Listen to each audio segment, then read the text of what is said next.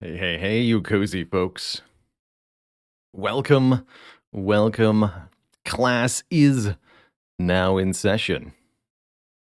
How's it going, everybody? Happy Wednesday. Flick, as we boot up here, thank you so much for 2 years of support. Good evening to you, Krogzar. Hello, Meridian. Hey there, Malkavian. He who blunders. Zizivivification. Prankster. Hello there.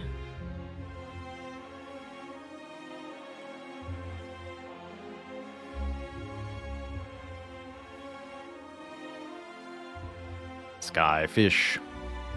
Ivy Blade. Demez. Hello, Captain America. Who's my favorite character and why is it Defect? It is the Defect.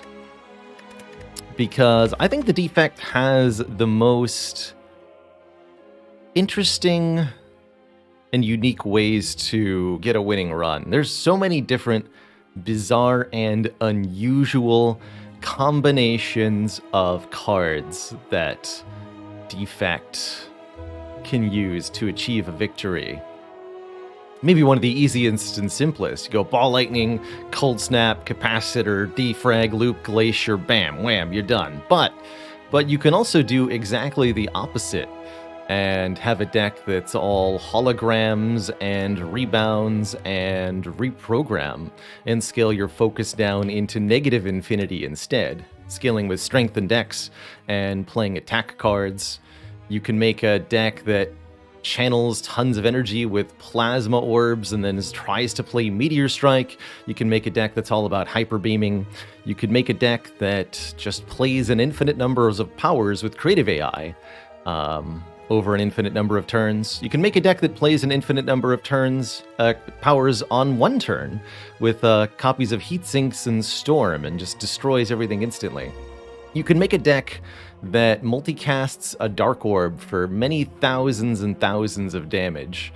Or you can make a deck that channels 100 Lightning Orbs and then plays Thunderstrike for 1,000,000 damage.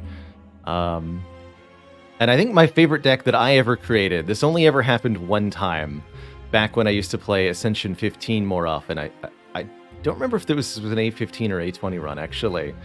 But you can make a deck that uses Hello World to create tons of cards, and then uses Stack to block for 50. And then that's your strategy.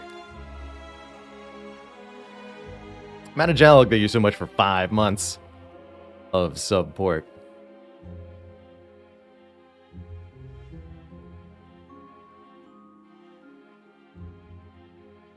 And it turns out you really don't care what else is in your hand if you have Stack that blocks for 50. For the most part. You just play a bunch of other stuff. And it's fine. Currently on Who Needs Relics, I have a video for you in Trellis.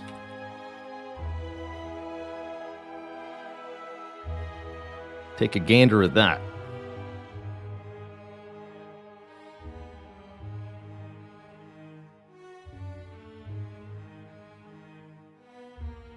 Chef's Triple. Sounds tasty, whatever that is. Is that like 3 soups that are served at once? I want these soups to begin served to me immediately. Oh, and speaking of the Defect, Defect is who we'll be playing with. Unfortunately, this triple rip and tear run didn't quite go the distance. We were so close. I feel like this run was 1 or 2 decisions away from victory. Managed to get 2, but not defeat the Heart. I'm trying to remember what I could have done a little differently on this one. There was a stack I skipped. Could have taken that stack. I think stack is a card I need to take more often. It's something I think I'm ignoring too often when I see it early. And I think having an egg is good reason to take a stack, actually, because you're going to be taking a lot of cards. Interesting. But it's not a lot about, well, not all about just the one card. There's at least 3 other cards, too.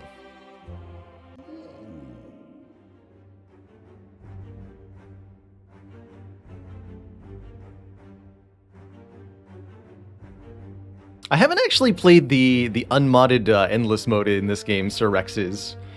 There are a few ways to break the endless mode such that you can go as many floors as you have human patience for. And so the floor record count is kind of like who was able to avoid getting bored the longest.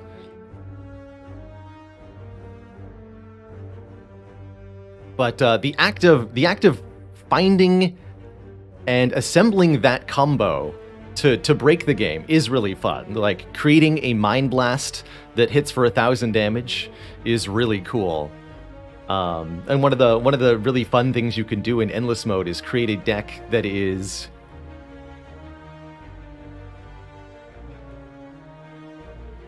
a lot of copies of Mind Blast, so that all start in your opening hand, and a Duvu Doll relic. You'll eventually get every relic in endless mode, so you can rely on having Duvu Doll to give you bonus strength per curse, and then you just have hundreds of curses in the deck, giving you hundreds of points of strength of bonus damage, and massively boosting the damage of these Mind Blasts. But because the Mind Blasts are innate, you're going to draw them on turn 1 guaranteed, and the hundreds of curses are in your massive 100-card draw pile that you'll never see, because you kill everything on turn 1 with Mind Blast.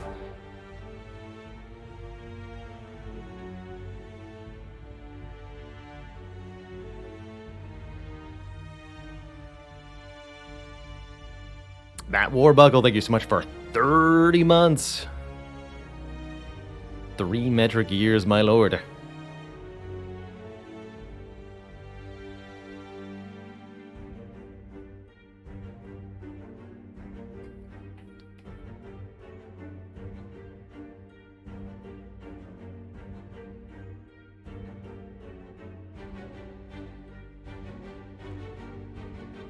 Genetic body slam exhume. We had that run, didn't we? I vividly recall having a genetic Wait, what's that card called? Genetic algorithm, that's right. Genetic algorithm body slam deck with prismatic shard. That was a wild time. A slamming good deck, if you will. Oh, interesting.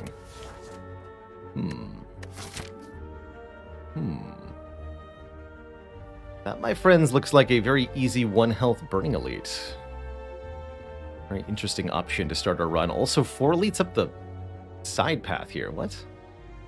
Hello? Oh man, I can even snipe the Burning Elite into fighting 3 more elites. That's a spicy act. I love it. I love it.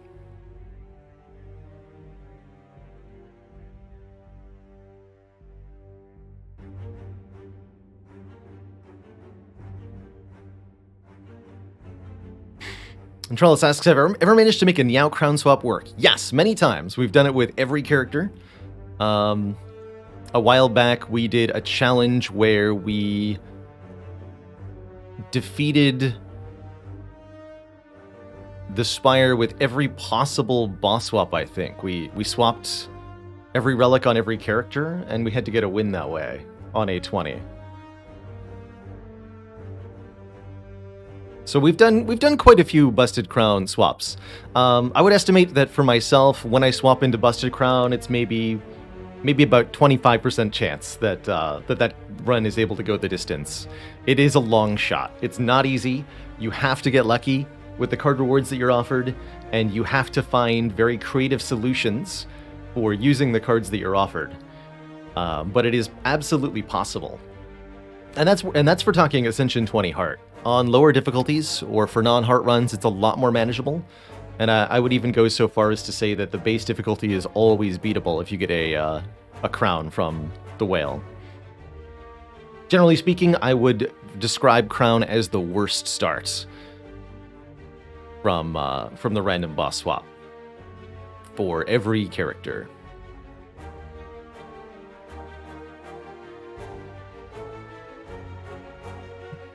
Hey there, Percy Paxson. I wanted to address your question here because somebody asked a similar question yesterday that I didn't answer regarding boss swaps. Somebody else asked me would I do kind of a themed time period for this challenge, and my thinking is that we're going to do boss swaps during all of March. That's how I'm currently feeling.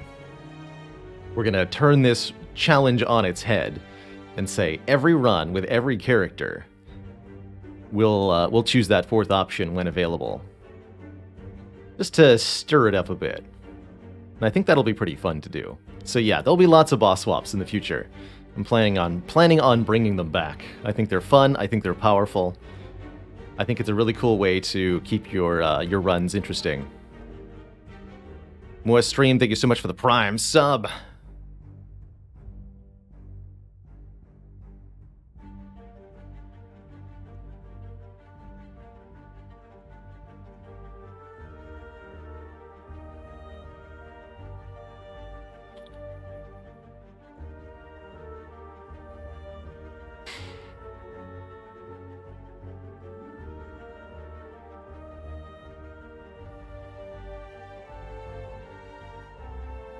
Do they actually refer to Niao as a whale at any point in game? I know the community calls Niao a whale.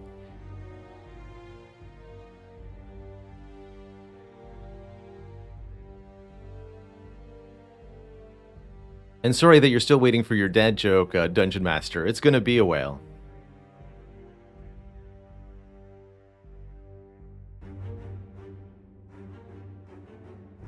They do in the text for the book.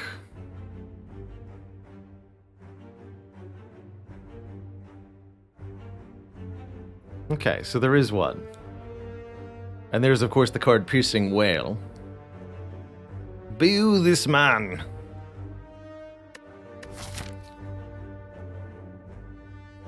So, looking at our possible paths through the act here, I think we've got a very reasonable... Actually, I think we've got some really reasonable options overall. There's a really comfortable 3 elite path. Fire, elite, chest, fire, elite, fire, elite, fire. All culminating in the Guardian, which is a relatively easy box. We could also go for a 1 hit point elite here. That would also ensure we have high health going into this first elite.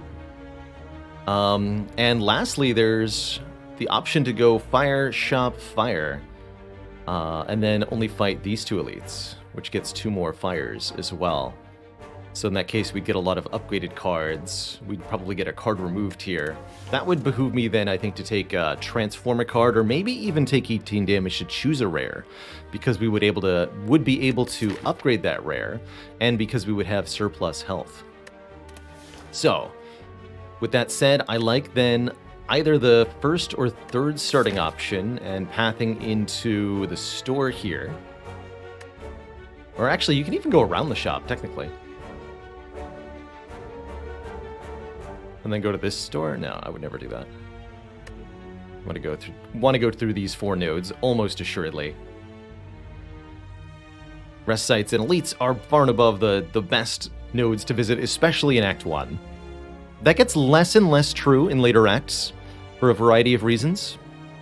But here in Act 1, elites and rest sites are absolutely very, very valuable if you can get your hands on them.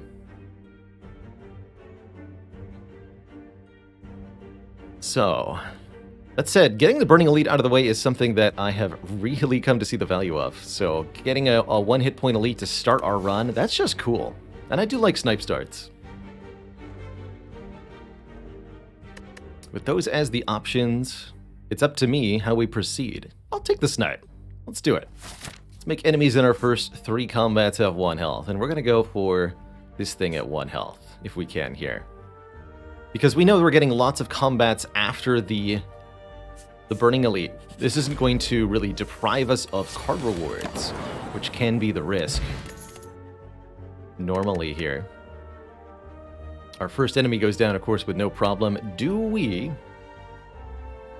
Let's see, it's... The extra relevant commands you're looking for are kills and losses, I think, are the 2 commands. There you go. We're at exactly 50% win rate for the Silent and the Defect. Better than that for Ironclad and Watchers. Sweet. Really, has it been 9 for Watcher? I gotta take it a little bit more seriously on the Watcher. Some beautiful symmetry there, though.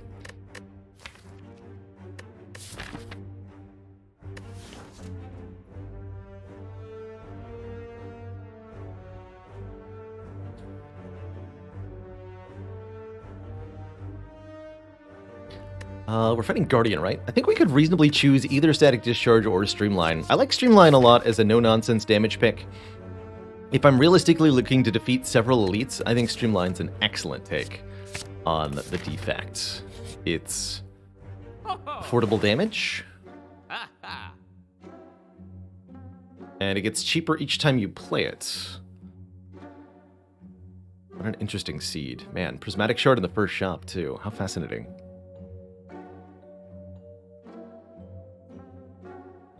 Shame about this Preserved Insect. However, I can buy Glacier.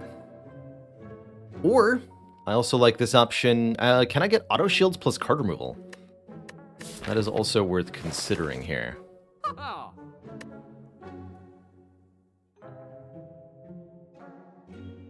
111. Yes, I can afford Auto Shields plus card remove.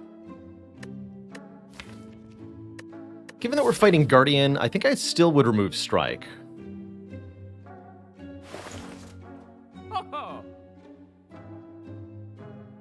Auto Shields is a really nice block card. It's the same amount of block as Glacier. 11 block up front. Although Glacier, of course, gets better with Focus, and Auto Shields can only get worse if you're not allowed to play it. Although the upgrade on Auto Shields is real spicy-like. Yeah, I agree, Hubba the Bubba. I think Defect almost always wants to remove strikes over removing defends. There's some exceptions to that in Act 1, but if we get this elite for 1 health...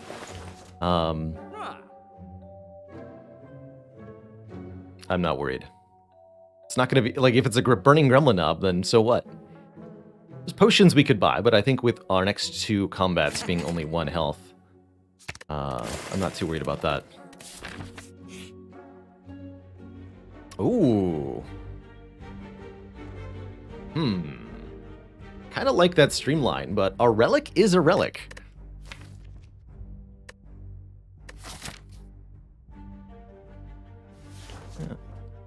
Alright, what do you got for me, sir?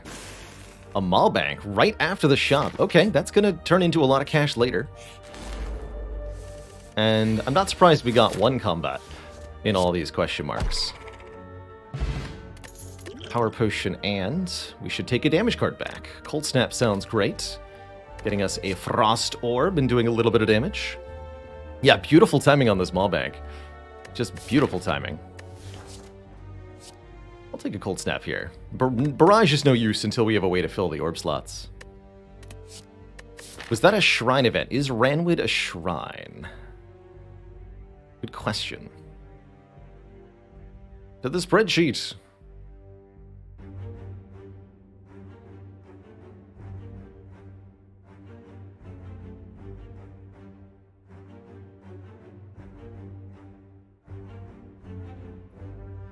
What of it? Ranwood. Yes, Ranwood is a shrine. So that's what caused this to be the Jawworm, I suppose. And we get the Face Trader as the last question mark. That means we do get to have our 1 health Burning Elite as intended.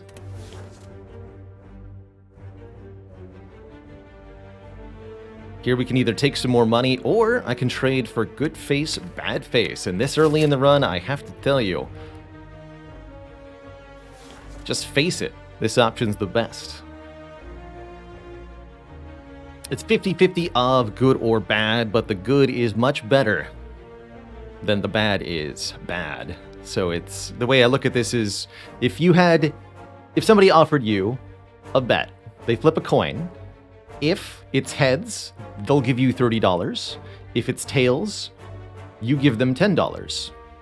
Do you flip the coin? That's how I look at this trade option, generally speaking.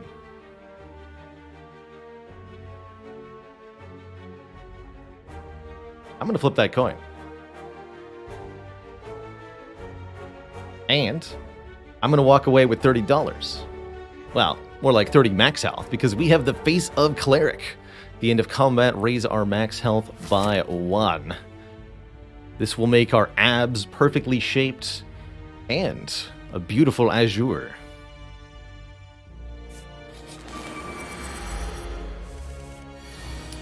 Metallicize sentries. Unfortunately, this fight will not be going on for days, as it's over instantly.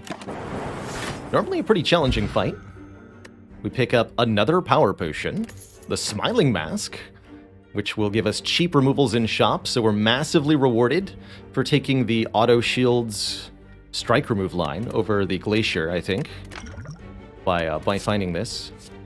And I'm offered a real defragment, or our first area damage card, which I'm not as inclined to grab, as we just defeated the sentries here, so we won't be facing them again, at least not immediately.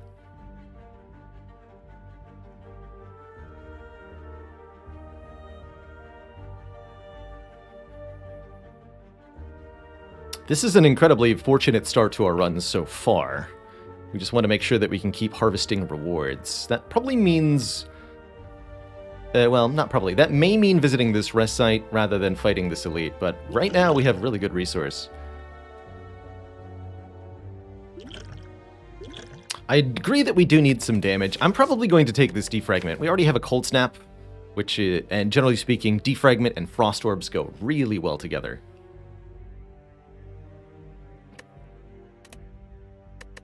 But yes, we're going to want to put a priority on damage, and for that reason I'm going to take 2 combats here. So that we can find damage cards, rather than taking an event. These combats will also give me additional max HP, which is lovely.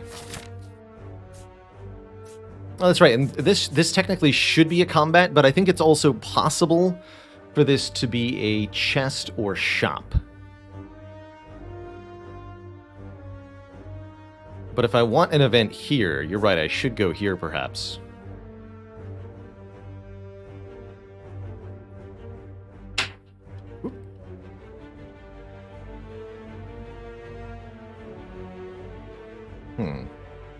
But you're right, this is very likely to be a combat, and I want this to be an event. All right, let's see what happens here. This is overwhelmingly likely to be a fight, and it is indeed. Good. Let's see. Dual cast can make killing the front one easy here. This will be 8 damage 2 times randomly. 2 strikes doesn't kill, but a random dual cast hit and 1 strike does kill. Unfortunately, we get neither, so I'll just block twice, and we'll probably go for killing the acid slime first here. Since I have pretty good block from the Cold Snap and the auto shields, I don't have any fear in taking a more defensive line here through the fight. Yeah, Lightning Orb knows what's up. Lightning Orb says, get the big one first. 14. That's right. Good job, Lightning Orb.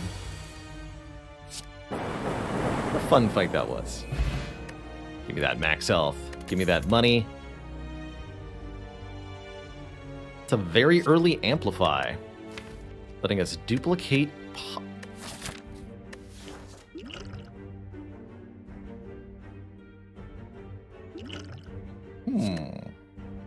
I have 2 power potions. And a defrag.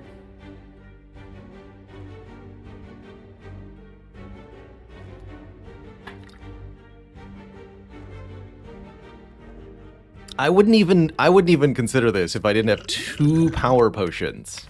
But I do have 2 power potions, and that is deeply intriguing to me.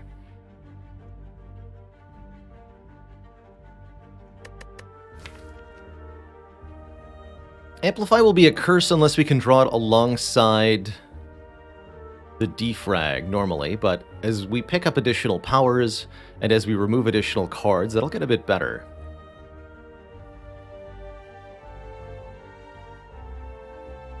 But at a minimum, this Amplify lets us duplicate both of these power potions, whatever they may be. And that can be a way to absolutely obliterate an elite fight. Although I'm a little scared of Gremlin Knob as a possibility at the moment. So I do think I'll be upgrading... I mean, none of these are damage cards, right? Go for the Eyes is the best option for dealing with Knob, and that's not great either. I'm going to do it. Let's try this very early Amplify and see what we can make of it. Ooh boy, although I'm probably just going to use a Power Potion right now, because this turn is horrifying. Sneaky Gremlin, Double Fat Gremlin, and Angry Gremlin, all assaulting me here on turn 1 for a combined 25 damage. I don't have enough damage to kill the Sneaky Gremlin, since we only drew Cold Snap here. Somebody removed one of their strikes. Although it's a 14 health Sneaky Gremlin anyway. The thing we'd be hoping to see most is Electrodynamics. But Static Discharge will do as well here, giving us Lightning Orbs whenever we're struck. The Echo Form is also... well, not actually that helpful, because there's not very many good cards to double. So I'm thinking Static Discharge. That should generate enough orbs to deal damage, such that we don't die. It might even save me some health on this turn, right? Because block for what? 16, so we take block. It might even be Auto Shield's Cold Snap Zap, actually. So block, take damage, generate an orb. Take damage, generate another orb. This one evokes the Frost Orb. Okay, that would be bad. So I put the Frost Orb in the back then. Okay, so this is the way. Auto Shields.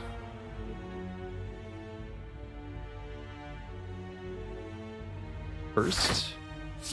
Zap. And then Cold Snap.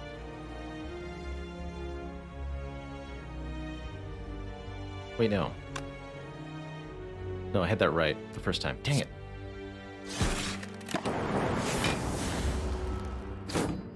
That was supposed to be Cold Snap Zap.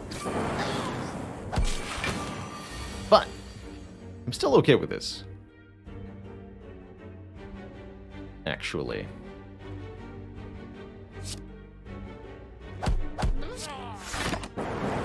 Here, we'll just take a little bit more damage to get some more blapification happening. A painful encounter, but not an unacceptable one.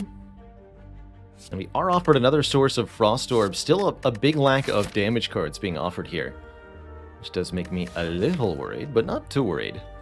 Will be extremely good against both Lagavulin and the Sentries, which is a minimum of one of these two elite fights, if I take this Cool-Headed. More card draw also helps the Amplify and Defrag work together. This Cool-Headed will also be very good against the Guardian.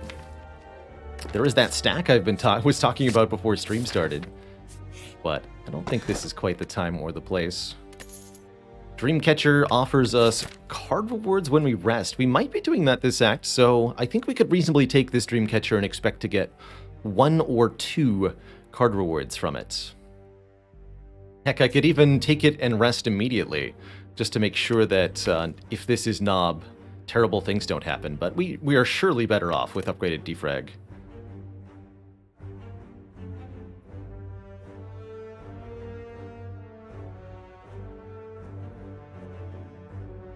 I definitely notice a difference. These are the days asked, do I get like tired over the course of a stream? I definitely get less capable after I've been streaming for 4 or more hours. I start to slow down a little bit, and I'm not quite as able to make correct plays all the time. So there's been some major blunders that usually occur, like during a heart fight on hour 7.5 plus of the stream. Bad times do occur then,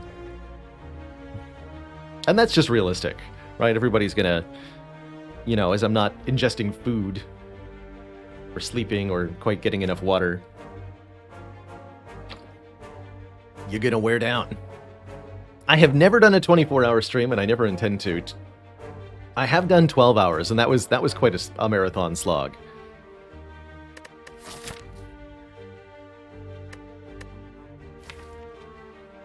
Actually, I think I will take this Dreamcatcher. I need assistance where I can get it. We've got a lot of long-term investment relics here. And this is something that can result in a fairly dangerous situation in your runs. If none of your relics are immediately contributing, here's a situation where I'm going to opt out of the money, or I could go to the store, I guess is the other option. But I really do want to take this path, and I'm pretty sure I can do it. But I can't do it with 11 less health, so I will miss out on the fairly high amount of money here to go this way. It's not a Gremlin Knob, and that alone is a victory. Against Stinky Egg Boy, we can do all sorts of fun. Come on, top card amplify, one time. Yes! Ha ha! Get wrecked, sir. The power. With 2 super-powered Frost Orbs, this Lagavulin has no chance at all.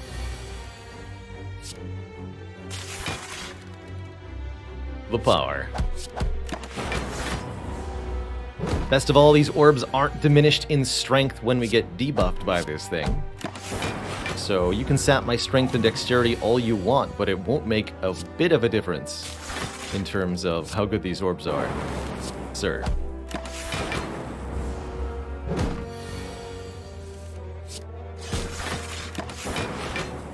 Alright, the streamer luck holds.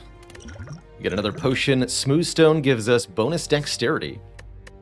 And I think that barrage is pretty attractive at this moment as a damage option, giving us bonus damage per filled orb, which is relatively easy to do with Cold Snap, Zap, Cool-Headed. Take this barrage, upgrade it, and we have a way to defeat Gremlin Knob pretty easily.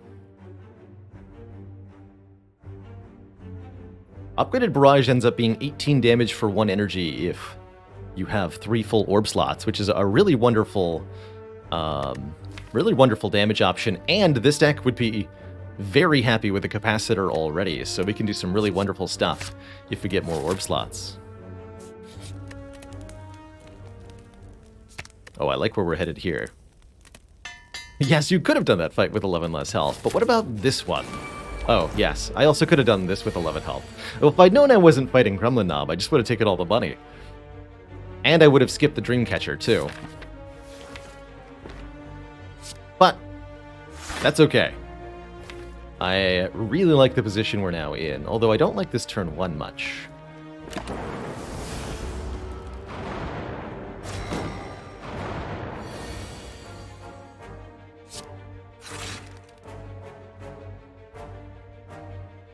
Take 10? Take 10 is fine. Guaranteed get amplified defrag again next turn. Beautiful. Well, then all is well in the world.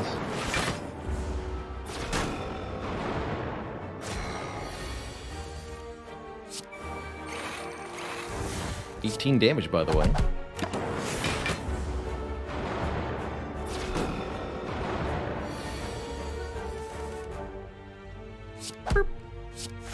Get him. Yeah. Good job. And now we're completely safe. It can only do 10 damage per turn. We have 18 block automatically. So we actually do get to channel 1 Lightning Orb, and they did.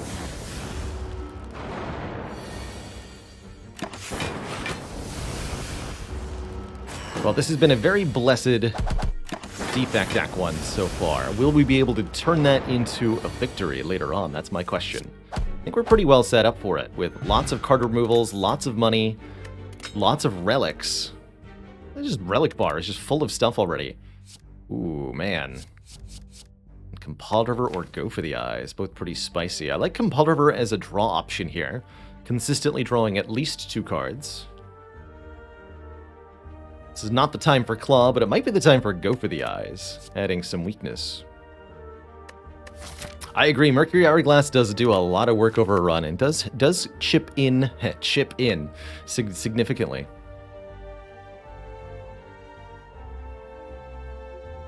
But I take Amplify more often and if exhausted after being played. A little bit more. Maybe not a lot more. Why did I take Barrage Plus? This is one of the only attacks we saw the entire act. We needed some damage. And actually, with the Orb Gen we had, it's going to be pretty spectacular, I think.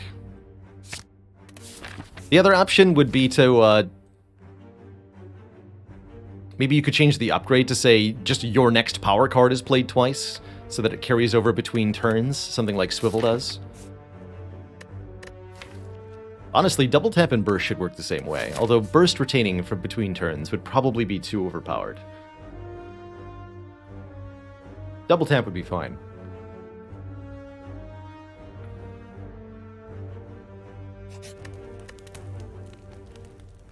And I think I'll upgrade my card draw with the Cool-Headed here.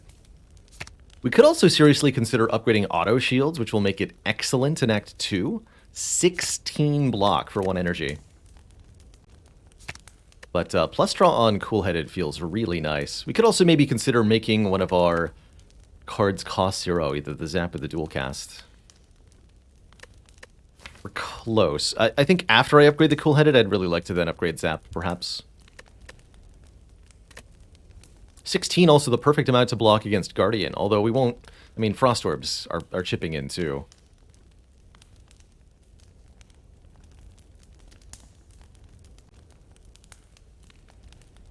Auto Shields might be a card that's harder to use later on. This deck would definitely take a loop.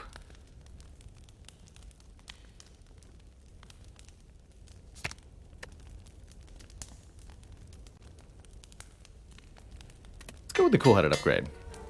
Getting upgraded card draw is awfully valuable, I tend to think. This is not the turn 1 draw we're looking for. Gonna be real honest. Just gonna play that defrag unquestionably. We can't afford to wait for Amplify here. And it looks like we're probably going to have to block this hit to some extent here. Oh, wait, hold on. This does 20 damage when dual casted? No, we're fine. Thank you, dual cast. Don't even need to use a potion. Exactly enough damage. Thanks, upgraded Barrage.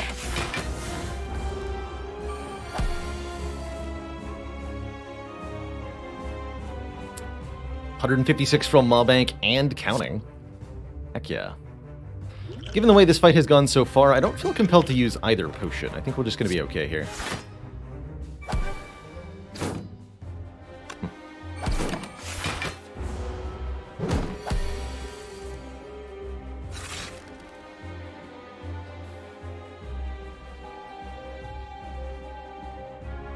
Gain 7 block, take 4. I think it's dual cast Cold Snap. Take 4 back, block for 22. And then in the Guardian fight, we kind of have to just chip our way through here. That damage threshold getting higher each time the boss transforms. So you're expected to do more and more damage in order to prevent getting blapped by the big hit, which I may not have been able to do. We need to do 20 damage. We've got 7, 6, 6. That's, guess what? 19 damage. So, what about Cold Snap Dual Cast? Or even Cold Snap Zap Dual Cast. We 7, 7, 7, 7, 28 plus 4, 32 block. Take only 4 damage. That sounds good to me.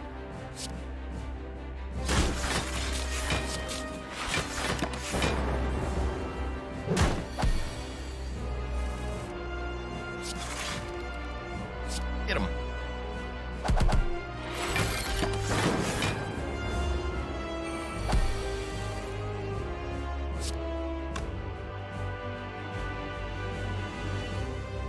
Want to dual cast this Lightning Orb.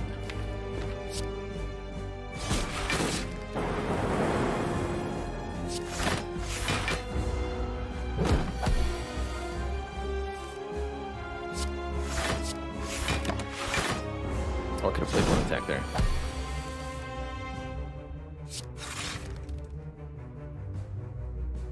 And we should definitely get a lightning orb down. Took the damage over the next 3 turns here.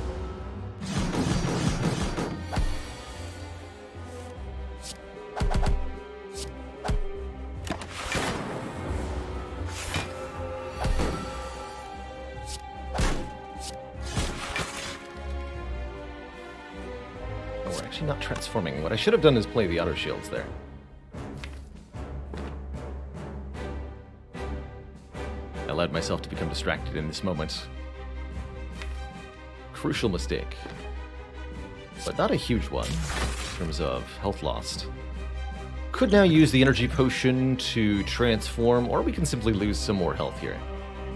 Blocking 22, so I'm taking 14. Which is only going to be like 5 health per next act.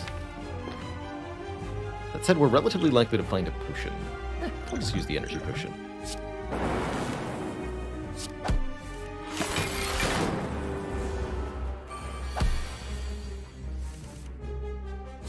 Okay, auto shields first this time. Good work. There we go. Huzzah!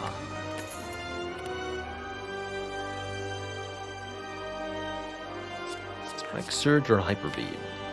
I really like Core Surge, especially as something that could eventually combo with the Power Biased Cognition as a way to gain focus in the long term. This card would leave us Hyper Beaming, grinning madly as we slay our foes by doing huge area damage to them. A nice solution to the kind of front-loaded damage this deck doesn't have at the moment.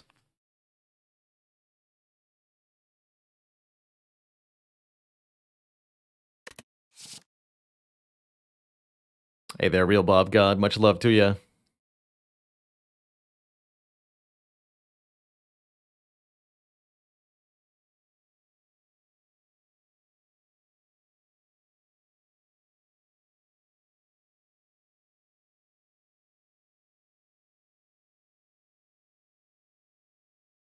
How many bias are in the Pandora's box? That's the important question. I think the Core Surge will be very broadly useful. It also lets us block nasty enemy debuffs like Frail from various foes in Act 2, like Confusion from the Snecko, or Hex from the Chosen. And we're offered a couple sources of energy. Oh, Fusion Hammer Dreamcatcher. Now that's interesting. I also crucially got our Defragment upgraded already. So there's nothing in the deck right now that I'm extremely unhappy about being unable to upgrade. Sacred Bark gives us 2 potions. Oh man, Sacred Bark Power Potion with Amplify Plus. Create 2 copies of a power. Play them each twice. So that would be quadruple power from 1 power potion with Amplify Plus. That's pretty hype. That's pretty hype.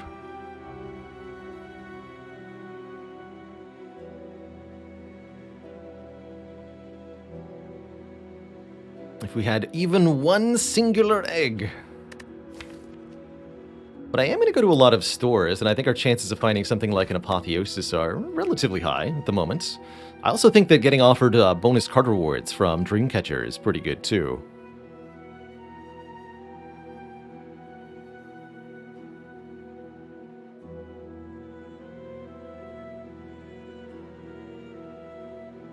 Did you hear about the Defect that got drunk? He ended up fusion hammered. I think that is what we're going to take here. More energy is more cards per turn. Very valuable when we've got some bonus card draw already. We could make a go of it with the Slaver's Collar, getting us bonus energy only during boss and elite fights, but I think we'll suffer in the shorter fights. Stuff like Snake Plant, stuff like Transient, if we don't take the Fusion Hammer. Hallway fights in Act 2 are in fact brutal. So that means anytime we visit a rest site, we are no longer able to upgrade. Our only source of upgraded cards is going to be finding them randomly, or perhaps by virtue of some kind of event upgrade. What I think I'd like to do in this act is visit 2 shops so that we can purchase 2 card removals with our Smiling Mask, and maybe purchase some power with the gold we've amassed from the mob bank now. It's time to start cashing in on these long-term reward relics. Sir Rexa says, so when you take Fusion Hammer, you just never pick unupgraded cards ever again? Not so. Some cards are useful, even if unupgraded. Some cards you take because you have a hope that they'll be upgraded. And another option is you might find ways to make the lack of upgrades irrelevant. A couple of examples, cards that are useful even unupgraded. Compile River. It's all about the card draw. The upgrade is only 3 more damage on it. We don't really care about that as much as we care about drawing 1 card for Orb type. Capacitor unupgraded is still 2 orb slots. 2 is not 3, but it's still pretty good, especially if we can duplicate it. Something like Bias Cognition, 4 focus, 5 upgraded. Not a huge difference either way, either.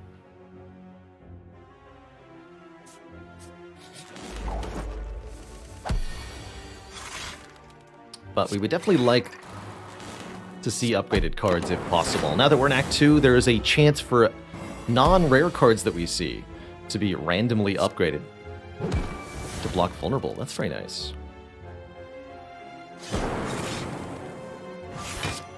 Though I do suffer a dazed. Block this, which means this attack is very meager. Do you hear me? Meager.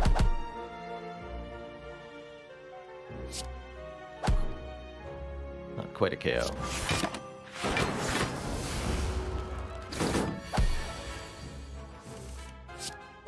Beautiful. And we're continuing to gain max health as we go, which was part of the reason Fusion Hammer is also pretty viable. Resting is not that bad for this deck, because as we gain more max health,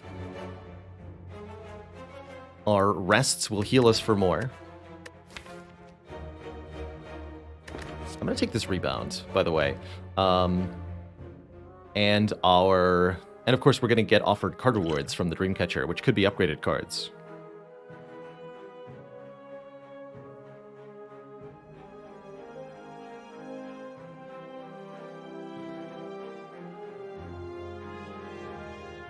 Rebound here allows us to put a card back on top of the deck, so even though Rebound itself is unupgraded, Rebound allows us to play our upgraded cards more often. The Cool-Headed, the Barrage, might even allow us to manipulate Amplify by playing them more often.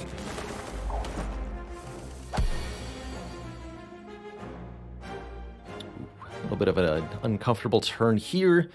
Definitely not Amplify's best use case, that's for sure. I think I'll rebound this Defend.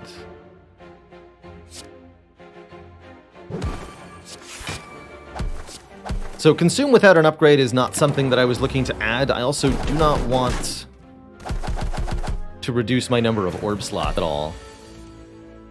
Oh, jeez.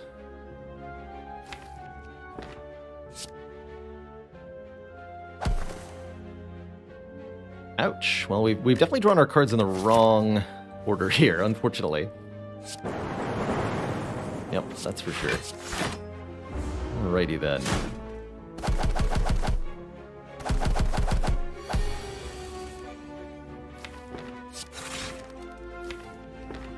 Okay, it's a bit more under control now.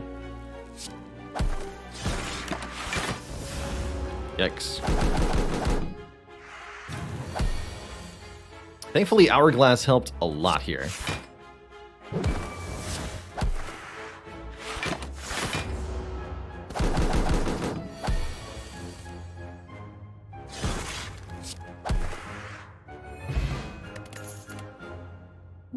We immediately got offered an upgraded rebound.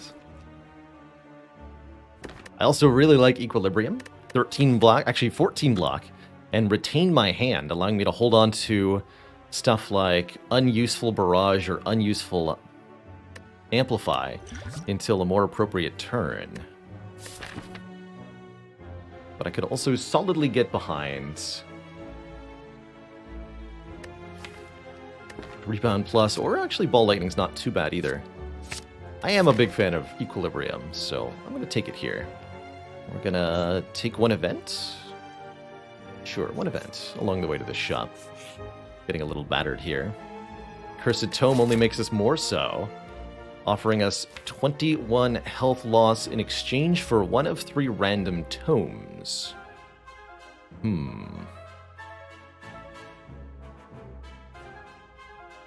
That health loss is a little bit awkward at this moment. It could very well end up outright dead in the next... Well, no, I think that's pretty unlikely with this deck, actually. Be very hard to die to whatever that is. Unless it's 3 cultists, maybe. And even then, I got Hourglass. But imagine Amplify in Caridian, or Amplify with Nilries, or just Nilries in general. The problem is Necronomicon is one of our 3 options, which does nothing for us.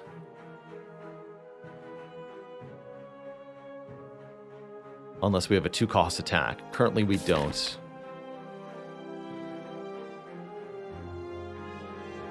And quite frankly, I don't have that much health to trade. I could potentially battle an elite and get an additional relic if I opt out. So I think I am going to opt out of the book reading exercise here. Even if we do get a lesson on whaleology. How much damage have I done?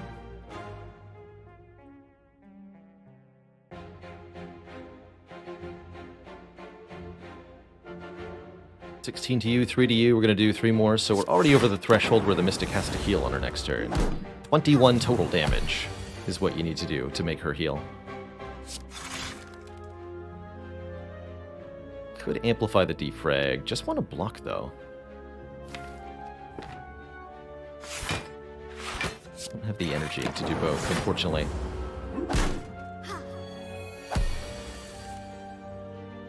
We'll block her debuff with the Core Surge here.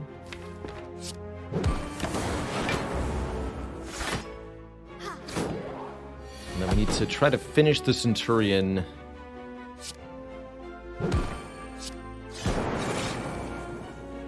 Before she can heal him too much.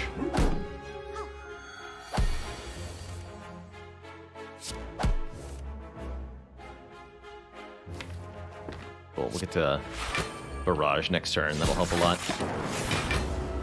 It can be difficult to keep up with the damage required. I do recommend going for Centurion first, even if your damage is relatively low. As if Mystic is killed, the Centurion becomes rather upset with you about it.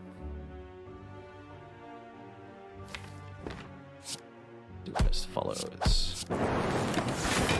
Didn't think Lightning Orb would be on my side. There he goes. She can only heal 2 out of every 3 turns. So eventually, you'll get a gap during which you can get ahead damage-wise. This is definitely a fight where the difference between 3 energy and 4 energy is huge. And this fight with this deck in the Slaver's Collar, if we had taken that instead of Fusion Hammer, we'd be really hurting right now. Like, I already kind of want to rest at this fire anyway. So I'm glad that with Fusion Hammer I have to, as it kind of makes my decision-making a lot easier.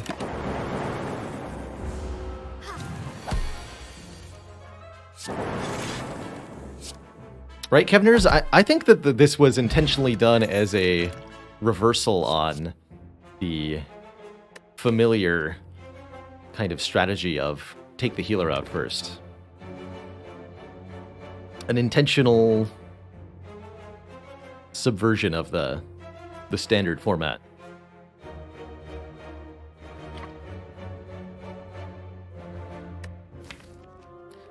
Do get offered another upgraded card here, Recursion. Lets us cycle an orb for free, essentially. The more focus you have and the more card draw you have, the better Recursion is. It's also an excellent rebound or hologram target.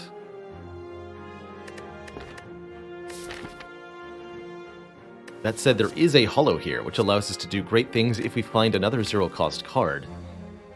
But that is a spicy, spicy Recursion. Honestly, I'm going to give it a try here. Take the green card when in doubt. Let's do it. Not often a fan of Recursion, but I think here's the time. Well, well, well. What have we here? Is that you, Mallbank? Laughing in the distance? giving me all of the money required for this Toxic Egg, saying whenever you add a skill to your deck, upgrade that skill. That means future holograms are upgraded, future cool-headeds are upgraded, future recursions are upgraded, future seeks are upgraded. And given that I can't normally upgrade these cards, I think this is perfect. One of the big ways to mitigate the downside of this boss relic. Thank you for your service, Mawbank. Yeah, you better believe I'm also taking a cool-headed plus. What about a glacier plus? Shockingly, I want that less than I want the card draw. Loop without the prospect for an upgrade is...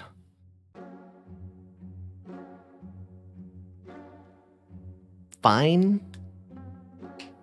I wouldn't call it good, necessarily.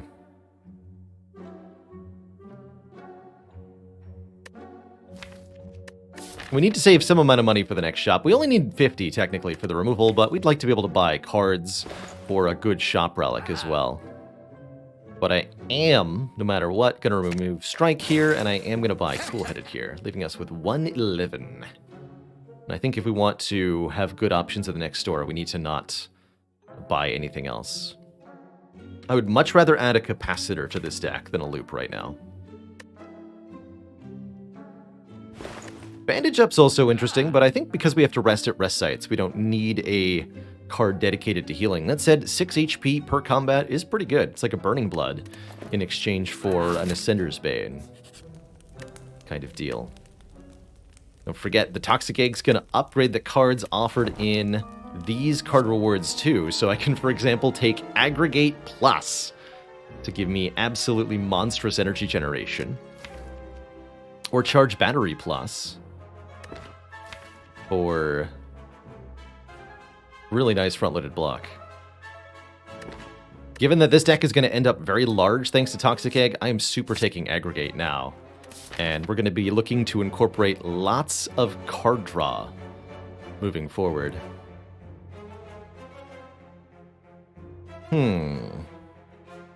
This might be a moment where I should ease up on the gas here. I could go into this elite fight, and maybe it goes well, but maybe it doesn't go well.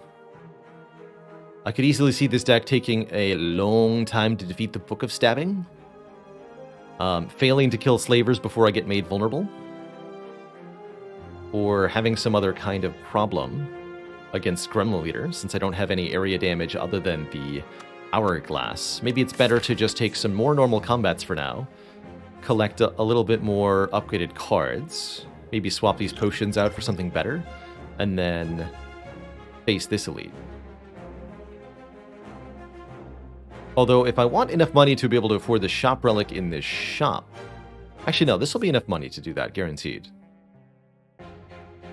Yeah, let's avoid this first elite. I don't think it would be excessively wise. Although here I am taking damage immediately here. This is a good time for Snecko Oil. Let's do it. Draw me 5 cards. And give me some blocks amongst them. I see we've chosen to do this in an odd fashion, Snake Plant. Very well. Could have played the other defragment, could have played the other defend, excuse me, instead of defragging 2 times, but strongly preferred to defrag there.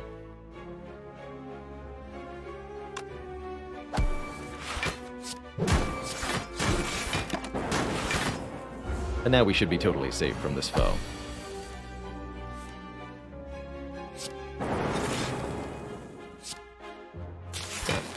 Full snap. Barrage.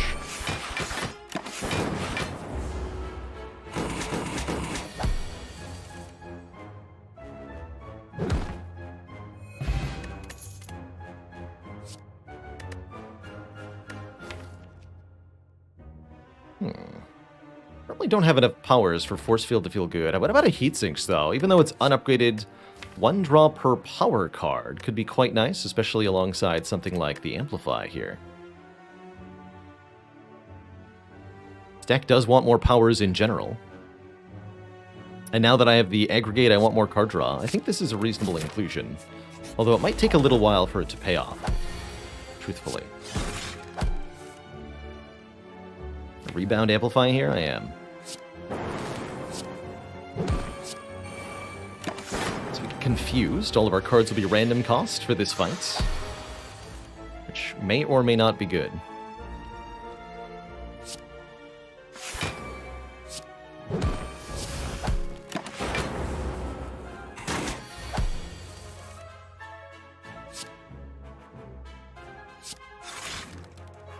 Amp heat sinks. Guess I might as well. There's no reason not to. Guess that was the reason not to? Oh well. We're only taking a little bit of damage. Here and there. Guess we'll hold on to this. It's expensive stuff.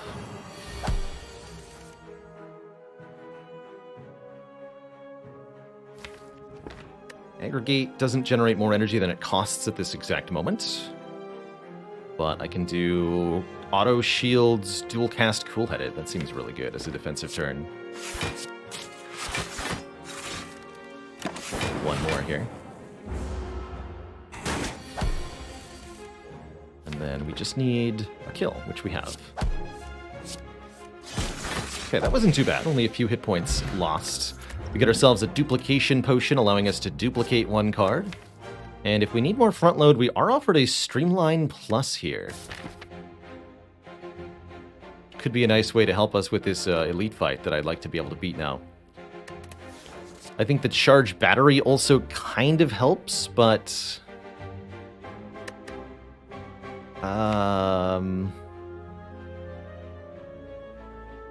it's not a damage card, so it's not... No. I think this is a streamline take. And then we use this damage card to help us defeat these two elites and possibly Collector as well. We need to be able to harvest relics here. More energy on turn 1. Sure. This deck has lots of things to spend energy on. So let's just continue to accumulate sources of card draw and energy wherever they may arrive from. The Book of Stabbing is our first foe. I was wondering if they might be. So that we'll have to be cautious about. Love this Equilibrium on turn 1 here. Don't even technically need to play cool-headed, but I will. Still will.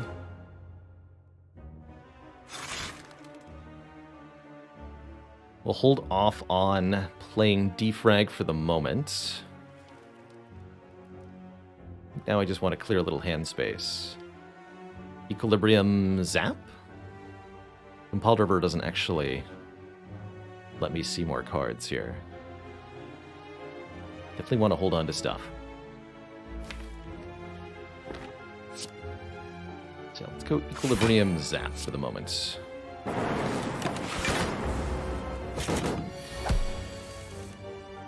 Okay, Aggregate is a great energy generator here, and we have rebounds. Beautiful. So, what I am thinking personally is... this enemy's pretty dangerous. We need some damage assistance here, and I'm thinking that what we should do is Duplication Potion our Streamline for an additional 20 damage, and to save ourselves 1 energy. What I can do is Rebound, then Dupe Pot Streamline, play the Streamline 2 times. Streamline goes back on top of the deck, draws itself at 0 cost. Could also dupe the Defrag. It's not a terrible option either, and then we're getting focus every turn.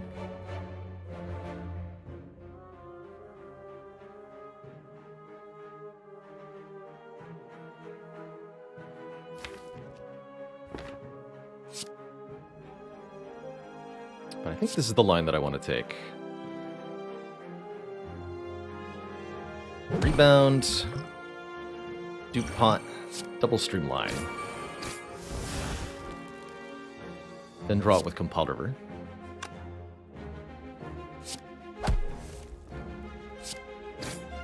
Third instance of 20 damage. Feels like we have to spend the rest of our energy trying to block here.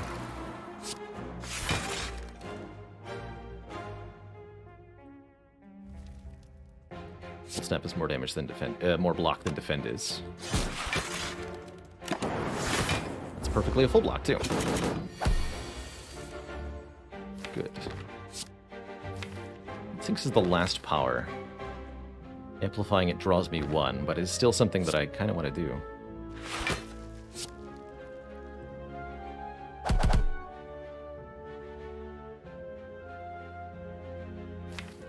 But then I'll have a wound added, so like, what's the point?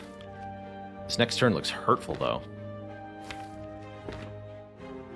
Oh, but I can Power Potion next turn to avoid disaster? That's gotta be it. Okay, so we'll take 4 this turn. And if this turn is horrible, which it is, then I can Power Potion. And I can even amplify that for, like, a ton of card draw. Storm, that's the winner. Actually, wait, was it? Yes, it was. Beautiful. Okay, we're through the fight. We get a prayer wheel, so normal enemies now drop extra card rewards. And this is happening.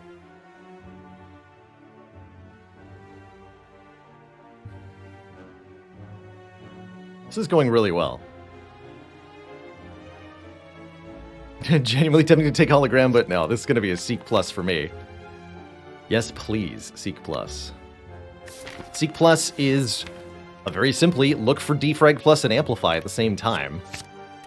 Get those 2 cards into my hand. Yes, please. That said, hologram is also excellent, and if we see other holograms, you better believe we'll be taking them. We go for you first. And yeah, I'm just going to keep all of this, thanks.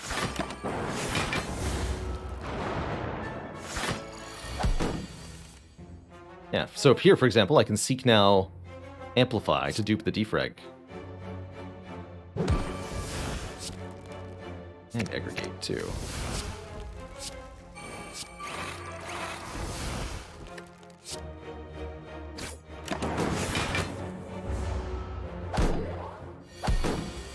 What we have here is a beautiful run. And I'm going to get to look at 6 cards for beating these nerds.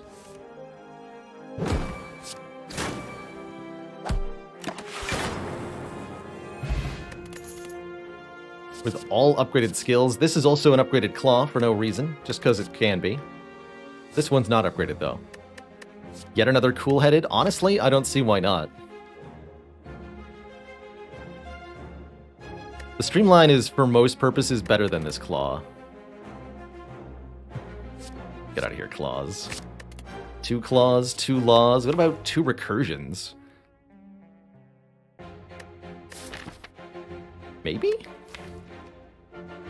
Let's do it. Ori is here. There's another cool-headed. White Noise Plus gives us random powers.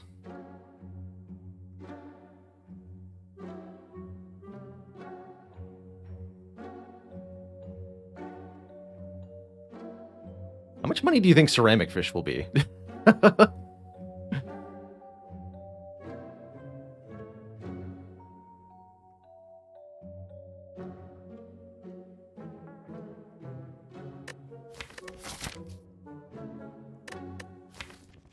I get 2 more card rewards this act from rest sites, too. Oh man, the bonus card reward. Like, the number of cards we're allowed to click, I think we could genuinely take this from 27 cards now to 50 cards by the end of Act 3, if we wanted to. Which is really funny to me.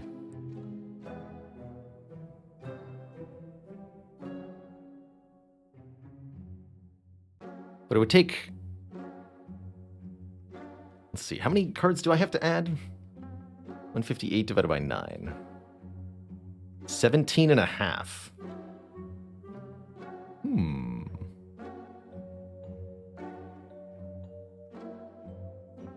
You know, that actually might be worth buying. What a hilarious concept. Everyone is warning me not to, but they don't understand. Is it really better than Ori, though? Probably not.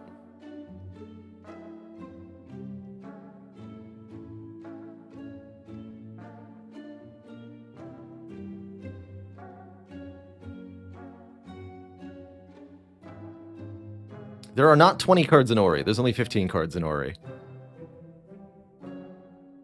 5 times 3. It's not any... The only bonus here that we have is the Toxic Egg, boosting the Ori. Maybe a relatively high rare chance, too. Yeah. Buy Ceramic Fish. We'll be adding plenty of cards, trust me. For example, this hologram.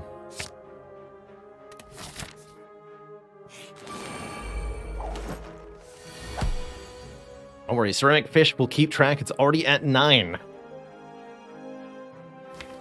$9.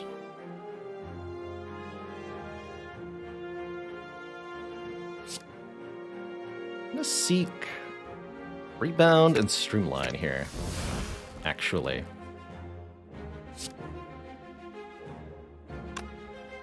One sec. Okay.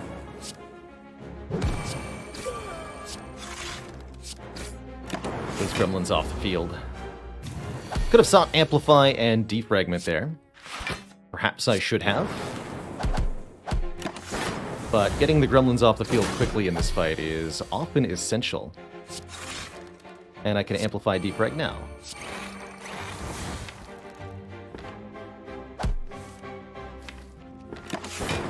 Hologramming a card draw card. Aggregate with 0 cards in draw pile? Seems like a problem unless you simply draw more cards. At which point it becomes the opposite of a problem. Oh, I should have rebounded that. I think rebounding Cold Snap is fine too.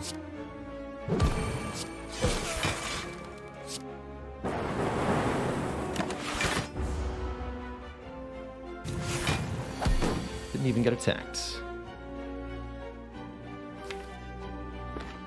Okay, Wizard will attack me next turn. I think I'll prevent that.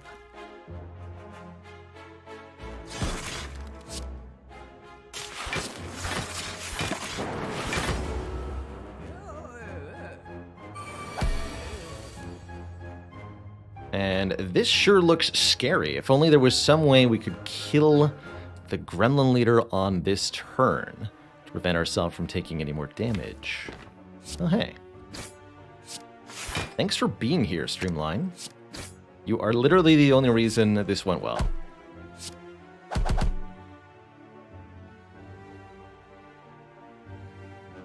Good work.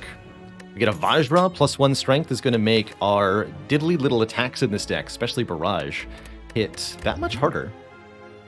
And I love me a Recycle Plus, allowing us to exhaust targeted cards in our hand, allowing us to destroy mid-combat some of the less useful stuff in the deck and generate more energy while we're at it. That said, I think we could reasonably take a charge battery at some point when we see one. Yeah, a good way to get rid of Amplify. That's true. 18 gold. 27 gold. Guess I'll take a Glacier over a charge battery.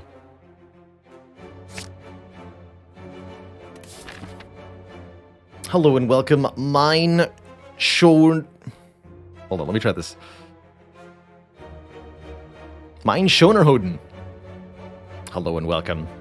After unlocking all cards and relics, I would say choose a character that you're a big fan of and climb the ascension levels. See if you can make it up, or how far up to Words Ascension 20 you can make it. Each of these cumulative difficulty penalties makes the game quite a bit more challenging, and with all of them, it's quite a difficult game. If you haven't beaten the heart in Act 4 yet, I would also highly recommend going and doing that. Classy name. What a name, what a player. Let's see, is this a seek, amplify, defrag kind of turn?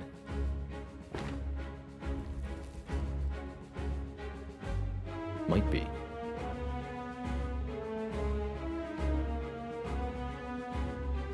Little Turd, thank you so much for 7 months.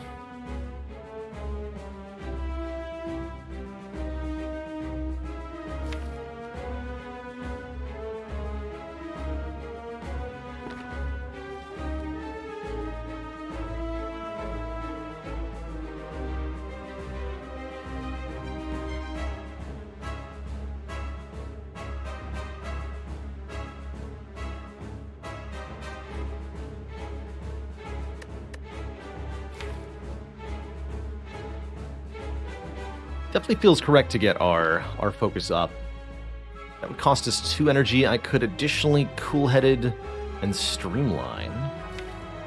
Could also seek our rebound to do the same thing with streamline we did previously. Getting the minions off the field early would be a good way to help us out in this fight, but unlike the Grem Leader fight, it's not quite as essential to do so immediately, as it doesn't have as much bearing on whether Collector attacks or not.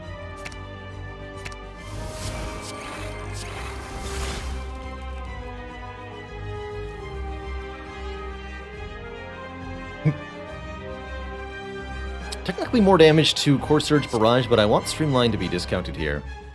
So let's play it now. Mercury Hourglass is certainly going to play its role here.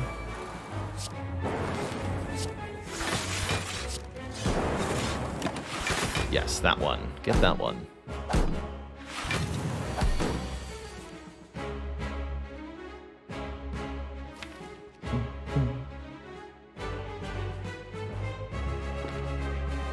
Just keep blocking, they'll all die.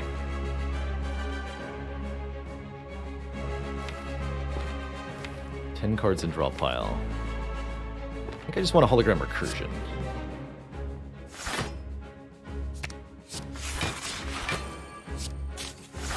I'm blocking.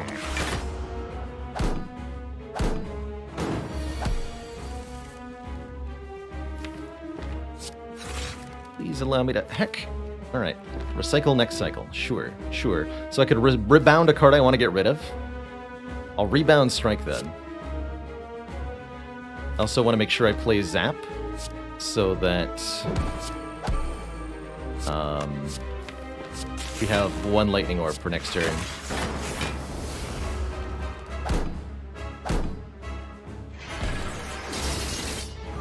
Hey there, Twinkie Main. 8 tips for getting past Ascension 15 on Silent.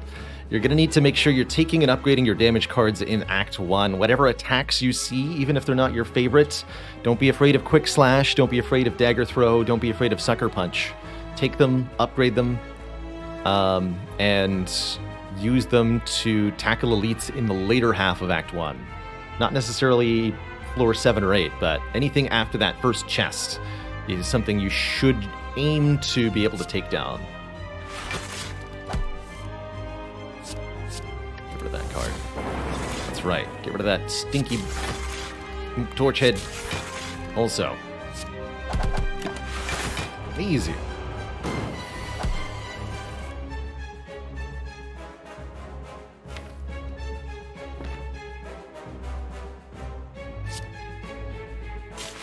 Our damage output is not very compelling here, I have to say. Part because we're lacking area damage other than the Hourglass, I suppose.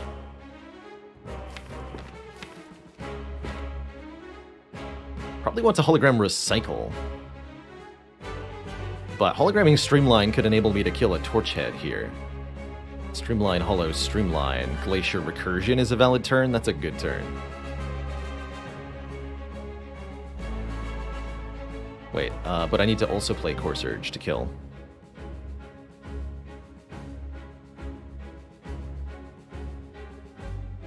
I don't have enough energy for that.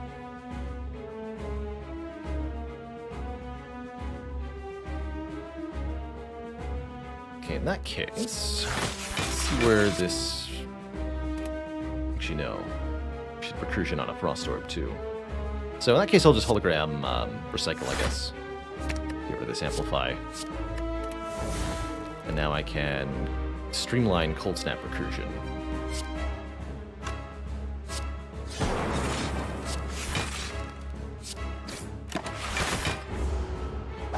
Take a little bit of damage.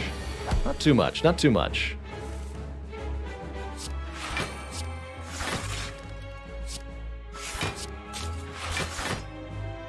A little bit more here. The Collector won't attack us on this turn, and we're through the vulnerable. So I think the hardest part of this fight is now over. Start losing some defend cards. More defend cards. And it's time to finally play Core Surge. Long last. We've done it.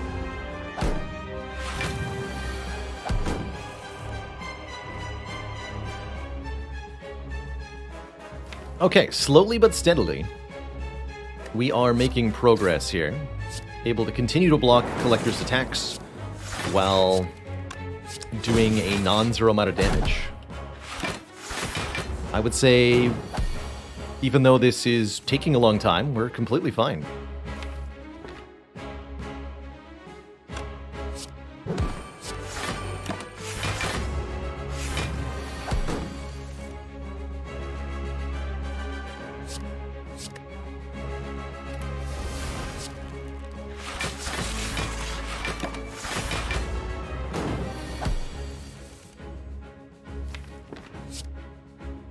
Playing this streamline over and over again is absolutely going to be a core part of getting the kill here. And the recycle is part of that. By allowing us to draw the streamline and the barrage, which both do exactly 21 damage over and over again.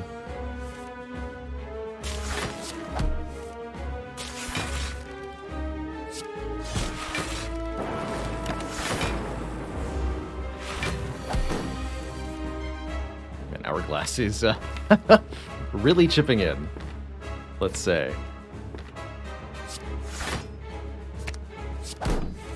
Here we go. Rebound the streamline. Get rid of yet another defend.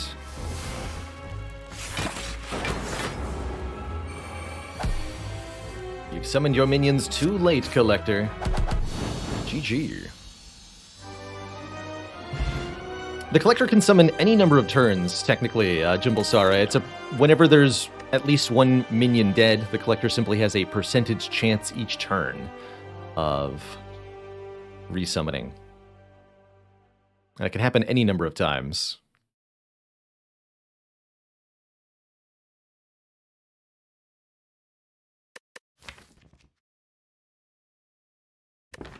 So, we're offered a Meteor Strike, pretty difficult to play, but generates a lot of plasma. A Rainbow, or a Machine Learning. As the deck gets larger and larger, I actually do appreciate Machine Learning for additional card draw. Better yet, Machine Learning that gets amplified for 2 draw per turn, which is really huge, especially if our fights are taking a long time. The more turns the fight goes on, the better it is.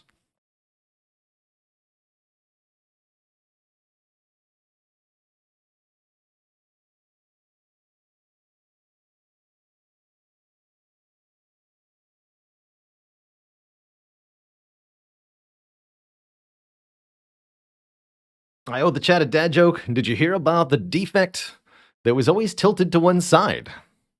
It was machine leaning.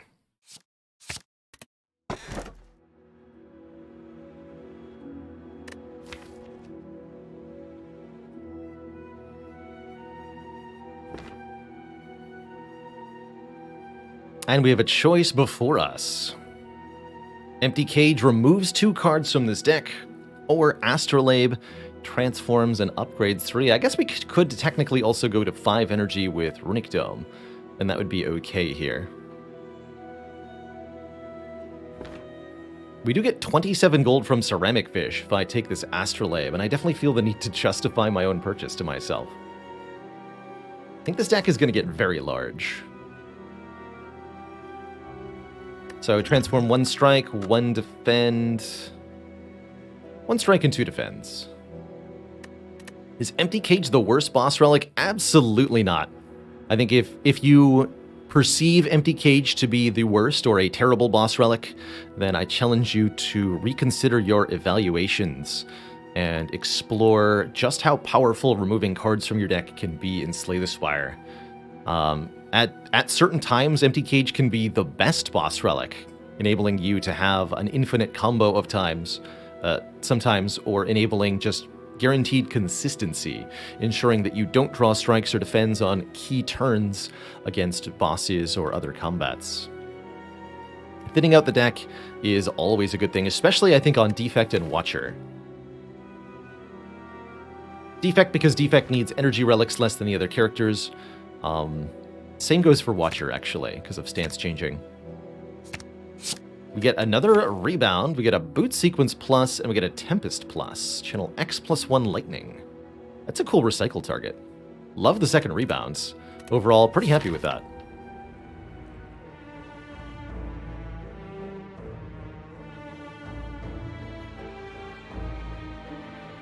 We already got our green key because somebody had foresight way back in Act 1. What I want to do is take a lot of regular combats this act, because we'll be showered in upgraded cards. Merchants. There is a 2-merchant path, but I don't really see a whole lot of reason to use it.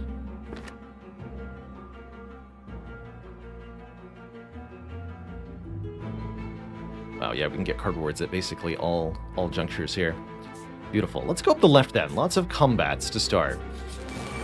Every combat is going to give us 1 max health and 2 card rewards. Those card rewards will be upgraded, and every card I take is 9 additional golds. A lot of reasons to take stuff here.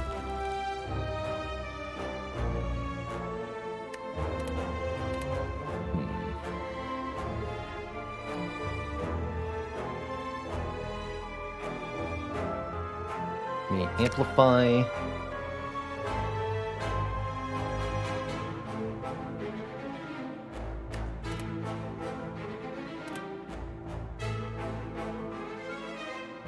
And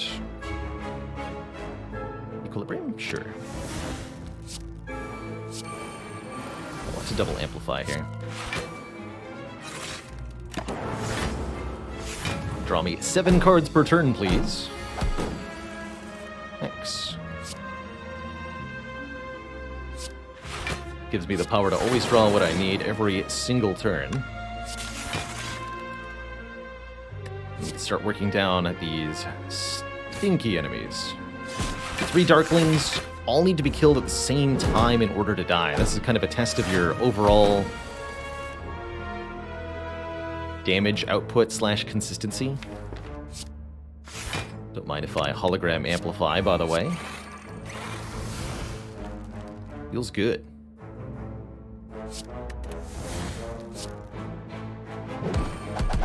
And I'm going to keep spreading out the damage until I can get them all at the same time here.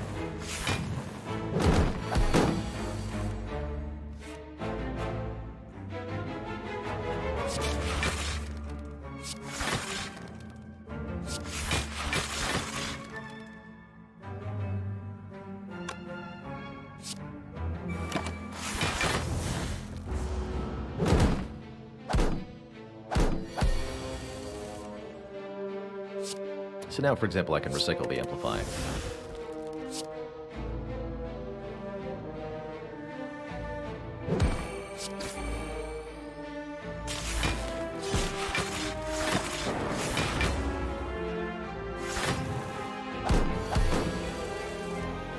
Streamline, hologram the streamline. We're out. Get Stack Plus. That is a pretty spicy card. We're also offered another Glacier, Tempest, or Steam Barrier. I'm definitely taking this stack. I think stacks will be quite excellent as block sources in a deck this large, especially with our good card draw. If 1 Streamline Plus is good, is 2 better? I don't know that I need another Frost Generator here, though. I'm gonna skip this card reward. Feels weird to skip a Glacier, but I've got enough.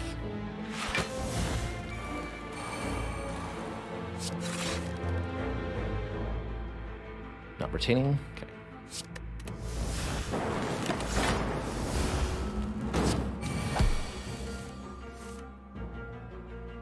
Okay, well, we don't need to be this aggro.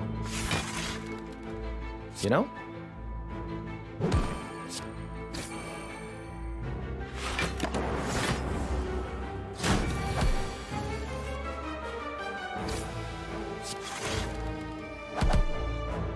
Wasn't too bad.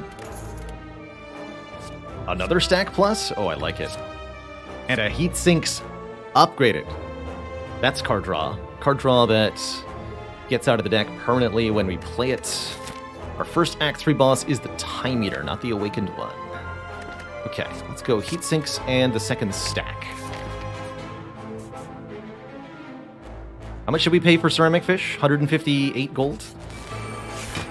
Keep that in mind. Well, this is kind of terrifying.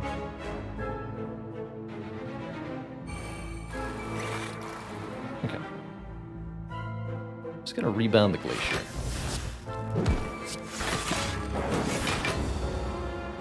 If I have to use an attack potion to kill one of these exploders, so be it.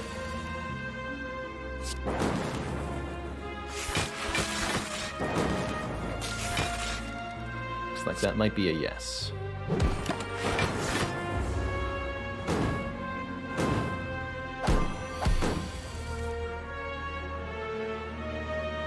What stack is here? Oh, double stack.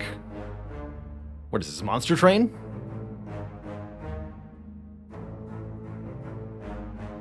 On this turn, the Exploder is exploding, dealing 30 damage, and the Spirit Guardian's attacked for 11 by 2. That is a heck load of incoming damage. Do we find a kill here? Doom and Gloom helps. Scrape could also draw 4 cards, getting me anything 0 cost. Recycle or Seek. So Scrape into Seek would also be a good out here.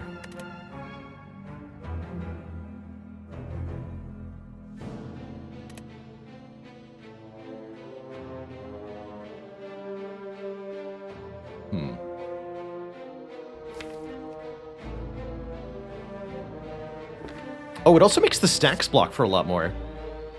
Yeah. The synergy. Cool. We got recycle, which means I can recycle the zap. If I want. But I'm not sure that I do want. GHTM, thank you so much for gifting a sub to Ave Machina. Mucho appreciated. No. Alright, fine. Alright, we do take a bit of a bonking. Not that bad. Thanks to the immense blankitude of double stack. But, could have been done a little better, I guess.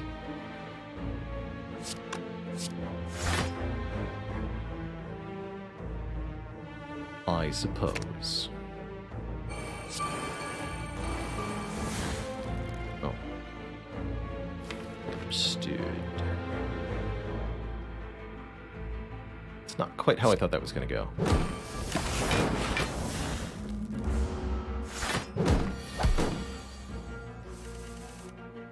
Perfect.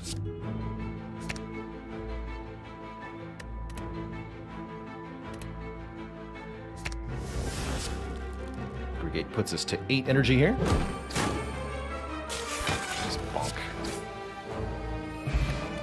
Smoke bomb's not of much use to us. I would take one more cool-headed, and I will take one more hologram. There was another stack there, too. That's right, the baseball only does frail one time. That's correct. 108 gold. And I can trade it all away for the red mask, which I will not be doing. Red mask applies weaken on turn 1, which is nice, but definitely not incredible or anything. Writhing Mass is a fun little enemy. Enemy changes their attack intent every time you hit them. Which can be useful, but can also be really detrimental. They have a curse intent. Adds stinky curses to your deck. permanently.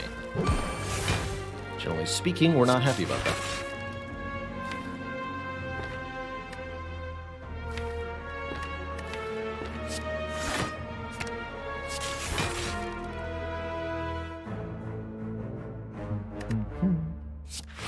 It's so block heavy now.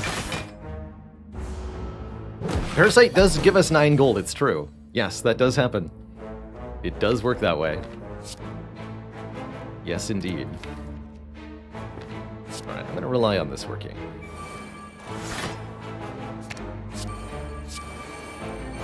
Oh, good. It worked.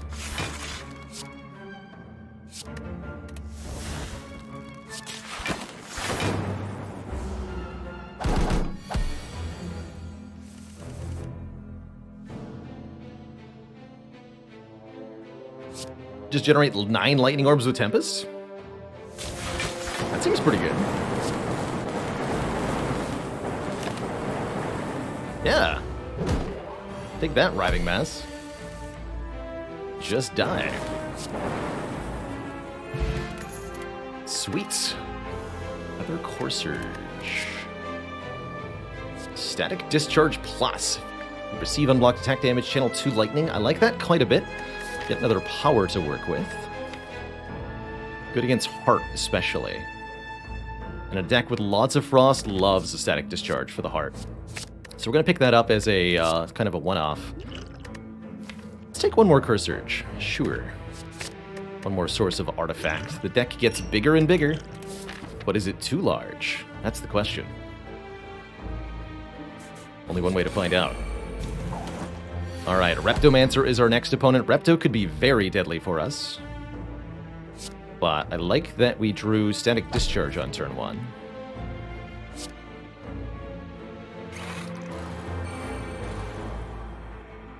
I think I will play the Zap rather than recycling it.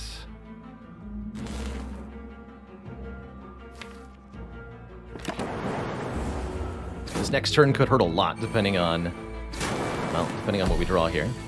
Hourglass is doing its best, but this ain't it, probably. Oh, Lightning Orbs.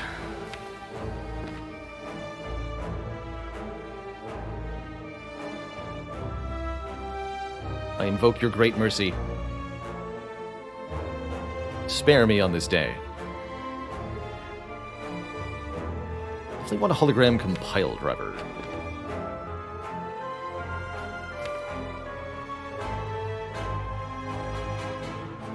Although that then draws into Aggregate, I can't do anything. Could dupe the Glacier here, that'd be a lot of block. That would mostly solve my problem, actually. Is investing the dupe pot into the Glacier here. Hologram Recursion gets me more block. It's really going to depend on where the Lightning Orbs go. Would I rather Recursion for a Lightning Orb, or... for a Frost Orb? I think in this case a Lightning Orb. It's you. So now you're one hit away from death. Let's do this. Ooh, didn't get any of them, unfortunately. Well, that can only mean one thing. Pooping you. Maybe wanted to additionally invest the weak potion into Repto there. Honestly, not that bad, thanks to the bonus Static Discharge provided. And look at that. See how much stack is blocking for? That's good. I'm gonna rebound that stack. That's how good it is.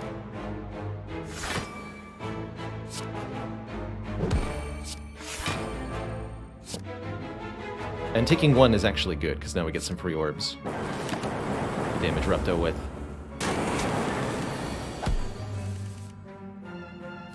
Okay. Let's go as follows. Aggregate hologram.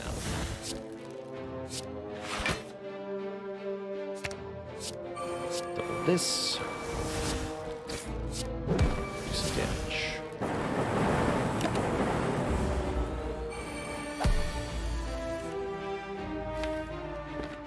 Uh-oh. So maybe a better setup I could have done? Probably, huh?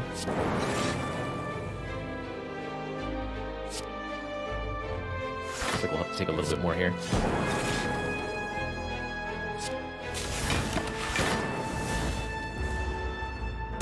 Although again, thanks to Static Discharge, not much more.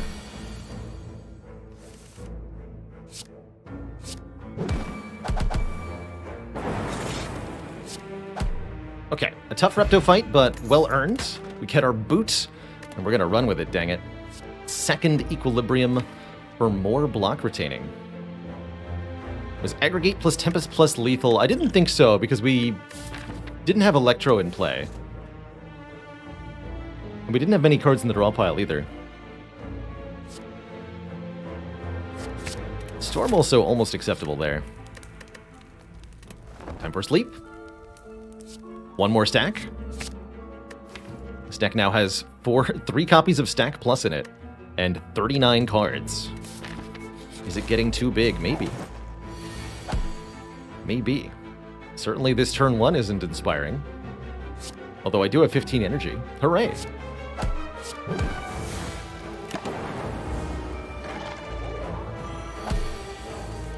Hopefully we got Mercy.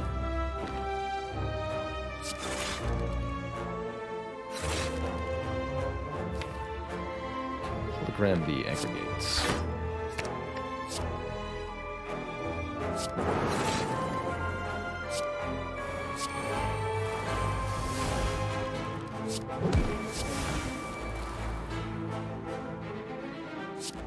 Let's go Rebound Streamline. Also do fun Tempest stuff here.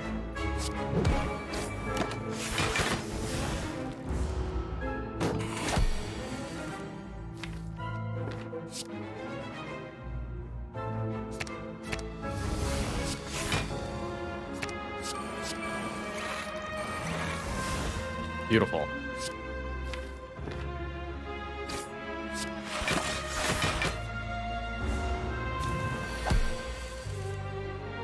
Oh, we're counting ways until ceramic fish parody. Is that what we're doing? I like it. Stack was so good though.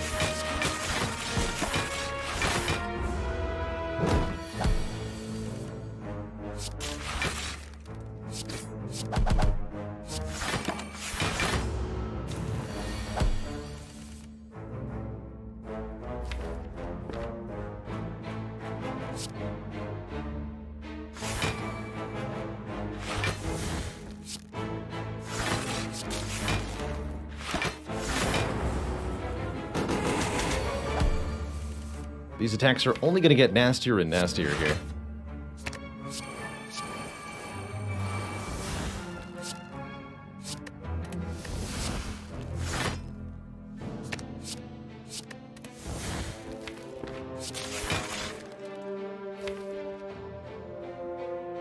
That's a perfect hand for next turn.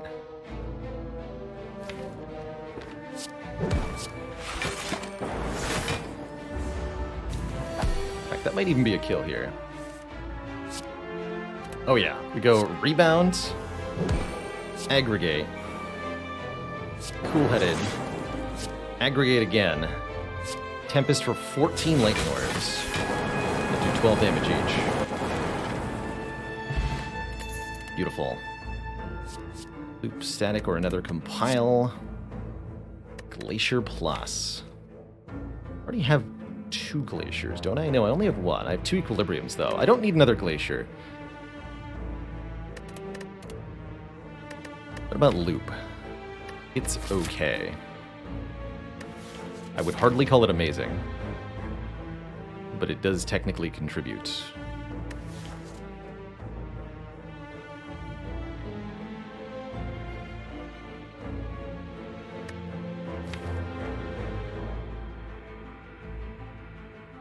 Maybe this Compod ever gets really good if I can get another orb type included, but it seems really hard to do at this point.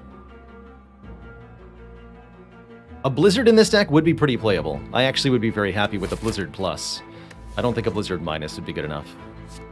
Alright, I'll take the Compile, but I'm not taking that loop, and I'll leave this Glacier here. Ooh, I wish I could take gold-plated cables, but we have to grab the Sapphire Key here to go to Act 4. Those promised capacitors, yeah, me too. Rather than fighting this elite, I think I should opt into the store here Get another cheap removal with the Smiling Mask. Yes, removals still matter, even in a deck this large. And we get to look at least one power. Well, only one power. It's a defrag minus, but that still might be enough here.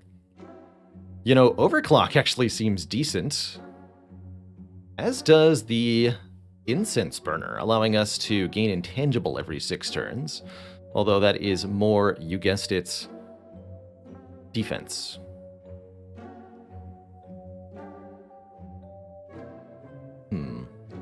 What about Meteor Strike Enlightenment Plus? In a 40-card deck. Is that ever the strat? I mean, the Enlightenment Plus does some really cool stuff, actually.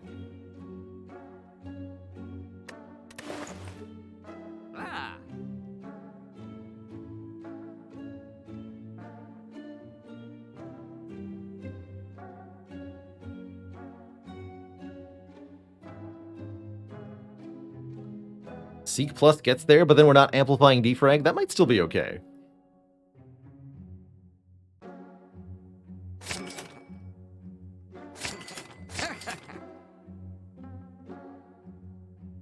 Do I want dual cast? Just lose defense. Minuscule net gain of gold obtained. Just you watch. Gonna be the most valuable gold in the whole world. Not quite spammy enough for Panache. Would have been decent, I have to admit. Oh dear. It's happening. Double cheap equilibrium too. This is cool. Burp.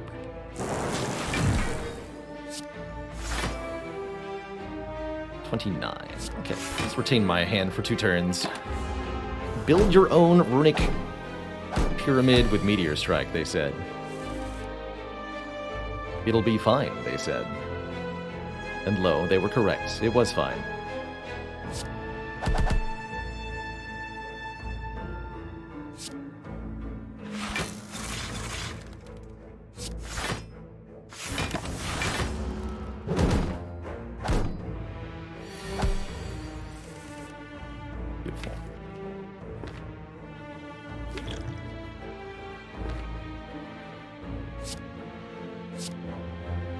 Rebound the Amplify? Yeah.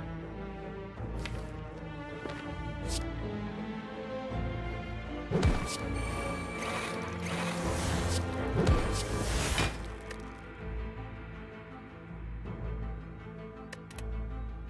don't actually want to lose these Frost Barbs at the moment, though, hilariously, even though Meteor Strike is my best damage line at the moment. Keep holding onto this stack forever, I suppose. We have the card draw that goes with the energy, well, eventually. Don't worry. It's technically there.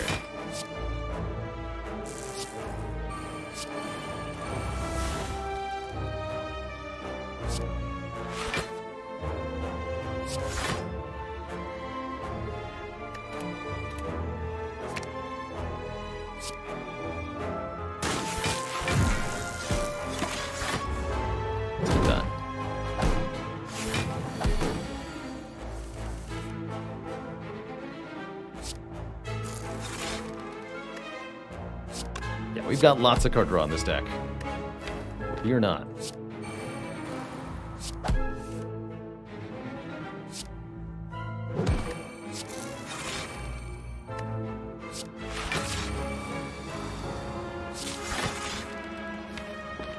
As you can well see.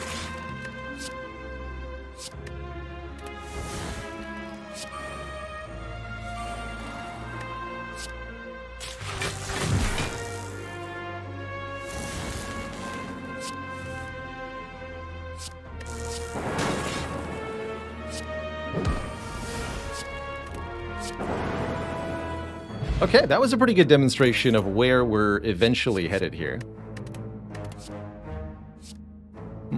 2 overclocks seems a bit much.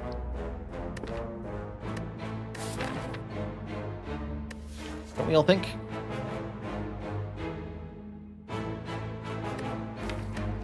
I mean, I can take more card draw, but there's got to be some balance between the draw and the energy.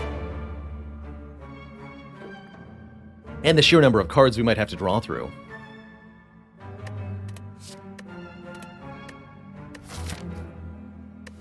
Plus, we got to fight Time Eater shortly.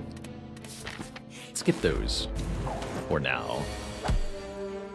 Keep our fish where it be, value-wise. There, Heatsinks Plus. We haven't drawn the Heatsinks Plus early in a while. That is a huge source of draw for us.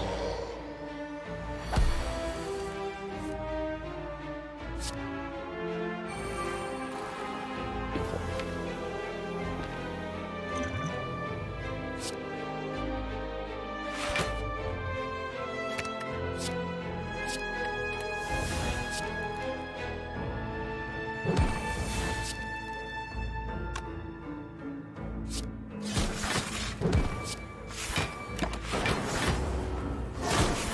Decided I'd rather take the damage than use this potion.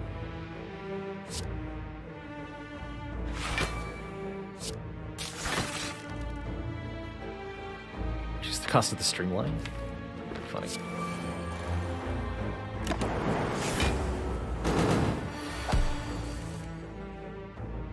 Okay, well, first of all, how dare you?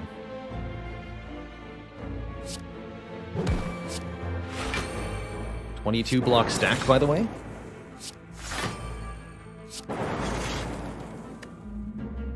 $25 block stack.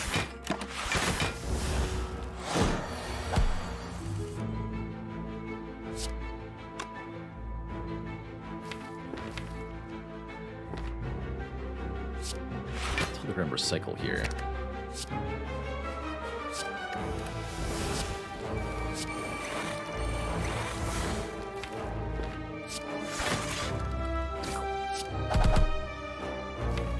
Those cards are fine.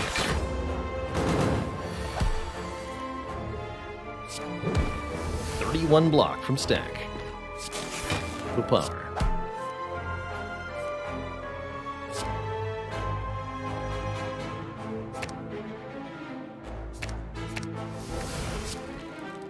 Cycle this. Rebound this. Just keep retaining all of my cards every turn.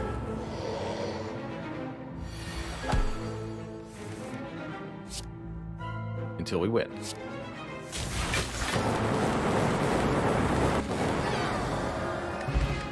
Chuzu Bracelet at the 11th hour, but what about Seek Plus number 2?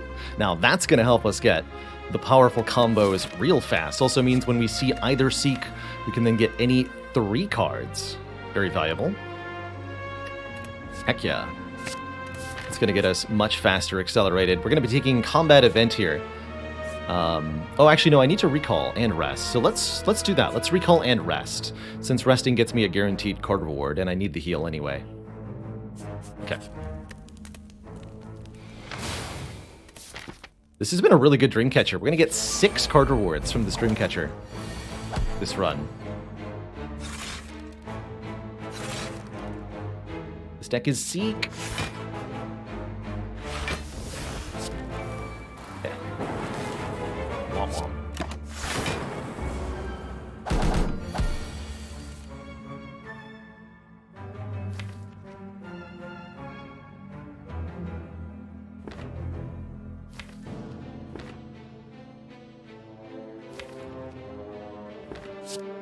Seek for Seek. Aggregate. Aggregate. Amplify Defect. No, let's go Amplify Heatsinks.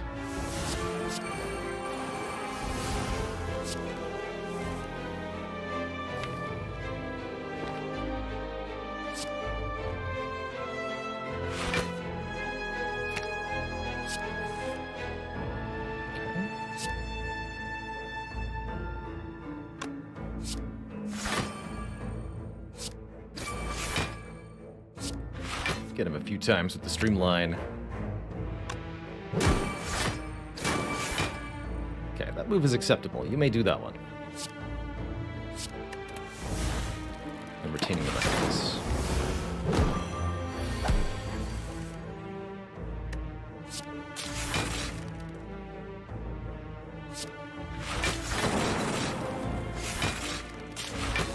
okay with his intent, so I'm not going to change things any further here.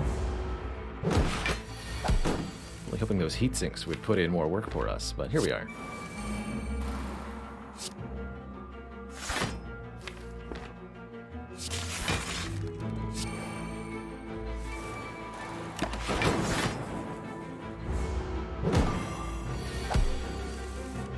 Wants another recycle too, I think.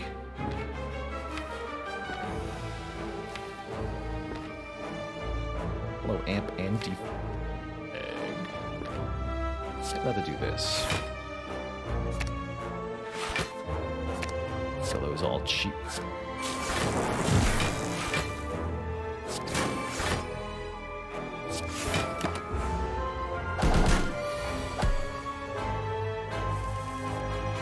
Beautiful.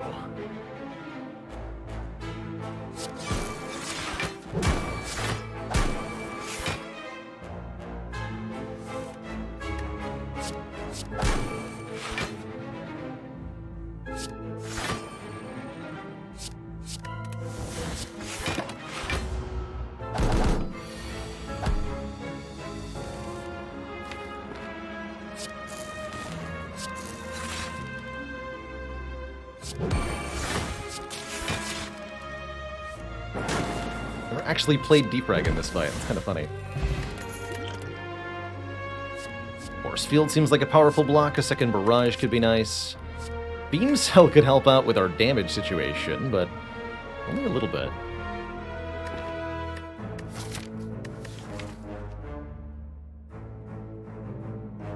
Feels kind of like a fart in the wind, you know?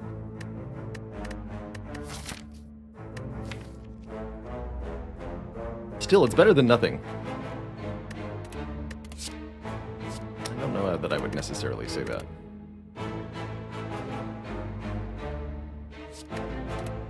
Alright, welcome aboard. Definitely a little concerned for our late game here. We never did find a capacitor. But I have to say, I will continue to take hologram pluses, no matter how many I'm offered. Darkness Plus could have also been an interesting option, especially with our recursions.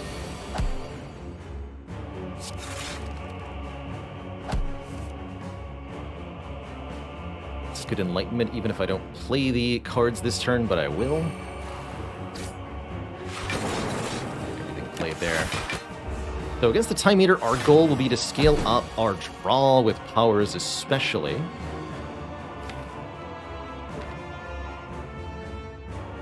I think amping the static discharge will also help me a lot.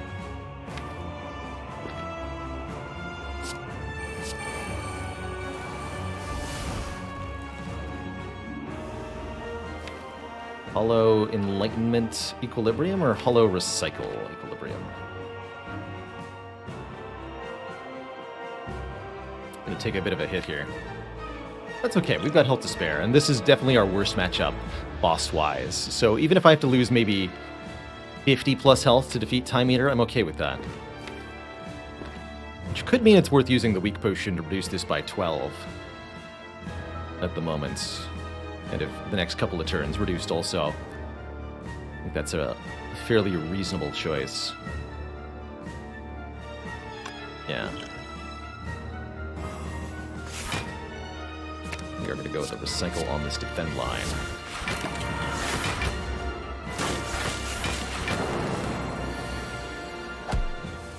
Okay.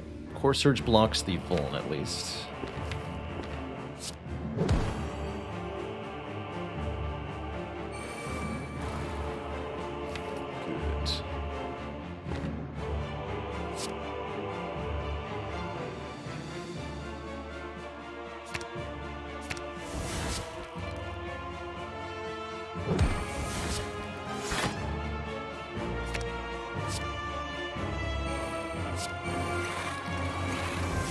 Love how much draw that gives me too. Channel a bit of Frost for next turn. Could also Hollow Equilibrium keep this hand in hand for next turn. I like that a lot. My last two plays. Build your own Runic Pyramid. 9x3.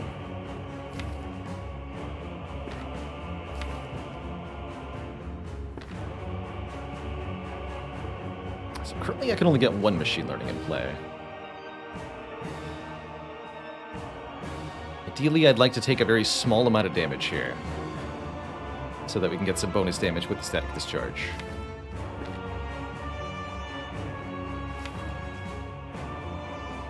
Next turn, that looks pretty ugly, though. Perhaps not yet, then.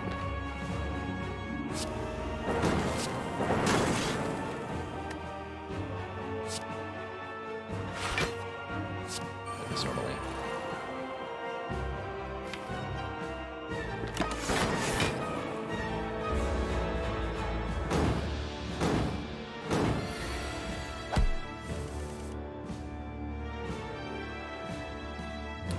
Plus 12 leaves me slightly short here.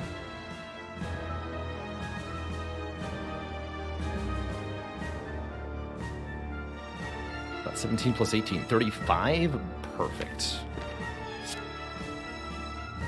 Please hit me for slight damage. Block the drawdown with the core surge here, but then I... Doesn't really matter. Yeah, let's do that too.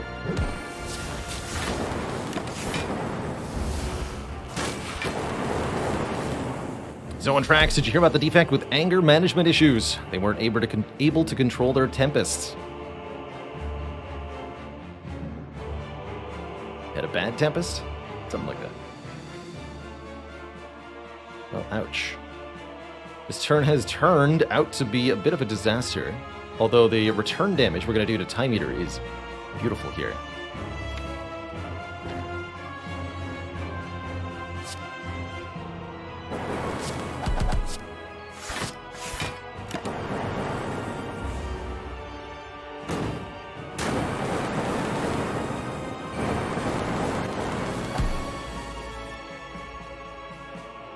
Some frost for next turn. 6 strength Time Eater as we go into phase 2.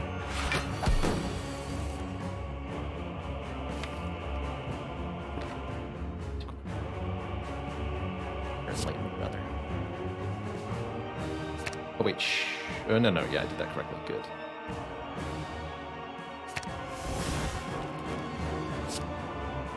For a second, I was deeply worried this would be my only card for the turn. 14 by 3. That's how much?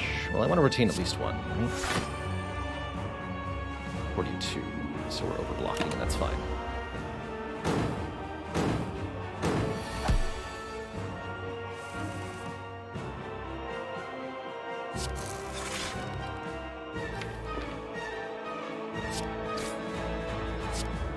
Two.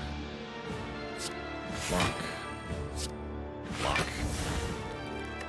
Block. Do I need to play this? This is going to go to 16 times 3.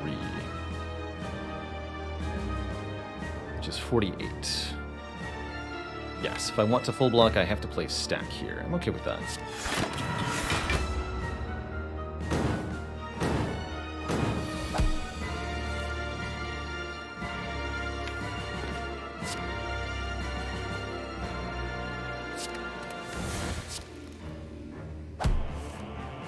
So here, for example, I can just hologram stack.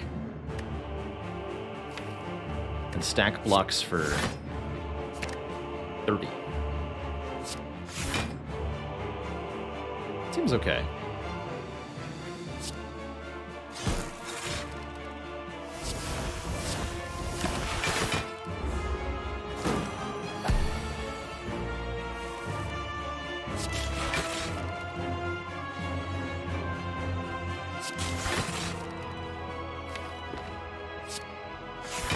Cool-headed, and if we take damage here, we'll get a bunch of lightning orbs for free.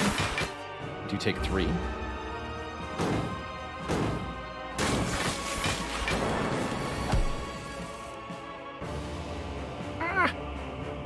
Here, the static discharge has actually grievously harmed me. How do we deal with this? Time Eater cannot heal more than once. It only happens one time right after Time Eater drops below half HP. Looks like I have to use Liquid Memories here.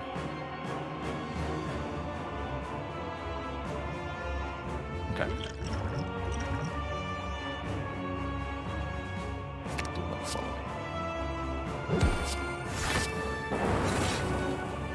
Stack, you're here.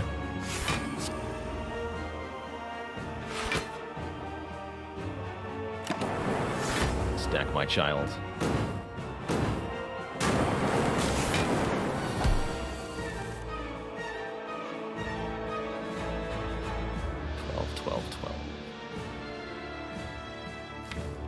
It's a lot of 12s.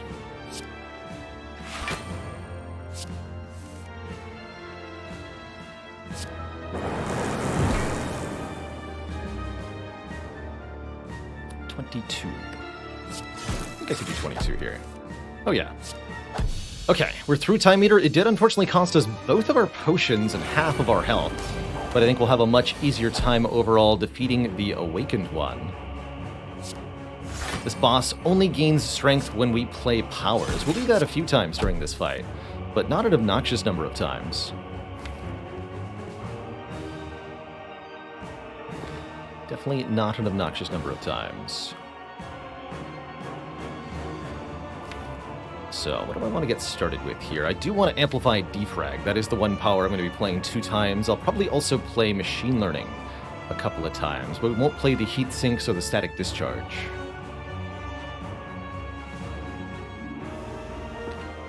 Should have drawn first, before I played the Equilibrium.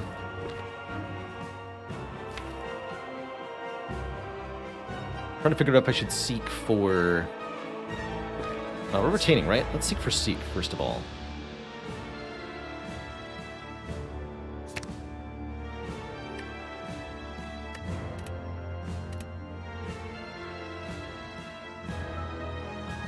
Let's do Enlightenment Meteor Strike. Equilibrium. Or actually Glacier.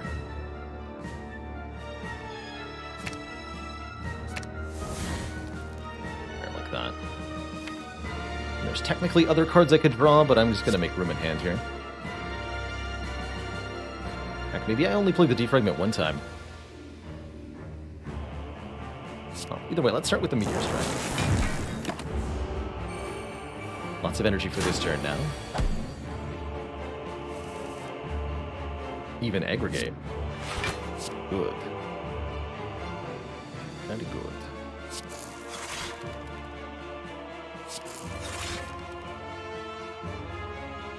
I want to be careful about stuff like Static Discharge. We also want to be careful about adding burns, but I think the front-loaded draw on this turn is going to be worth it.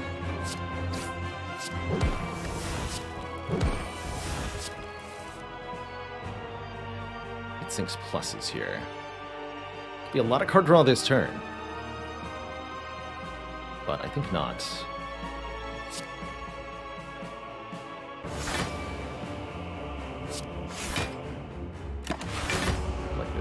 Get him, Hourglass. What I thought.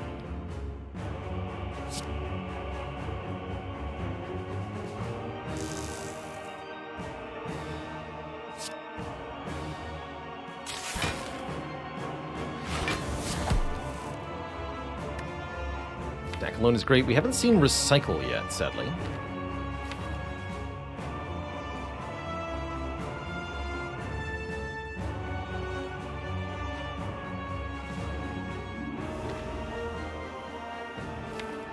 Like to do that.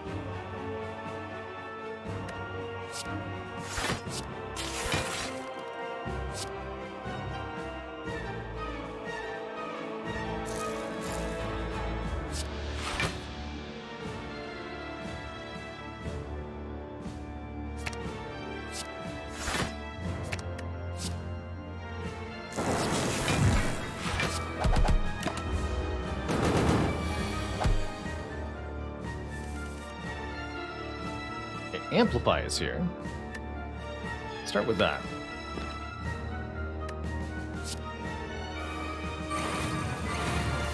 Make that bird angry. Do it.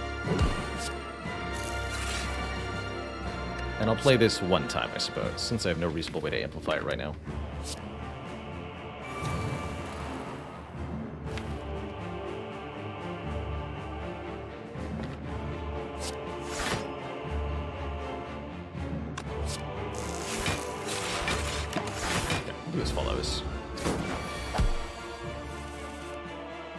Slow and steady wins the race. Which is the way of it, chat.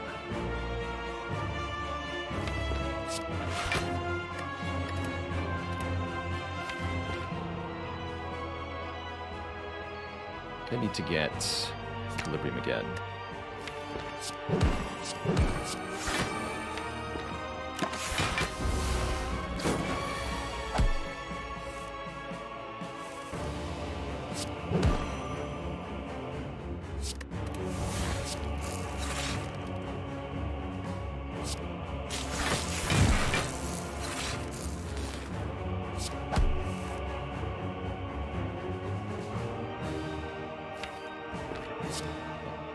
Equilibrium.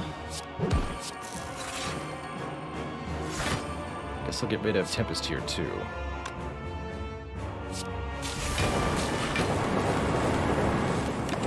Zagasu, thank you so much for 23 months of support.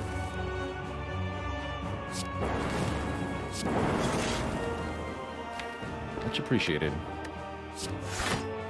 Alright, get rid of more powers that I'm not going to play. Please lose those, thank you. Keep getting rid of cards I don't want. Glad we never upgraded that auto shields.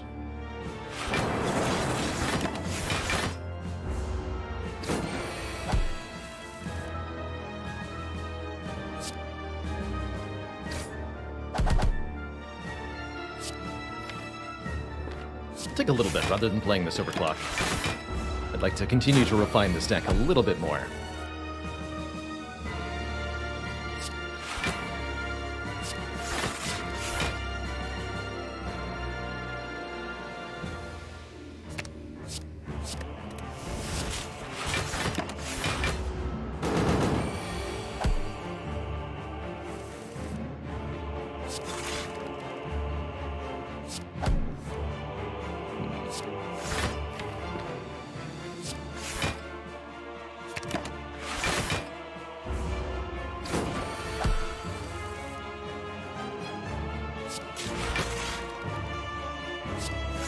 This is a good turn to kill on.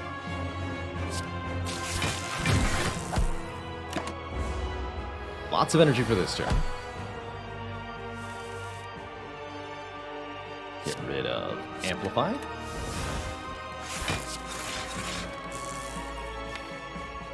Give me some card draw.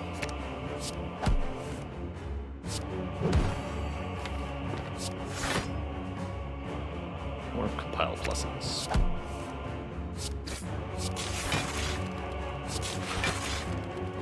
We can keep using recursions that we picked up to keep these plasma orbs, which is pretty spicy. Look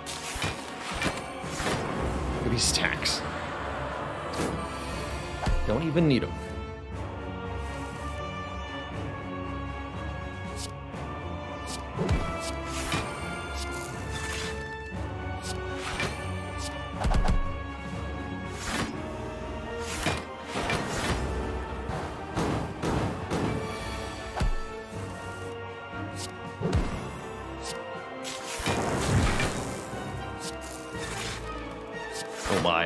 Hologram Meteor Strike. Hologram Meteor Strike. Cool-headed. Hologram Meteor Strike. Seems like a good turn.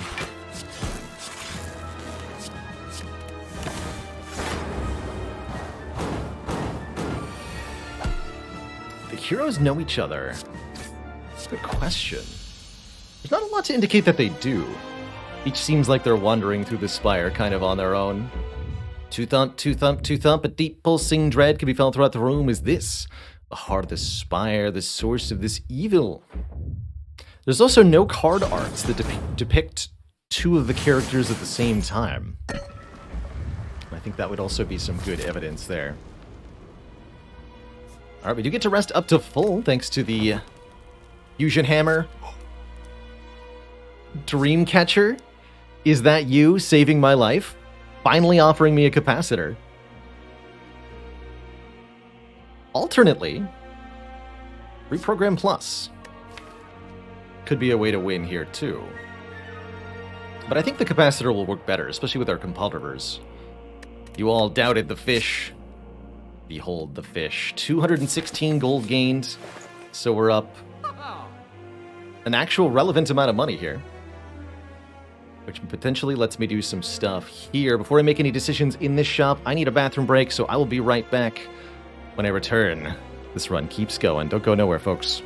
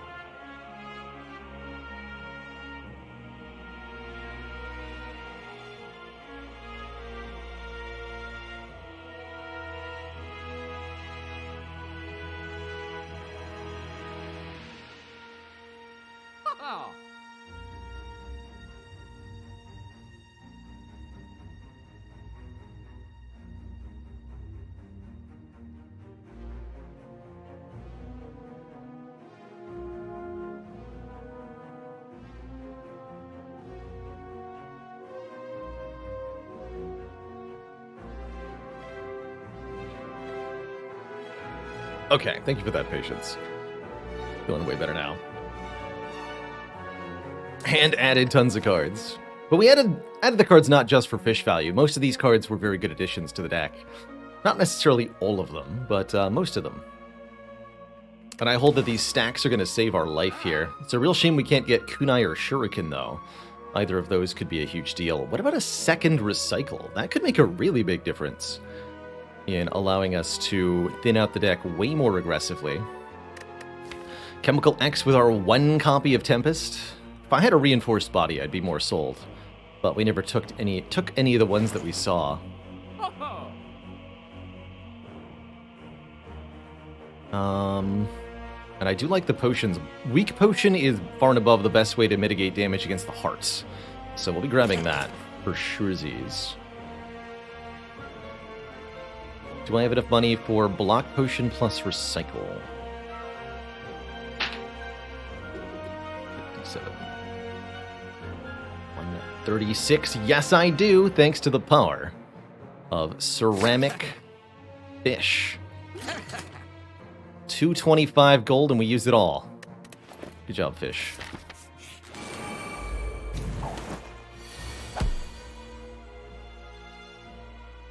Please put aggregate on top. Dang it. Wait, maybe. Okay. Could end up absolutely destroyed in this fight, depending on the draws. I'm just going to play the defrag here that we're offered turn 1.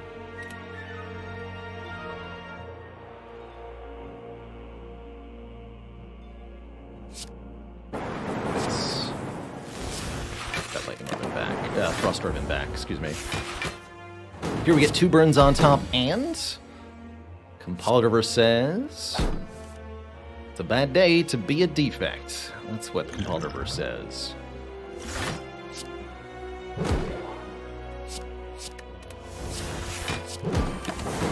Not unexpected with how large the deck was. There's definitely some orders that don't get favorable stuff to happen immediately. But now we've got it sorted.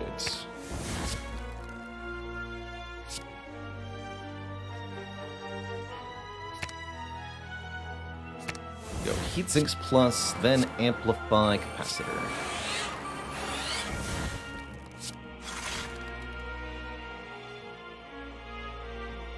Can I play this Meteor Strike? Maybe. Deck is how much? 18? Yeah, I play this Meteor Strike. Here. Cycle this Streamline.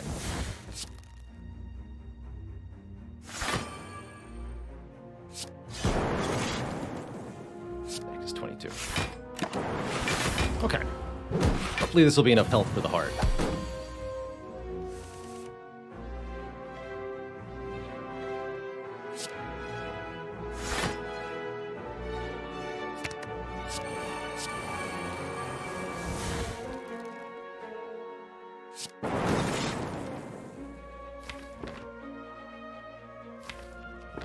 Give me more recycles.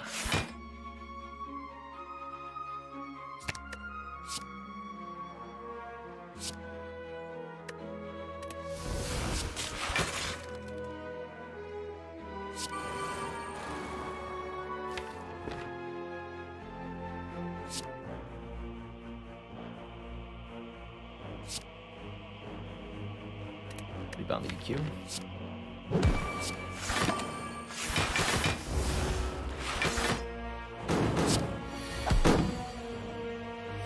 Some damage headed my way here, but stack is my trusty answer to it all. And we can also barrage for a pretty absurd amount of damage, too.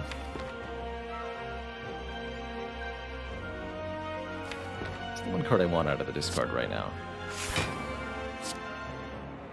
And just stack.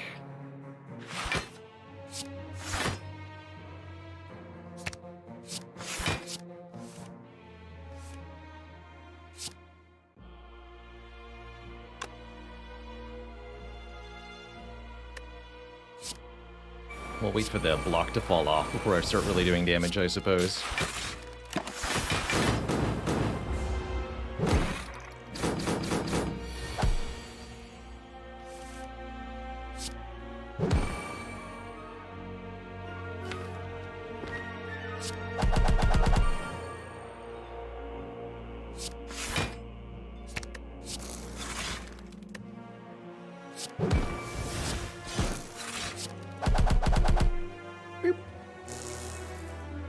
Retaining.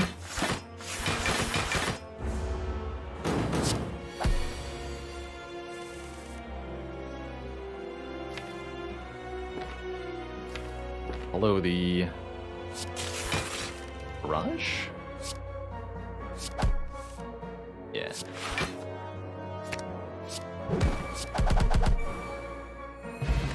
A little bit more health, and a speed potion, which is actually insane here, giving us 5 permanent dexterity during the heart fight alongside one of our 2 core surges.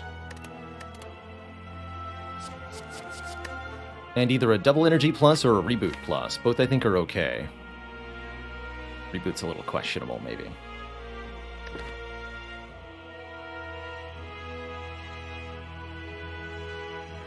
I'll take this reboot. We'll go to 48 total cards. 234 gold off Ceramic Fish. It's pretty absurd. We even get a Core Surge on turn 1, so we're additionally blocking the Vulnerable from the Hearts with the first Core Surge, and then I'll use the second Core Surge to gain 5 Dexterity. That is amazing. And gives us, I think, our best odds of getting through this fight intact here.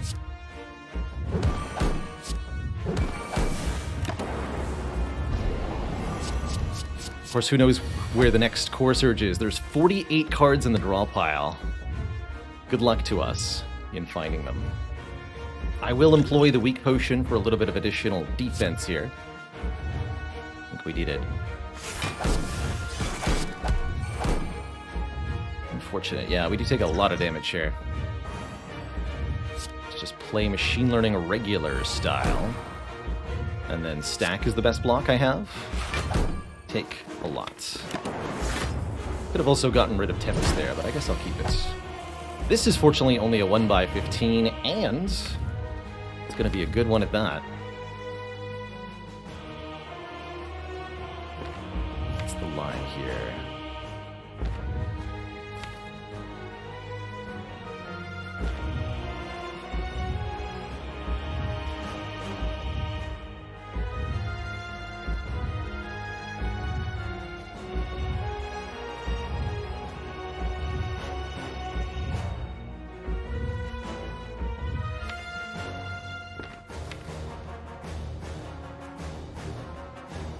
This looks like the time to get the 2-cost cards with Enlightenment. I can seek for Equilibrium, Enlightenment.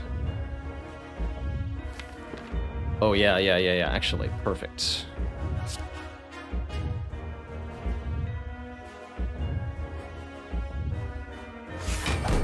Seek for Equilibrium plus and Enlightenment plus. No, sorry, seek for Seek plus Enlightenment plus. Oh, I see. Yeah, no, I'm going to leave the other Seek in the draw pile. We're just going to get Enlightenment Equilibrium here.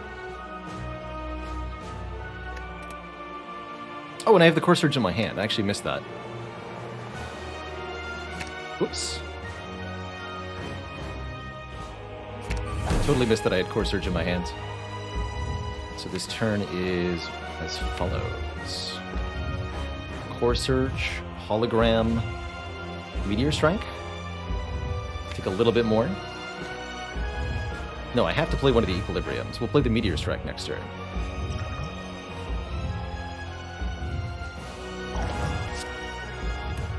Hologram first. Get this in Equilibrium. Make all of these cheaper.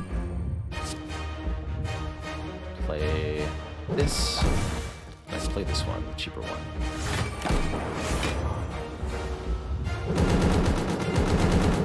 Yeah, that works both ways, thankfully. Here's a Reboot. Who knows if Reboot is helpful?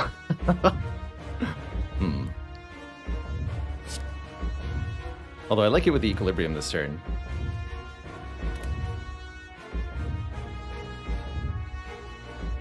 So Rebound, Meteor Strike.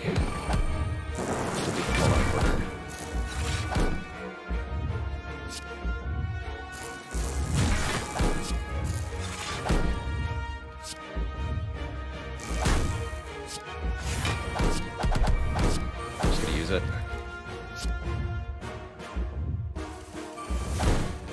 That looked like it went really well in our favor here. We got our Heatsinks Plus in play. Static Discharge is going to draw a lot of cards. Overclock is going to draw a lot of cards. Here's Defrag. Here's Aggregate, too. Okay, this is looking pretty good.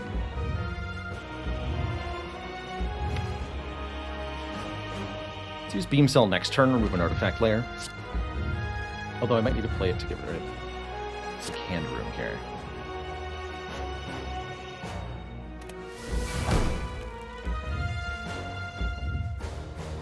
Yeah, because I'm going to draw 6, so let's actually just play it. 4x15. Okay. Plenty of energy this turn. I may not have the luxury of waiting for Amplify on the Defrag. We need to amplify Capacitor, but I'm maybe okay if we don't amplify Defrag.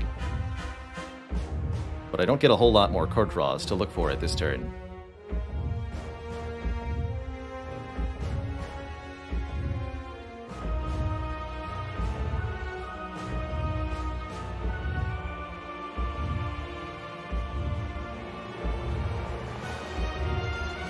So it's what? Glacier, then Aggregate? Yeah.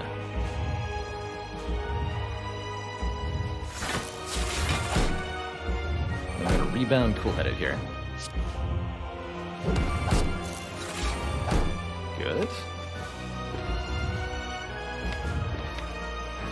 Drawing, looking for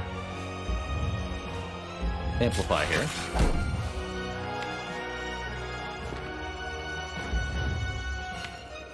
Or Seek. If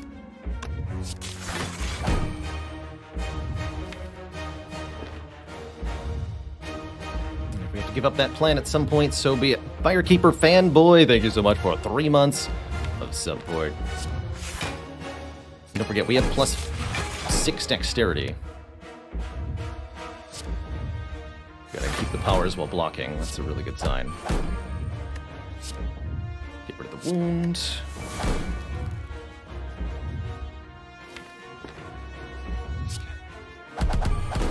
We'll stop here.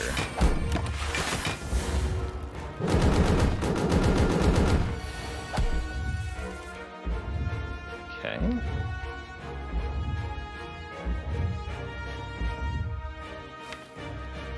Anything that's 2 cost, but isn't... yeah, Glacier needs to be 0 cost.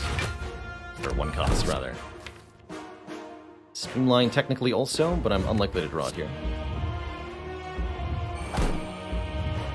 Oh, I also need more energy, so let's hologram Aggregate here.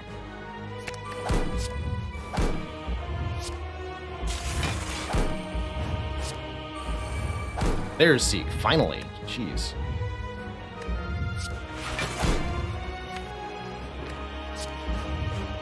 seek for amplify, equilibrium,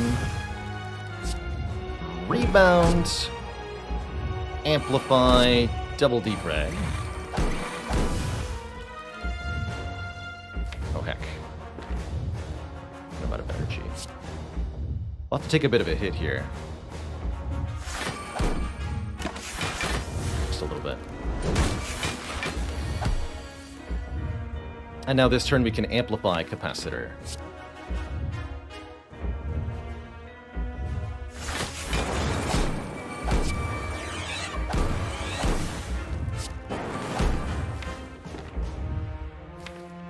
But I want Meteor Strike next turn, you know?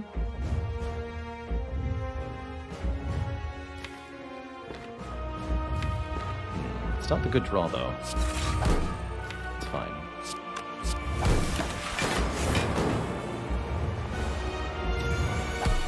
This is a bit scary. We've got Static Discharge to help out, thankfully.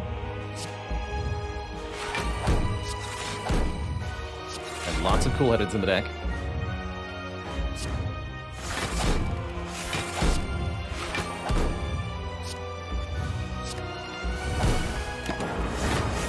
It's not a full block, but the difference will be made up. Static Discharge.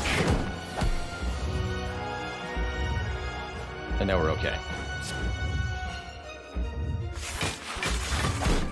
This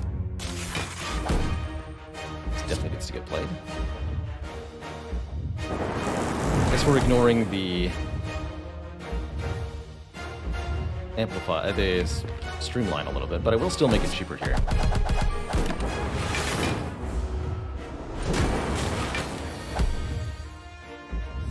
Cheese Demon, thank you so much for the full year of support. Heck yeah. Okay, hologrammy equilibrium so I can keep these stacks in hand. Seems like a great idea.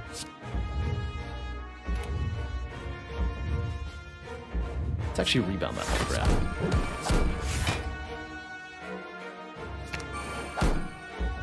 And then rebound this equilibrium too.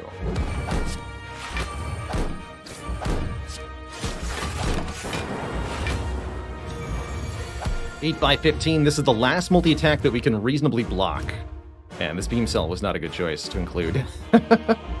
So we need to kill within 3 turns from now, more or less.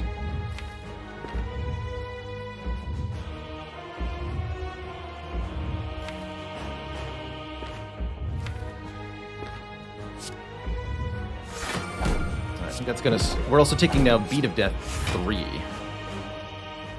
Which is certainly an obstacle.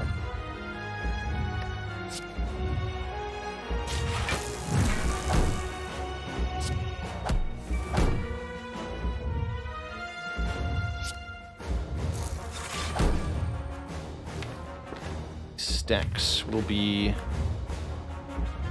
very helpful here. If I can get a few more cards into the discard pile.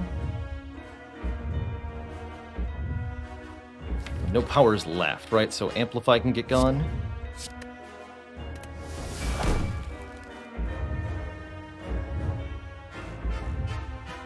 Eight by 15 is 120. We're quite a bit short. But I can also use hologram on hologram for all sorts of shenanigans here.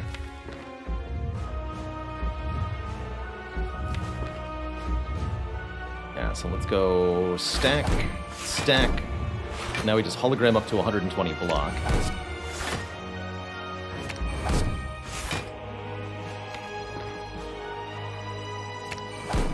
But I'll just keep... Yeah, we'll have a hologram in our hand next turn anyway. So what I want next turn is card draw. I want the other Compile River? Yeah. And I want more damage. Kind of damage.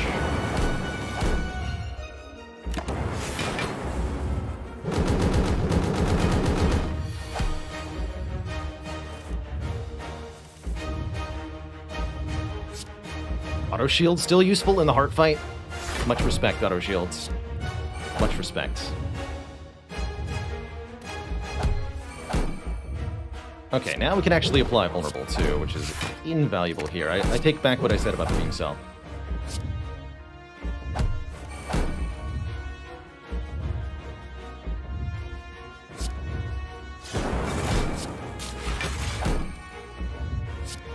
recursion one of these plasmas. Let's get rid of enlightenment. Let's keep drawing cards. Let's keep drawing cards. Ow.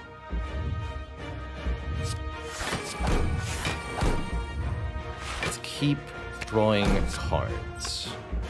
Rebound that. Rebound this. Draw them both. And there you go. G chat. What a run.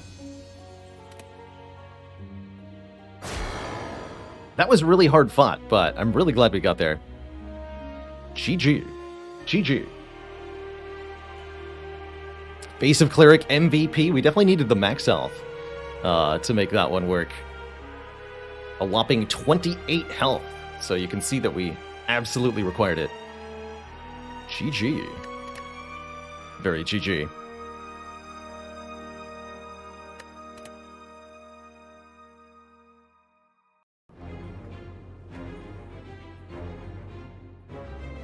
Now, what has it been done?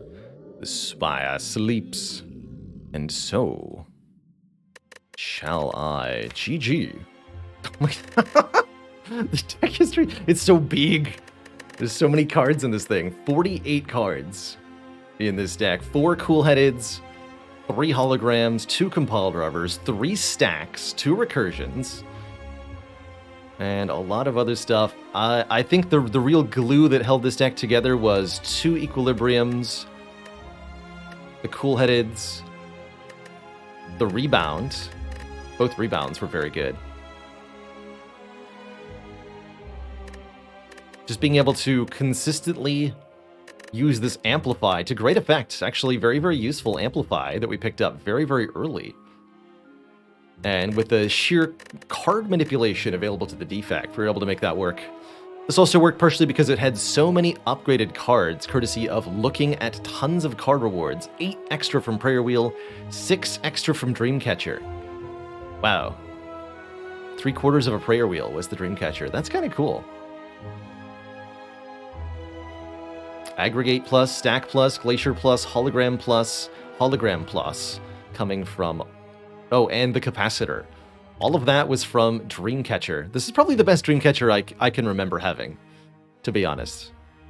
That's pretty cool. Gale Guy asks, how far did the no-skip ladder get anyway? We won the no-skip ladder. The winning run was a 50-card silent deck, and it was very fun. All right. We're definitely going to be doing another run in a bit of a different style here. I want to make a sort of kind of how to Spire, how to Watcher video, and I want to make our next Watcher run that. So what I'm going to do is take a bit of a longer break here, really refill the legs, stretch the water. When I return, I've got some notes here. What I'm going to do is play a Watcher run slowly, and at each turn, kind of evaluate all of the options, discuss why A is better than B, what all the different things are that we can consider on our run, and just kind of how to play Watcher overall. If you're relatively unfamiliar with the Purple Lady, this might be the perfect run to tune in for. So, that's coming up next. But first, a break. BRB, folks.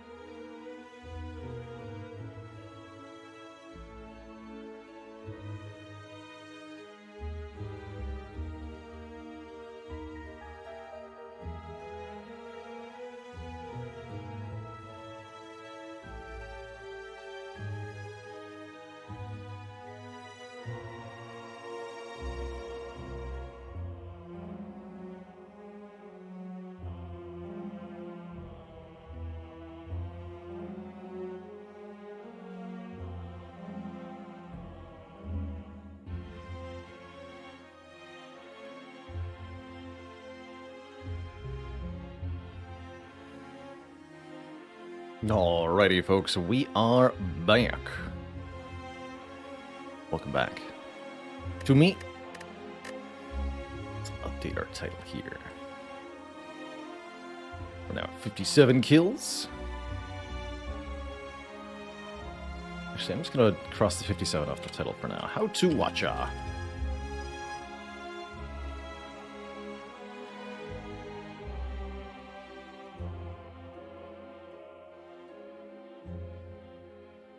It looks good. Something like that.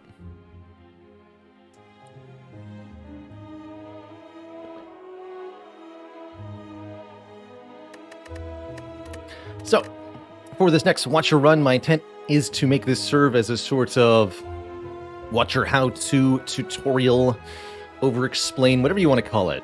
Just kind of a breakdown of the class as a whole, a breakdown of all the different parts of decision-making that go into a Slay the Spire run, and how to be successful on a base level with her. Well, I'll try to put all that into practice during an Ascension 20 heart run, as usual. Since I'm trying to put this on YouTube, I'm going to be playing this without our alerts. Or the chair. It'll just be right here in the corner. With less frills than usual. And I'll probably be a little bit less interactive in chat. I've got actually kind of a list of talking points that I do want to address. As part of forcing me to kind of explain my decisions here during this run, my intent is to kind of ranked choice all of my options. So during each card reward, I'm going to assign a rank of 1, 2, 3, or 4 to all 3 cards and the skip option, so that you can kind of get an idea of how I'm feeling about each option compared to the others. I have not done this for any of the other characters. Watcher is first on the docket for this style of video, as she is by far the most demanded and requested for a kind of how-to tutorial. So, Watcher's up first. Might be able to make some kind of improvements on the format for the later videos. I'd love to have a way to draw on the Spire map in particular, but haven't been able to find a mod that does that. Might be able to do it through OBS, though. In a random game. Yeah, not random for me, I suppose. And it hardly even rivals the kind of data collection and gathering that others have done for many, many games, such as the spreadsheet for Slay the Spire, which is a collection of all sorts of heckin' info.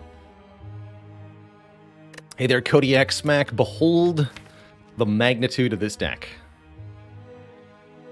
Fancy Sync says, do I feel that Watcher is the strongest character? I think that's a difficult thing to define overall. What does it mean to be the strongest character? Does the strongest character have the highest win percentage? But if you ask that, then you must be speaking of the win percentage of a particular person. And so the strongest character for any one person will not be the same as for other people. You could try averaging over a large number of people, but I don't even think that necessarily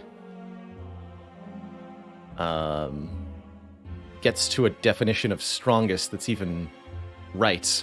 And I also don't think if you were to compare win rate across all players that you would even find that the Watcher does the best. But as far as win rate for me, Watcher is my best character, and I think that's true for most players who are in the thousands of hours played category. But if you're not thousands of hours played, I don't think that Watcher is necessarily going to be your highest win chance character.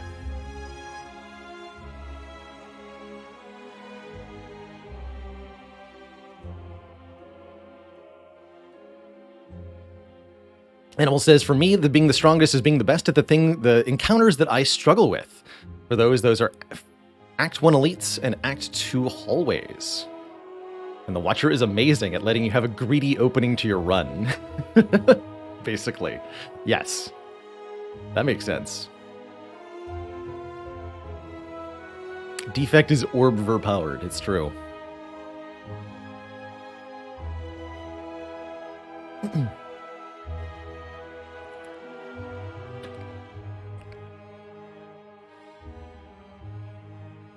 Okay, let's, without further ado then, why don't we get started on this?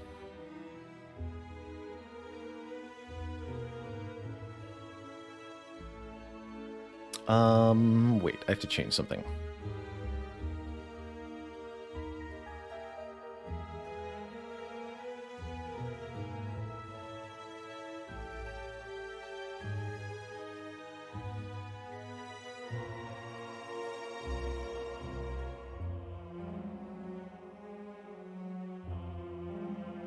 Track 1 and 2. Left past my cutty only. Perfect. Okay, good. Just want to make sure I'm recording the game sounds.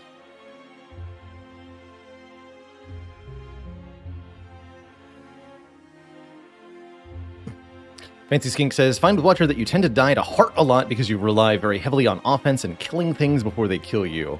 Very easy to do with the Watcher. She's a character that tends very naturally to that playstyle, which I'll probably talk about right as we get started here.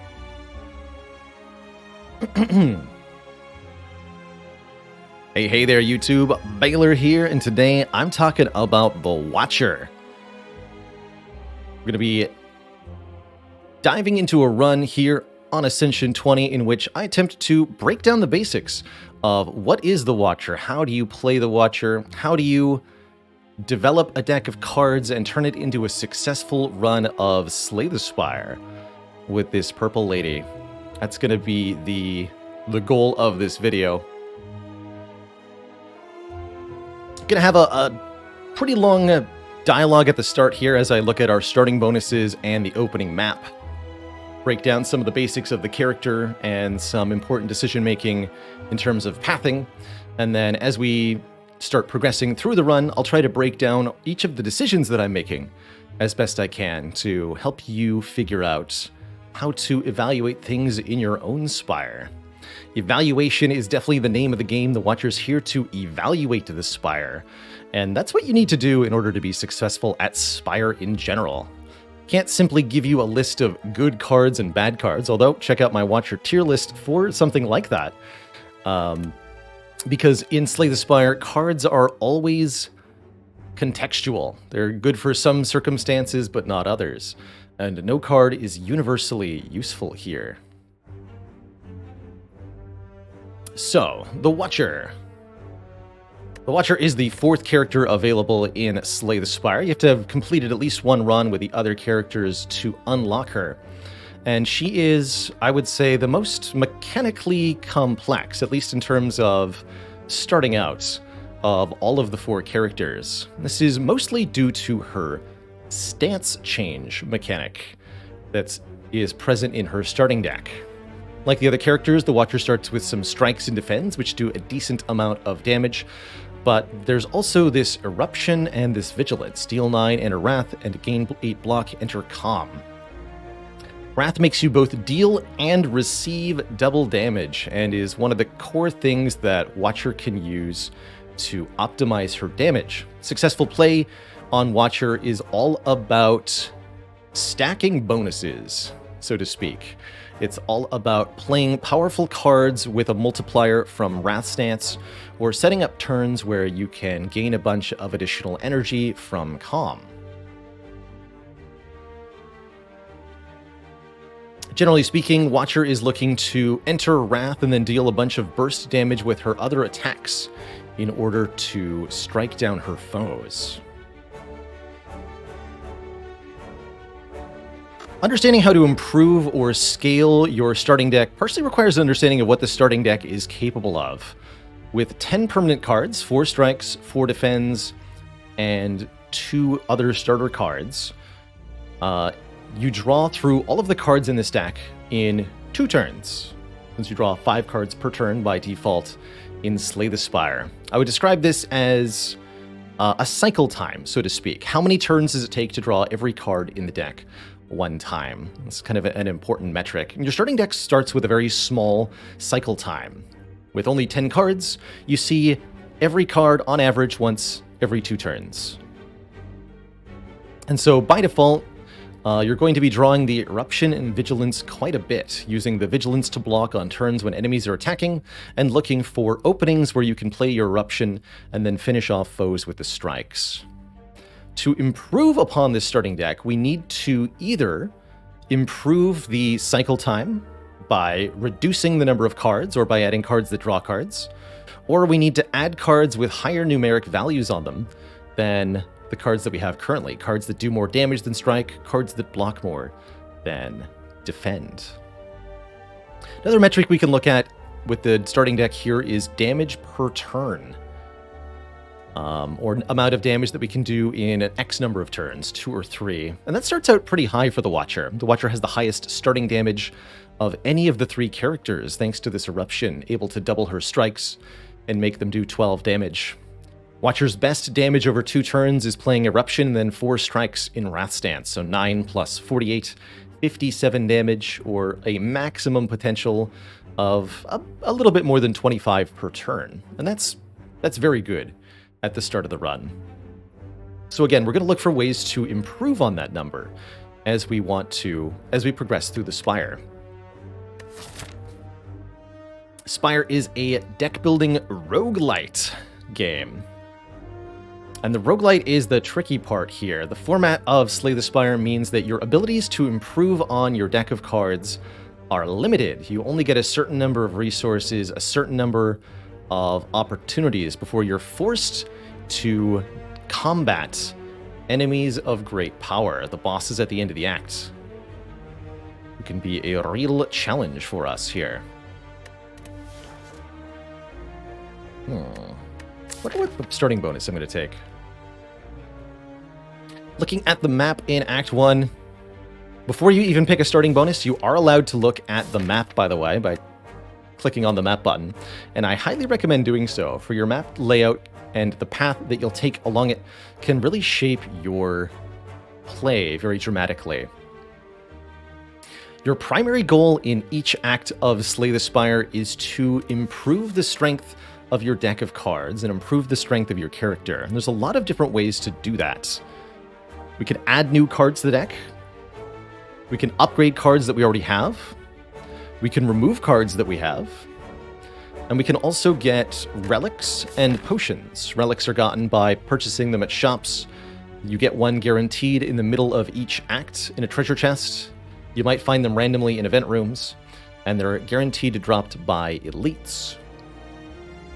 The different nodes of map in Slay the Spire all offer you different kinds of rewards, and achieving the right mixture or achieving the right order of rewards is essential to getting a run of Slay the Spire off the ground.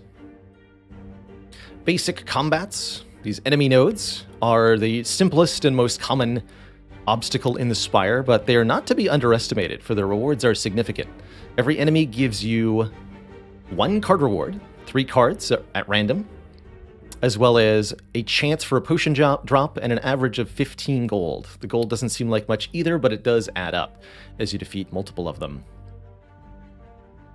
Right at the start of the run, card rewards are extremely important, as one of the best ways to improve the starting deck for each character is to add non-starter cards to it. Those cards are more powerful than strikes and defends, and can be upgraded for even better effects. Event rooms can be all sorts of things. The contents of an event room in Slay the Spire change as you visit them. But the possibilities are an event, which are specific to the act and can contain all sorts of things. Highly recommend the Spire Wiki as a source for the breakdown on what every single possible event can be. These can also have a chance to be a fight, can randomly be a merchant, can randomly be a treasure, but they can't contain elite combats, except for certain events, which mimic elites. The most likely things that you're going to get from events are card removals or upgrades, sometimes money or relics, but it's extremely unlikely that event rooms offer you card rewards, unless the event room contains a combat. To that end, I highly discourage taking large numbers of event rooms, especially early in Act 1. And if your current strategy in Slay the Spire is visit as many unknown rooms as possible, then I regret to inform you that you're probably doing yourself a disservice, because visiting lots and lots of event rooms will not get you all that much strength in terms of your character. The most valuable nodes, generally speaking, are rest sites, which are either a heal or an upgrade as your character desires. The fact that you get an option here is huge. Sometimes you need one, sometimes you need the other. And elite rooms, which are like combats but more difficult and significantly more rewarding. You get a higher rarity card reward. I think it's like a 7% higher chance for rare cards from elites than versus combats. You also get a twice as much money as a regular fight, and most importantly of all, you get a relic. Relics go up here by the relic bar, and accumulating relics over the course of your run is one of the best ways to get stronger. And it looks like we're going to be having quite a few of those, because I can't exactly avoid elites all that easily early on here. If you're playing on Ascension 1 or higher, it is sometimes inevitable that early elites occur that you can't reasonably avoid. So dealing with them is one of your top priorities, and it's one of your top desires anyway. Elites, especially in Act 1, are comparatively easy to defeat and are extremely rewarding.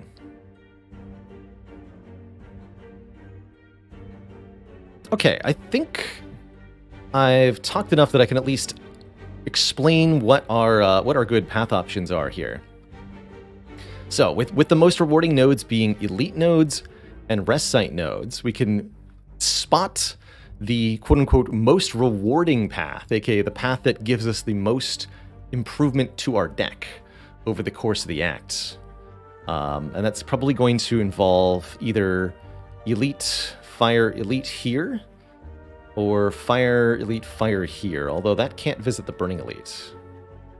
So we fight an elite here, get an upgrade, fight an elite, and then if we can bop these two elites as well, that would be ideal. That goes through 4 elites, which is a really ambitious Act 1, and not something that you'll often see succeed, I would say.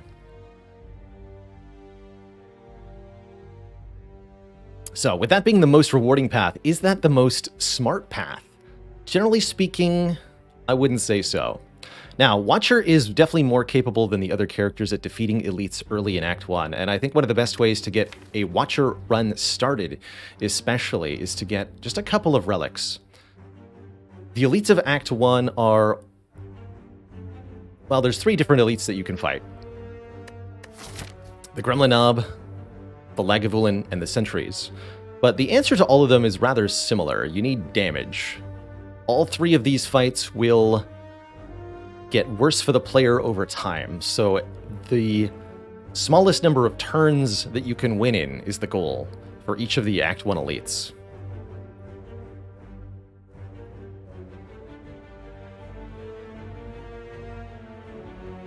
There are much safer paths that don't get into too many combats.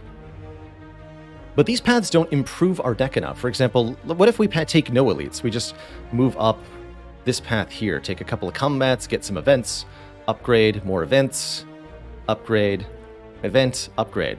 This will get a number of cards added and a few upgrades, but we'll end up with no relics and relatively few gold, which is going to ultimately cost us in Act 2 and Act 3. All of the enemies in the Spire will get stronger and stronger over time, so we have to make sure that we're continually improving our own power, or we'll fall behind. And falling behind in a roguelite, especially Slay the Spire, is a rough time that can lead to a lost run pretty quickly.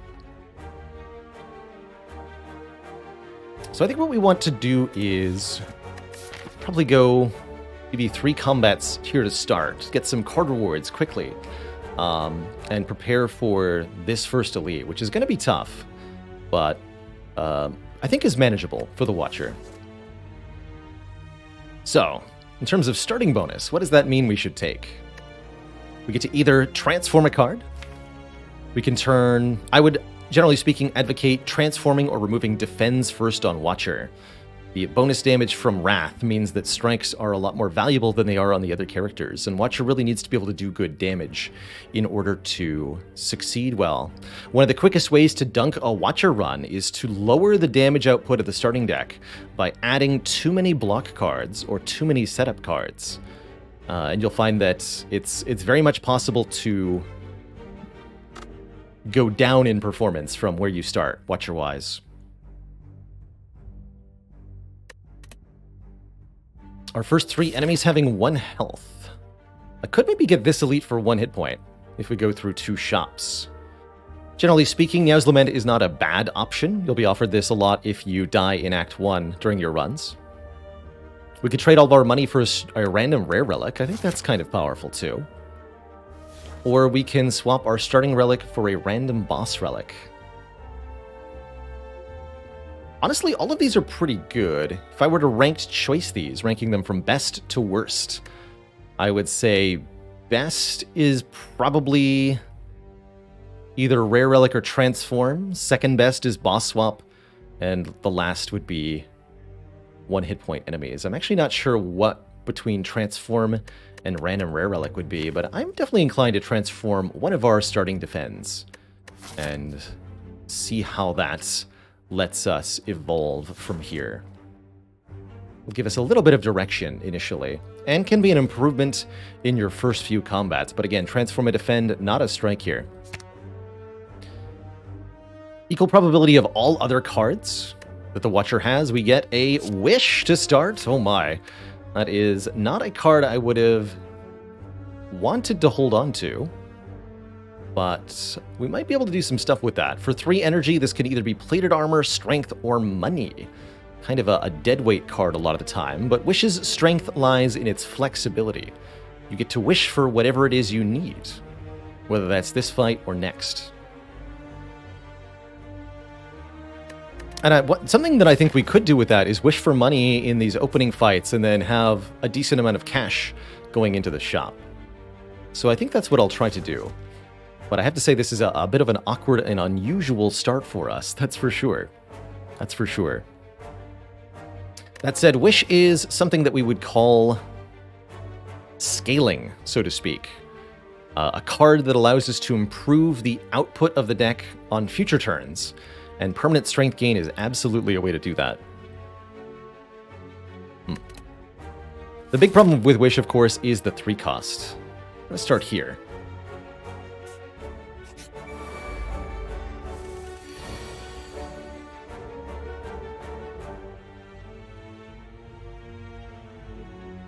So now that we're actually in combat with our Watcher, it's time to talk about how Watcher usually wins fights. Watcher's all about the setup, setting up a good turn that she can capitalize on later. And rarely is that more true than with Wish involved, I think. Watcher's generally speaking about kind of throwing out chip damage and banking energy with Calm, waiting for your Wrath to come along, and looking for an opportunity to play it. Since Vigilance blocks perfectly for 8, we definitely want to use that. And we should also strike one of these lice. Maybe even both of them using the Miracle.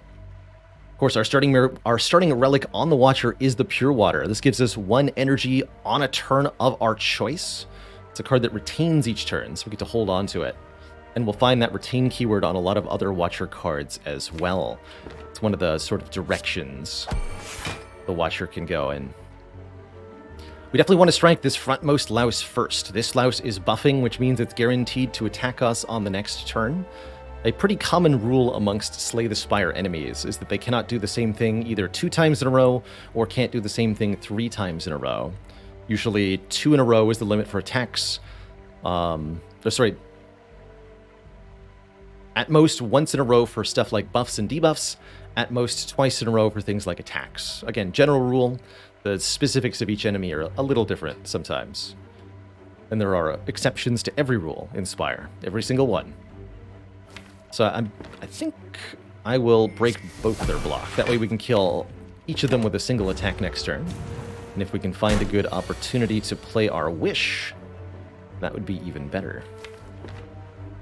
Strike here kills one, defend, prevents us from taking any damage. We can loop back around, try to get Wish into play. It'll attack me next turn. I don't think I'm going to be able to play Wish with how this has worked out. So hold on, I'll try. Wish I... Wait! Oh! I've done it!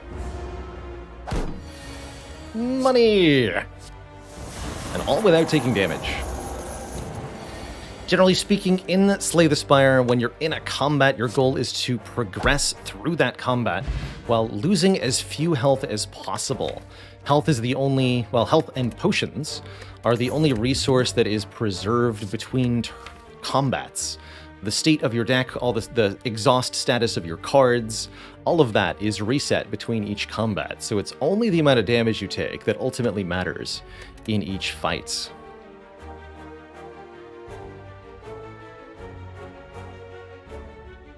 So, 3 options here. Sanctity, Crushed Joints, and Sand of Time. I'm going to rank and skip, of course, actually. Skip is the 4th option and one that should never be ignored, because skipping cards is absolutely sometimes the best thing to do. Adding a bad card to your deck is going to really cost you, because cards that aren't helpful, if you draw them instead of the cards that are helpful, you're going to have a bad time. And every card that you add to the deck means one more card that you have to draw through each combat. So, of these options, Sanctity. This is block, and then says if the last card played was a skill, draw 2. Sanctity improves what I would describe as our cycle time. It reduces the number of turns it takes to draw through the entire deck, because it draws cards itself. And it also improves our quote-unquote block density. The number of block cards in the deck divided by the number of total cards in the deck gives you your block density. Block density is something that is, I think, an important thing to keep an eye on in a run of Slay the Spire. If your block density is too low, then your average hand won't contain any block cards, and you won't be able to block enemy attacks. If your block density is too high, then you may draw hands that are only block cards and be unable to do any damage against your foes. So adding block cards early can be a part of a problem. If your block density goes too high, you're in real trouble. And as aforementioned, here in Act 1, especially with elites coming up, damage is our top priority. We do have 2 damage options. Crushed Joints is 8 damage and can apply Vulnerable. Vulnerable is a status effect that makes enemies take more attack damage, which is multiplicative with the bonus damage from Wrath. It can be very nice on the Watcher. Or Sands of Time, big 20 damage card, but gets cheaper each time it's retained. So it's all about holding on to Sands of Time and then playing it for massive damage a few turns later. I want one of the 2 damage cards. Truth be told, I have a difficult time to choosing between the 2. I think the Wish and the Sands of Time are a little difficult to play together, but not impossible. At this moment, I would probably put Crushed Joints and Sands of Time as my top 1 and 2 cards. If I was only offered one of these 2 damage cards, I would pick whichever one I was offered. Skip is my 3rd choice, and Sanctity is my 4th choice. Here, early in the run, we don't have the energy to support drawing cards with Sanctity. The block density increase is not meaningful. I think the Sanctity would be a detriment to add, but the other 2 are good. I'll take the Crushed Joints. We'll just get some added Vulnerable, some no-nonsense, the cheaper option by far. And we'll make use of it that way. So, Cultist. Cultist will attack us every turn. After turn 1, getting stronger and stronger. But the gimmick of this enemy is that you have kind of a free turn 1, which is our opportunity to get in big damage with Eruption. Our draw pile looks a little questionable. We may not be able to play this Wish, but what we should do here is Eruption and Strike for 24 damage, bringing the enemy to low health quickly. Damage is the one common element in every combat that you have to deal with in Slay the Spire. Every single enemy requires you to deal damage to kill them in order to win the fight and progress. So all winning strategies in Slay the Spire have to involve a damage plan that can kill enemies. There is one notable exception in the Transient. However, the Transient is easiest to defeat by doing damage to them, so I think that rule still applies.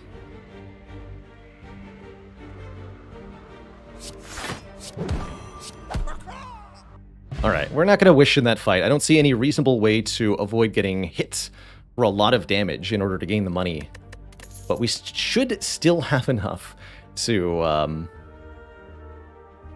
be able to buy something valuable at the shop. Another interesting set of 3 of Watcher's commons. Flurry of Blows, a very common one. This is a 0-cost attack, but it comes back to your hand whenever you change stances. Change stance means going from no stance to Wrath or Calm, going from Calm or Wrath to the other, or going from Calm or Wrath to no stance. Exiting your stance is also a stance change. Any of those will cause Flurry of Blows to come back. It's also a very nice card alongside the Wish, as Strength makes this card hit quite a bit harder.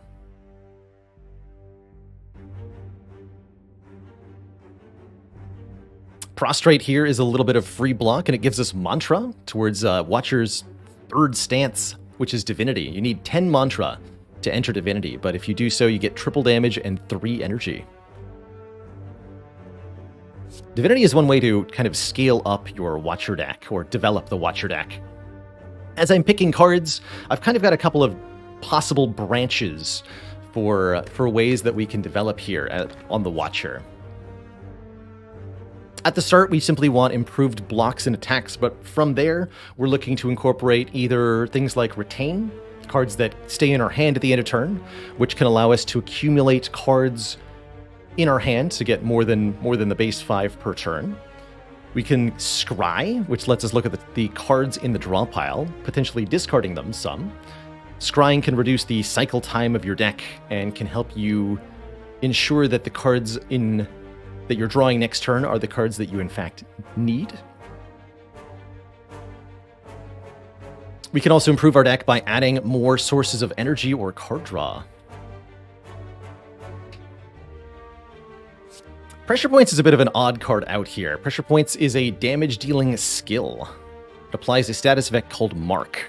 Pressure Points is the only card that uses this status effect, which makes it a little bit of a meme, unfortunately.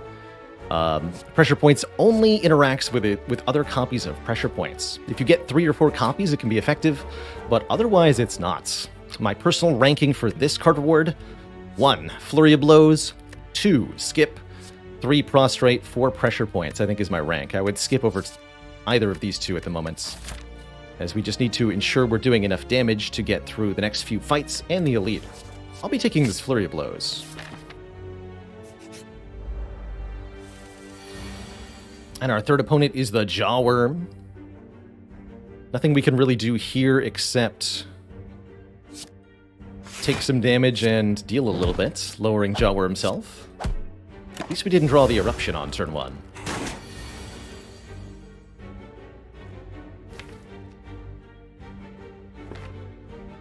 Do I dare wish for money?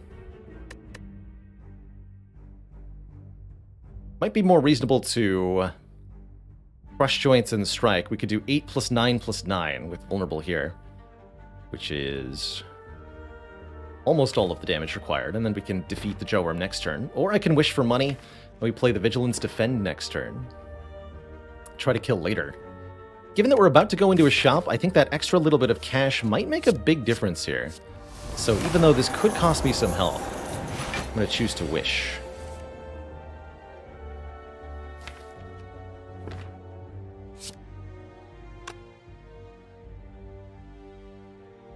Let's see here. Is this lethal? So 2 quick tips for Watcher play in general. 1. Every turn, look at your draw pile and consider what you're going to be drawing on your next turn. 2. Take a deep, long look at the cards in your hand And make sure it's not possible to kill your opponents on this turn. It's very tempting to just block here with Vigilance Defend, but we can do better if Eruption, Crush Joints, and Strike gets a kill. And it's going to be 9 plus 16 plus 18. That does kill. Eruption puts us into Wrath Stance, making our other attacks do double damage. 16 plus 12 is actually perfectly 28. But if we use the Miracle, we can even apply Vulnerable with the Crush Joints. And Strike as well. So we ended up greeting pretty comfortably there, getting our money's worth. Now we have another good potion, a Blessing of the Forge. And some spicy choices. I like these options. Bowling Bash hits one enemy really hard, depending on how many enemies are in combat. So if there are 3 enemies, this deals 21 damage to one of them. Really good way to just snipe one foe out of many. Pray gives us Mantra, more steps towards Divinity, and also puts in Insight. 0 cost, draw 2 with Retain into the draw pile. Insights are very useful for controlling your deck shuffles on Watcher, and do provide a little bit of, I guess you could call it card draw, card advantage. Or Conclude hits all enemies really hard, but then ends your turn, which is definitely awkward. I think I'm going to go for a no-nonsense Bowling Bash here. With my rank choice being Bowling Bash 1, Conclude 2, Skip 3, Pray 4. Still too early for cards. Whoops. Sorry, I wasn't trying to click on that. Let me just save and quit that. Excuse me. So, let's try that again. Bowling Bash 1, Conclude 2, Skip 3, Pray 4 are my ranked choices here. And we'll be taking that Bowling Bash. We're also going to be taking our 202 gold into the store now. And the options here are intriguing. Deeply intriguing to me. We'll fix it in post.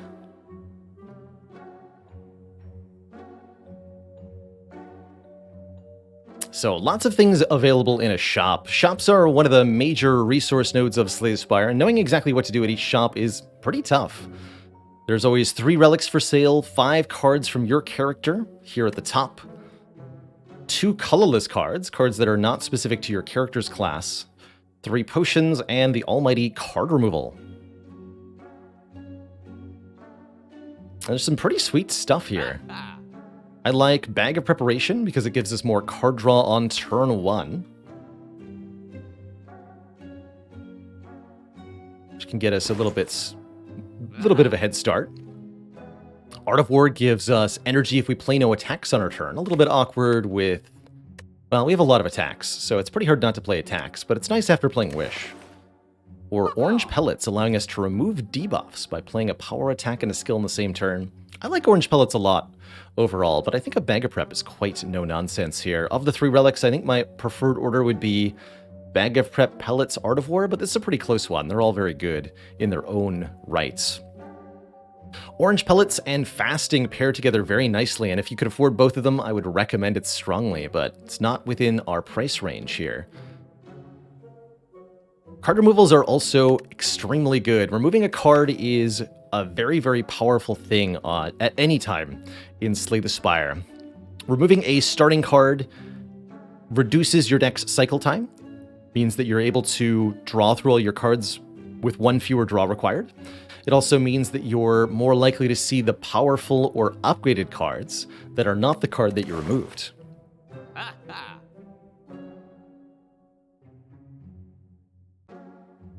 But the Bag of Prep is 2 additional draw instantly, and that can be pretty good. I'm also thinking about this Just Lucky, as it's on sale and we can afford it alongside the Bag of Prep. Of the cards that are here, I would say Conclude is pretty good. Adds significant area damage to this deck. Just Lucky is decent. It adds a little bit of damage, a little bit of block, and a little bit of scry. Halt is decent block, but we don't have enough Wrath Stance to make it reliable. You have to draw the Halt when you're in Wrath, which is tough to do. Collect is the card I would least like to add here. Collect is an energy generator, but it takes multiple turns, and overall really doesn't do its job all that well. It certainly would not improve our deck's ability to fight right now. What Collect does is trade some energy this turn for more energy on future turns. And here in Act 1, we really want to be making stuff happen on turn 1, turn 2, and turn 3. Collect is not conductive to that. Conducive?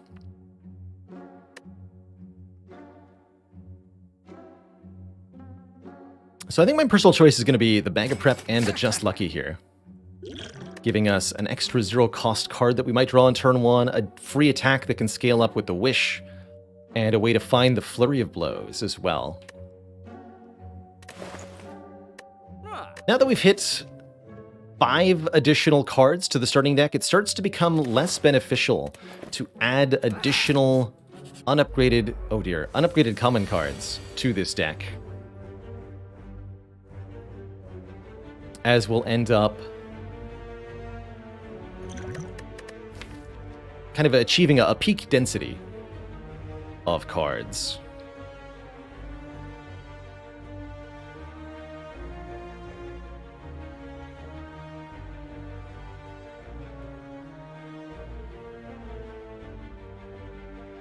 Each additional card you add also makes it more and more difficult to draw any particular card. So there's definitely a practical limit to how large a deck should get in Slay the Spire.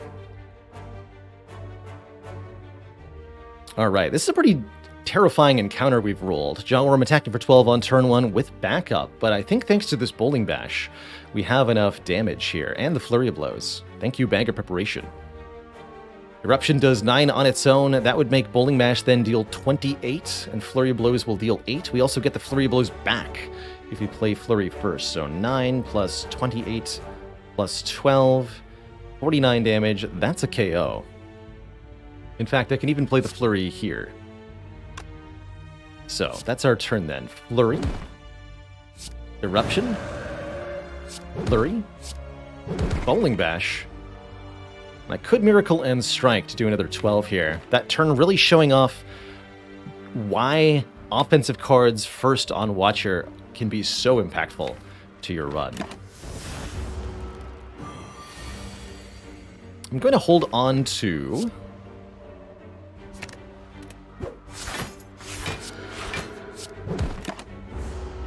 this Miracle here to try to play Wish with it. Looks like that's a no. Unless I want to take 5. I don't want to take 5. Okay. We find a Fruit Juice, giving us 5 max HP. As well as 3 more common cards. Just Lucky, Pressure Points, and Consecrate. I think I would rank Consecrate highest, then Skip, then Just Lucky, then Pressure Points here. Consecrate gives us some free area damage and has a pretty good upgrade. Upgrading all of its... upgrading the damage to each enemy substantially. Can help us out with the 3 Sentries fight, too.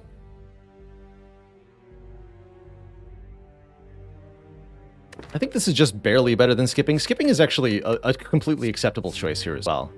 But I think that Pressure Points is a big trap.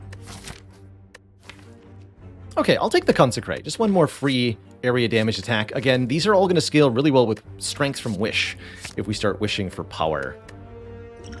Going into this elite fight, quite frankly, these potions are very strong in terms of their ability to prevent damage. Haven't talked about potions a whole lot, but let's do that now. On Ascension 20, you only get 2 potion slots to work with, and potions will drop occasionally from enemies. Potions are one-time, very powerful effects that, if used properly, can make a huge difference in your Slay the Spire run. Generally speaking, when I pick up potions, I kind of have a use case in mind for them.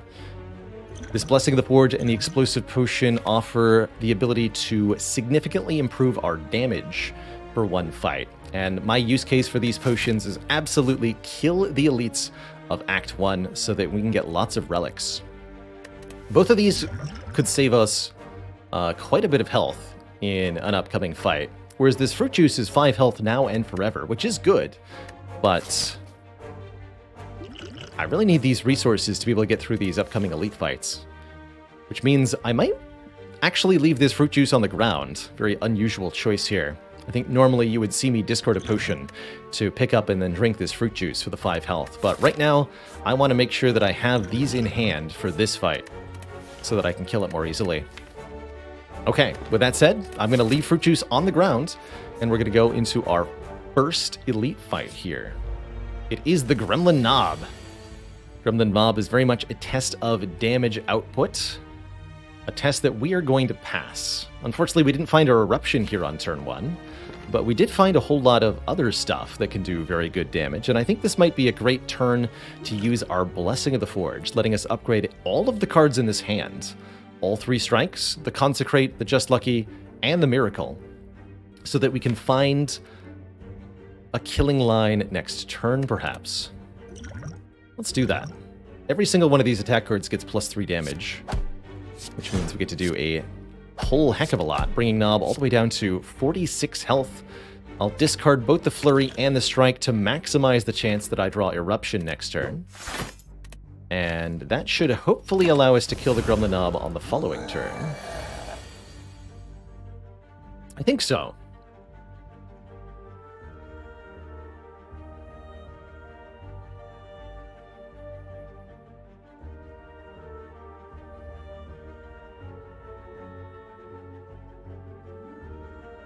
So what's the right order here?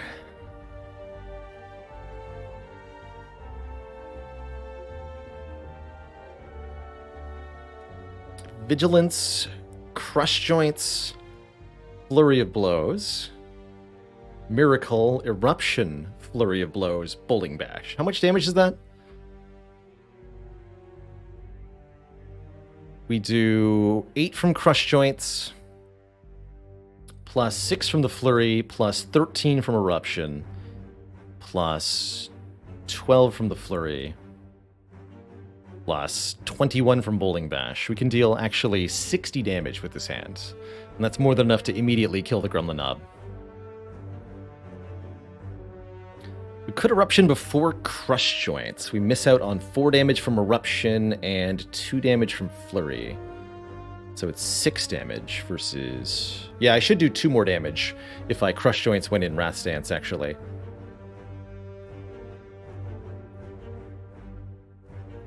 So we'll do it this way, then. Oh, actually, no, I can't play the Crush Joints afterwards, because of the order I have to do this in. Okay. Crush Joints, Flurry. We're using the Miracle to get the energy for this. And don't forget, we get 2 more energy upon leaving Calm Stance here. Picking up a Smiling Mask for cheaper card removals at shops. Smiling Mask is really, really nice here. And 3 more cards, 3 more attack cards. Another Bowling Bash, Signature Move, which can only be played if it's the only attack in our hand. It's a pretty challenging card to play. Though this deck could do a decent job of it. Or Follow Up, which is free if you previously played an attack. I think we've got enough zero-cost attacks that my ranked choice ends up being Skip is the first priority here. Follow Up at 2, Bowling Bash at 3, Signature Move at 4. Well, maybe not at 4. The Signature Move, you'd have a hard time making it work here. That's what I'll say. If you were to make a Signature Move work, what you want is relatively few attack cards. Having access to lots of card removals can really make that work. And good energy generation. We're going to start skipping cards. We do not want the deck to become too large. What we want to do is get a card upgraded at this rest site and proceed into our second elite fight.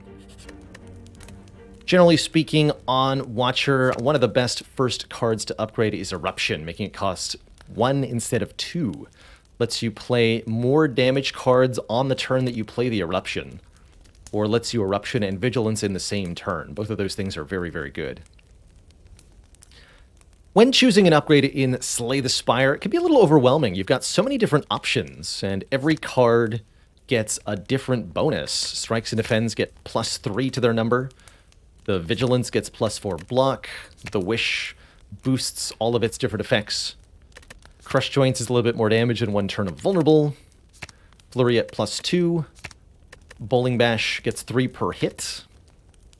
My advice when thinking about what upgrades to get in Slay the Spire is I kind of break them down into a few categories. The first are are damage upgrades, anything that improves the damage of a card. When I look at these upgrades, I look at the flat amount of damage that's upgraded. So it's not a percentage comparison or anything. Strike goes from 6 to 9, that's a 50% improvement, whereas Crush Joints goes from 8 to 10, that's a 25% improvement. Don't worry about those percentage numbers, because what you're carrying is actually about the sheer points of damage. So 2 plus 2 on Crush Joints, plus 3 on Strike. And that bonus is then multiplied if you get multiple targets. So Consecrate is 3 damage, just like the Strike, but it's 3 damage to all enemies, which makes the Consecrate upgrade way better than the Strike upgrade. And I could say the same of the Bowling Bash. Bowling Bash upgrade is better than Strike upgrade, because this bonus may be applied multiple times.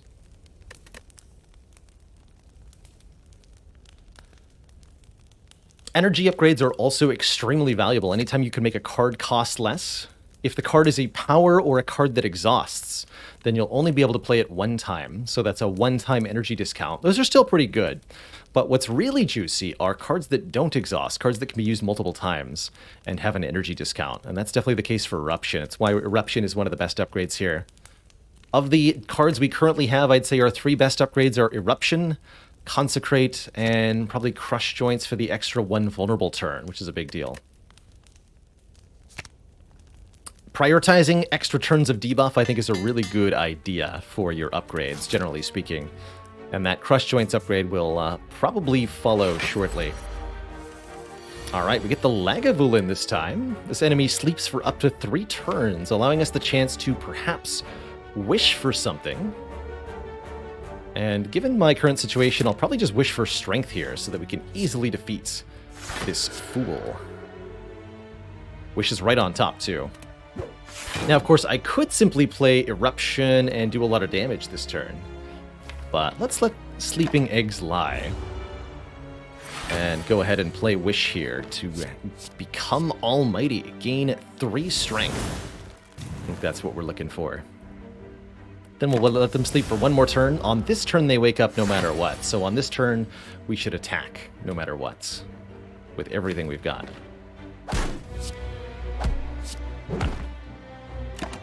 Could have also wished for the Plated Armor, doing less damage, but getting more block per turn out of the deal.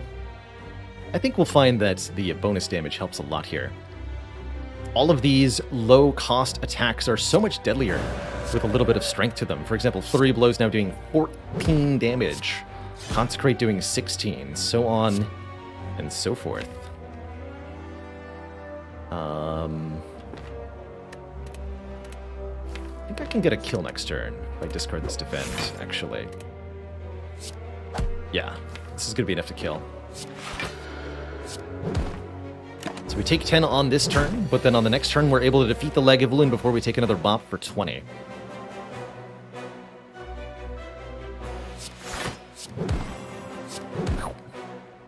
Okay, and that was pretty comfortable. Get the Darkstone Periapt, giving us max health if we're cursed. I wouldn't say that relic's probably going to get a whole lot of use, but it's something that we can consider as we progress further. Not every relic is always going to be useful to you. Sometimes just getting a lot of them so that you have a couple that are really impactful is good. What a ridiculous card reward we're offered, by the way. This is a tough choice. Rushdown is a power. Powers are put into play and stay that way. So is Devotion, for the record. Rushdown says, whenever we enter Wrath, draw 2 additional cards. Card draw, a very difficult thing to come by in Spire, usually, and a very powerful thing when you can get your hands on lots of it. Rushdown is Watcher's probably best card draw card, being a reusable way to get some cards drawn, and really contributing to what I like to call the stance dance of the Watcher, where switching back and forth between Wrath and Calm, or Wrath and some other stance, becomes fuel for a whole bunch of different powers and such. Wheel Kick, pretty good damage, also a source of card draw, but we have to be willing to pay the energy price, which I think is rather difficult with this Wish already. If you're in Wrath and you play another card that says Wrath, you do not draw a card. You must actually enter Wrath stance from a non-Wrath source in order to get the bonus here. Last option, Devotion, 2 mantra per turn, so 5 turns after playing Devotion. That's a long wait. We enter Divinity, getting triple damage for 1 turn. I think my choice here would be Rushdown 1, Devotion 2, Wheel Kick 3, and Skip 4. All of these cards are pretty good. Card draw especially useful when you have 0-cost cards in your deck, as being able to draw those 0-cost cards multiple times really starts to become powerful. We'll pick up this Rushdown and be pretty happy with it.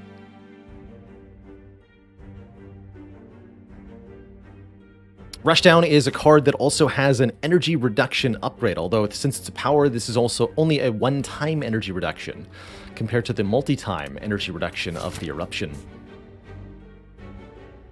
Since our health is still high, I think we can continue to fight elites here.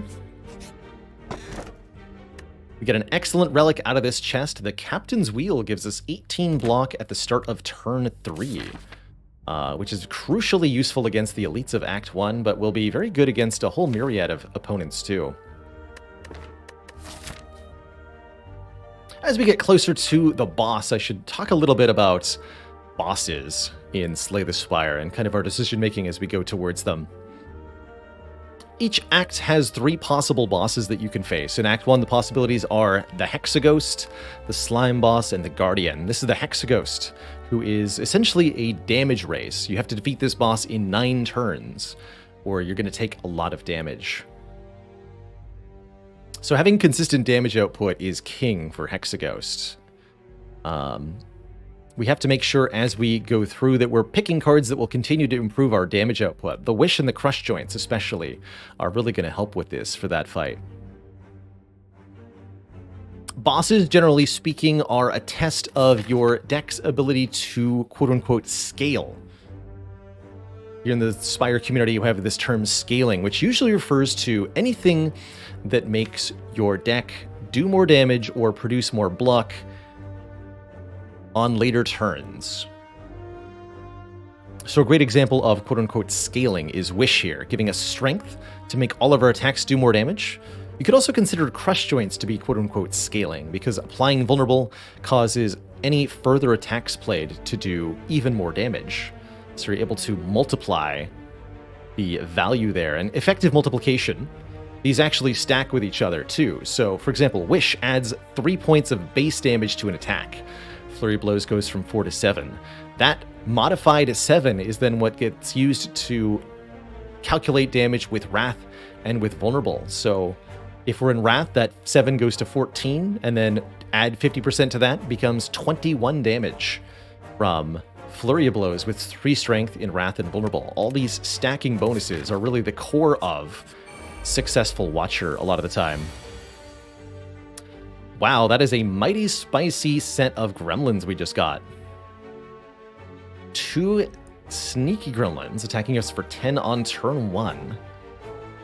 And the Mad Gremlin attacking for 5. This is definitely a good use case for the Explosive Potion, but so is this fight. So if there's a way we can get through without using our potion, that'd be great. I'm not convinced that there is currently, though. I mean, we take 10 damage if I triple defend. Actually, not quite 10. We take 8 damage if I look to block here.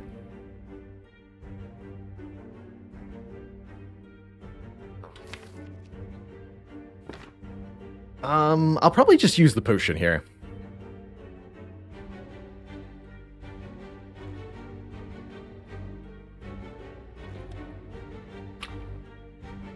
Oh, that's true. The potion also lets me wish for money. I like that, actually. Yeah, we'll use it. 10 damage to all enemies is very, very efficient here. Take that strike next turn. This wizard's going to attack us on turn 3, so we have a little while to deal with them. whereas the Mad Gremlin will keep attacking each turn. This is definitely a fight where having 2 defense of a deck results in harsh punishments. If you can't do enough damage to kill all of the gremlins and the wizard quickly, your ability to block, 20 damage per turn is not going to be there. But with our myriad of attacks, even though Eruption was low in the deck, we have no problem there. 3 more commons. Lots of common cards seeing this act, and that's okay. 2 sources of Scry. Third Eye is block and Scry 3, whereas Cut Through Fate is damage and Scry 2, draw 1. Both are pretty similar in the amount of cards that they let you see. And then, of course, another Bowling Bash. I love Scry on Watcher. Being able to look at the draw pile really, really helps in a lot of situations. Question is, do we want the Cut Through Fate or the Third Eye? My ranked choice is going to be Third Eye and Cut Through Fate are 1 and 2. I'm not sure which one's better. Skip is number 3. Bowling Bash is the 4th option here. We do not want another Bowling Bash with the current attacks that we have. But Third Eye and Cut Through Fate both reduce your quote-unquote cycle time. Since you're able to discard cards you don't want with Scry or status cards, they make you draw through the deck more quickly.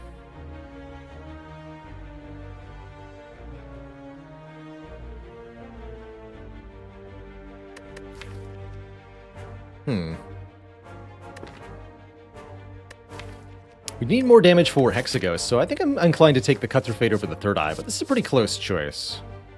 If we were fighting the Guardian boss, I would choose the Third Eye here all the time. So this is a great example of a card where a card reward where the outcome of which one I think is best is really dependent on our ability to overcome the next visible challenge. And the challenge that we can see says, please do more damage. Sentries with plus strength. A little scary, but here's our Bowling Bash to do really good damage on turn 1. Would have been really nice to draw Eruption this turn. But even so, I can do some serious stuff here. Kabonk. Sentry's Fight is a deceptively threatening one in early Act 1. They don't do a whole lot of damage on their own, but the fact that there's 3 of them and the fact that they add stinky dazed cards, this swirly move adds 3 dazed to our discard pile, which is going to mess with our ability to draw actually good cards pretty substantially. I am going to play Rushdown here with the Miracle. I'll defend for 5. Maybe I should have kept the Miracle. Strike 1 fewer time. Oh, good.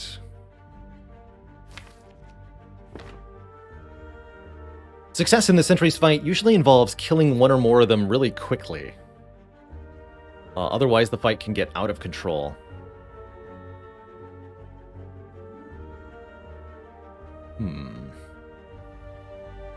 Very unlikely that I can do 40 damage. I can do Eruption, then Vigilance. Or Vigilance, then Eruption. When I enter Wrath, I'm going to draw 2 more cards. That's guaranteed at least 1 damage card.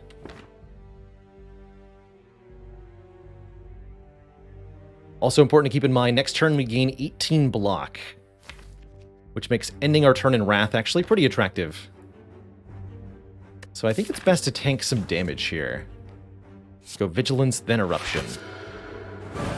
That brings this to 24, which is pretty spooky. But we'll block for 13, take 11. Do some good damage there.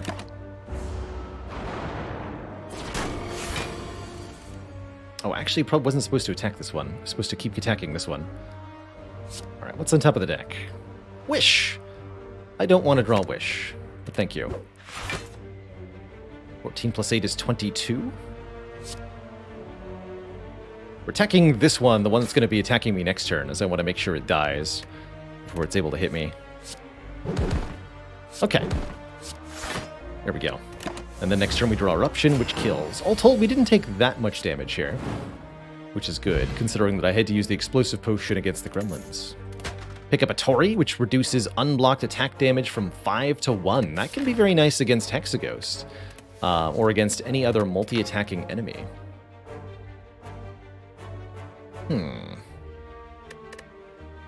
Nirvana, Bowling Bash, Protect. Nirvana is another example of what I would call a scaling card, giving us block whenever we scry. So that would add 3 additional block to the Cut-Through Fates and to the Just Lucky. Essentially, 6 block per deck cycle is a way to look at this.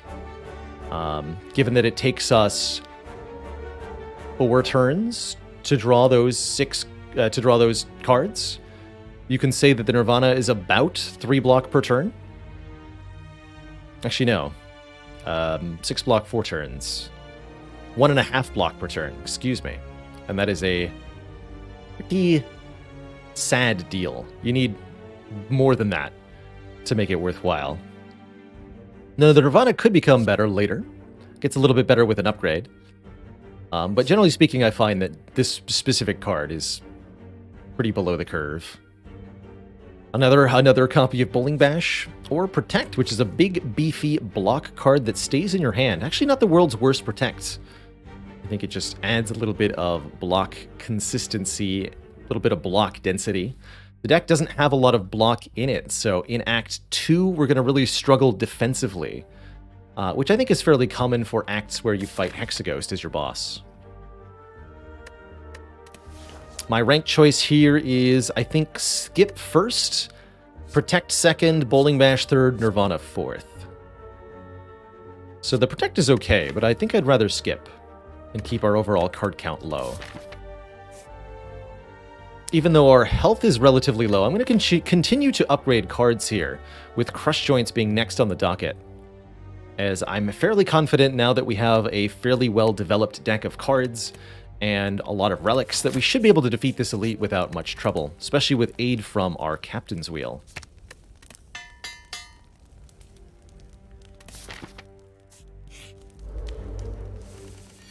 Block per card scribe. I like that idea for Nirvana. Per card scribe. Really good turn 1 here. You're always happy to see Eruption turn 1 against the Knob. Got 1, 2, 3 cost of attacks I want to play. Yep.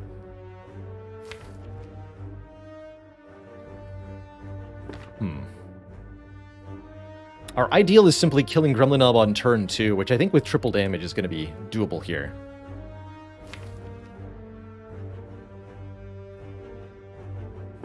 That's the hope, anyway.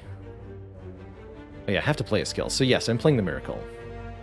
So yeah, let's go Rushdown, Eruption. Good choice. Double or triple? I mean triple.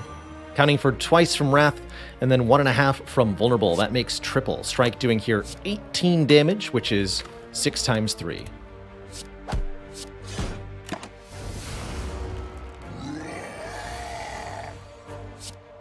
And we're easily able to defeat him with energy to spare, no less, before taking any hit at all. That lets us get a Blood Vial. 2 health per combat will slowly but surely help us out here. Starting to build power through the collective effect of all of these different relics. Get a very unusual set of card rewards here.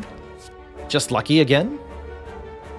Conjure Blade, which puts an Expunger, this is an X-cost card, into the draw pile. Expunger's all about paying a lot of energy to create a powerful sword, and then playing that powerful sword over and over again. Expunger doesn't exhaust, so the idea is to make like a 9 times 5 and then play it a bunch of times. For Conjure Blade to be good, you need lots of scry and lots of energy. I don't think we quite have what we would need. Or Weave, which returns to our hand whenever we scry. Comes back with Just Lucky and Cut Through Fate. Kind of a nice little complement to the Flurry of Blows. And I think a Weave could be reasonable here, especially with our strength. I like Weave more than I like Nirvana, generally speaking.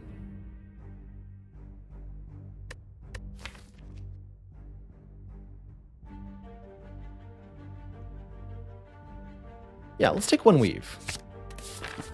Let's take Weave here.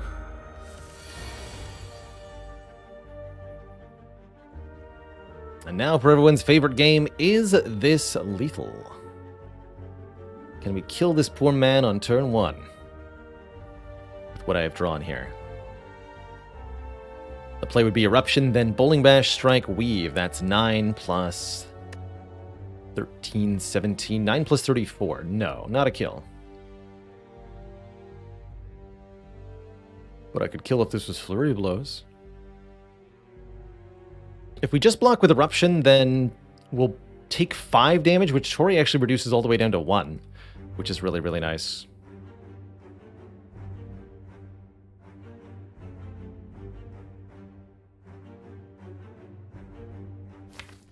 Rushdown could potentially get us there if we drew Consecrate, Flurry, or Just Lucky. I think simply taking 1 this turn is quite nice. Vigilance, although I won't be able to enter Wrath next turn. That's okay.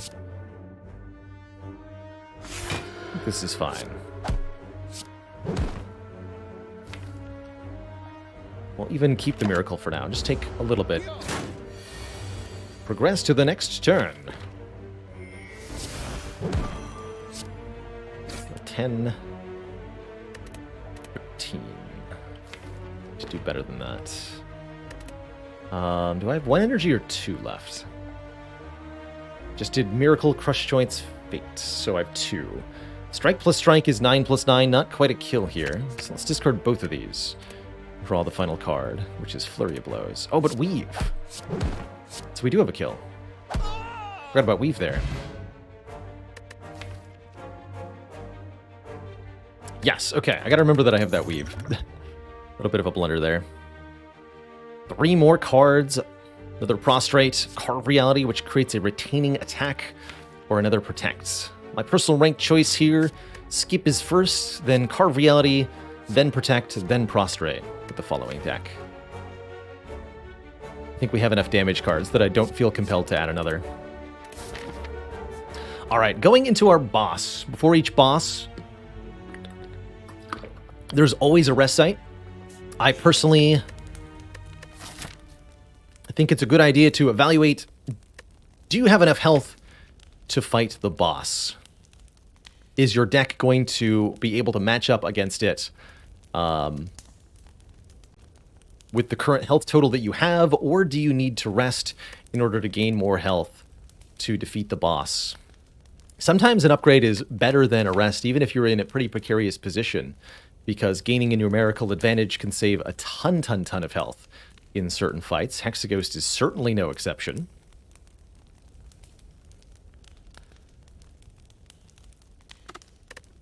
This particular boss is fairly easy on low health.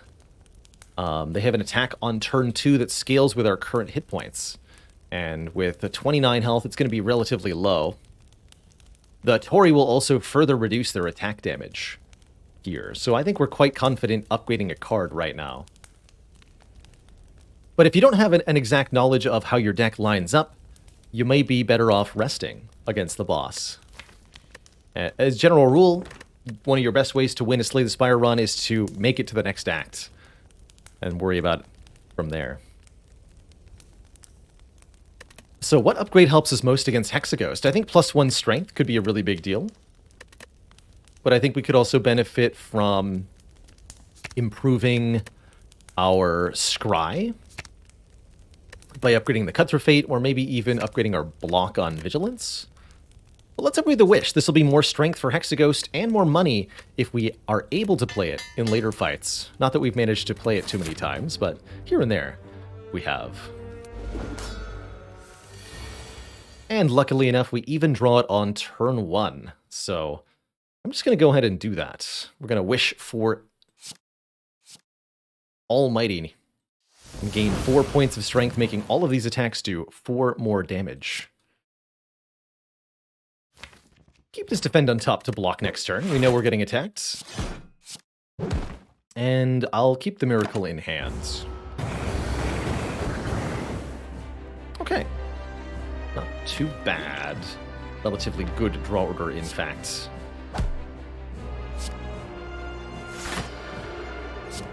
Some free attacks in there. So 3x6, these is reduced essentially to 1x6 by the Tory, at least the ones that get through our block. So I'll take 4 if I play the Bowling Bash, whereas if I play the Defend, I'll take 2. 13 block. 2, 3. Yeah, so 2 damage to deal 11 to Hexaghost. Let's do the damage. You said this fight is a damage race, so it's rather important here that we do the damage. Alright, Crush Joints, I need to play the Miracle to make you work, so that's happening here. Thank you for the Captain's Wheel. And then it's a 6x2 attack on this turn.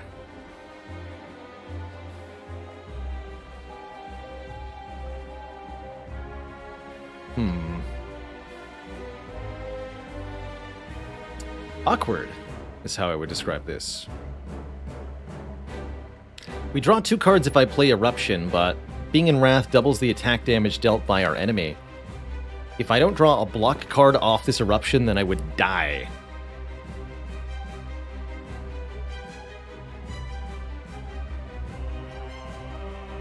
Immediately. And if I don't play the Eruption, then I don't get to go into Wrath.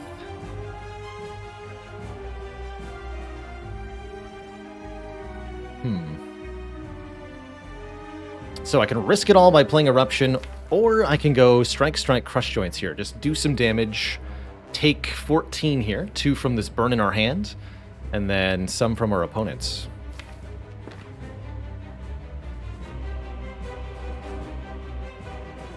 Tory only reduces damage that's 5 or less, so this is just over the threshold, and I won't be able to reduce it at all.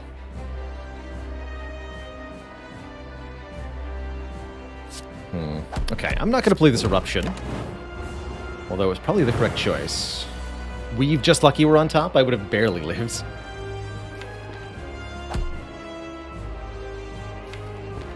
Discard that. We want to find Eruption again soon. But note that thanks to 4 strength, we're actually doing pretty good damage here.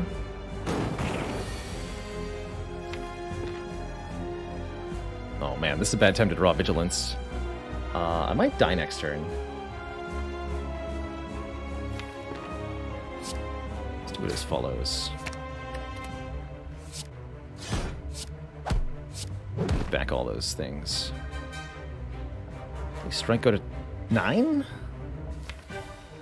Vigilance. I am deeply concerned. I need to do every point of damage I can get. But we might be dead here.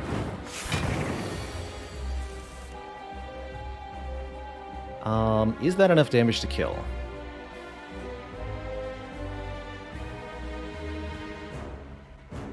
$25 plus some. Oh, and Weave comes back, actually. Hold on. So we can do 8 plus 8 plus 11 plus 14 plus 9. 50. 50? No. One short?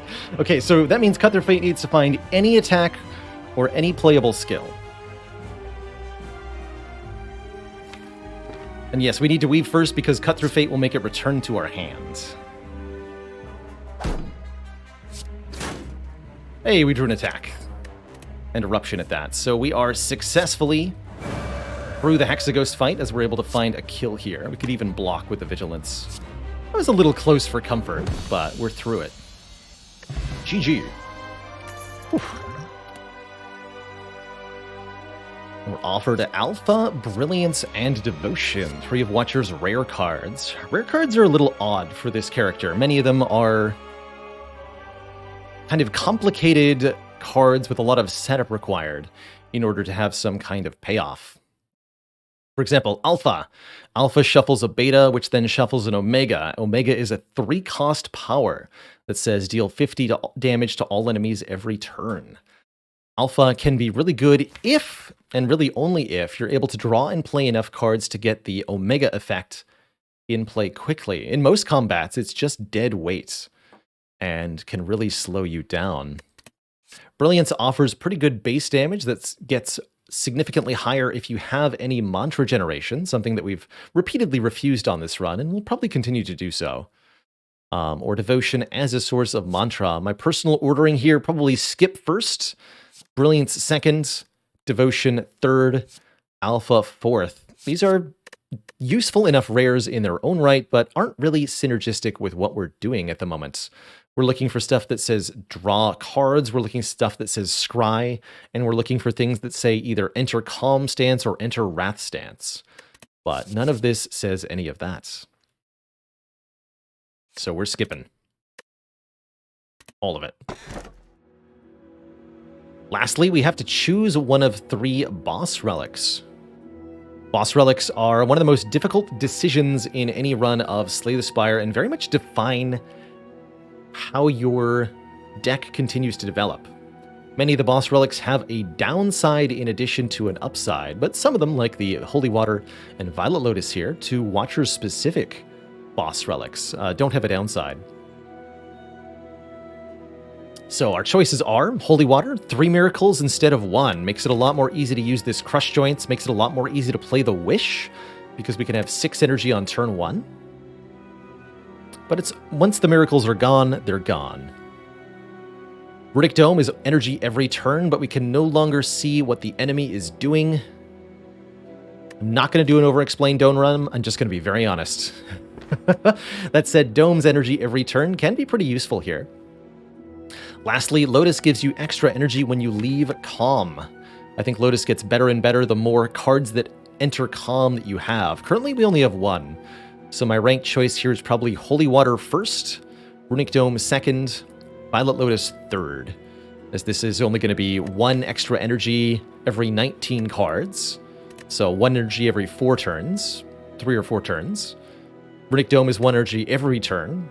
And Holy Water is up to 3 energy on turn 1, but it's just 3 energy flat per combat. A lot of fights aren't going to make it a full 3 turns, so I think the Holy Water is an excellent upgrade to our starting relic here. Alright, now we're into Act 2. In Act 2, just like Act 1, the priority is to get our deck as strong as possible. The rules are mostly the same. We still want to visit elite nodes and rest site nodes. However, the events available in unknown rooms have now changed. And generally speaking, I think the event pool is a lot better in Act 2 and Act 3. A lot of really powerful things that you can find in these rooms. We also have a chance for upgraded cards from our regular foes. And of course, we're now going to face Act 2 combats. Act 2 really steps up the enemy strength. And enemies will do either a lot more damage very quickly, and they'll also usually have quite a bit more health. A lot of foes in Act 2 have around 100 hit points, so being able to do 100 damage very quickly is one of the quickest ways to make it through this act. There's also very scary elites in this act that threaten the player with multiple foes or with lots of damage immediately, both things that we're a little scared of.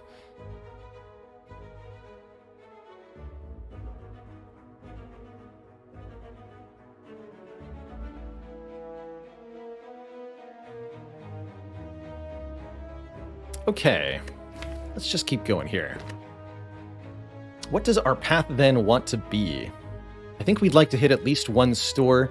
Because we have the Smiling Mask, hitting multiple shops might be a reasonable idea. These are the only stores in the act, though, so I probably want to go to 1 or both of these, which means starting in either the middle or the right half of the act. Pretty scared of an early elite combat, kind of like the idea of going rest sites into elite and a couple card removals. I think that feels pretty comfortable. That'll let us upgrade a couple more cards, maybe the Rushdown, maybe the Vigilance, maybe the Cut Through Fate, something like that. How do we feel about events versus combats right now? Combats are card rewards and money, whereas events are chance for card removals, chance for unusual effects like bites and such.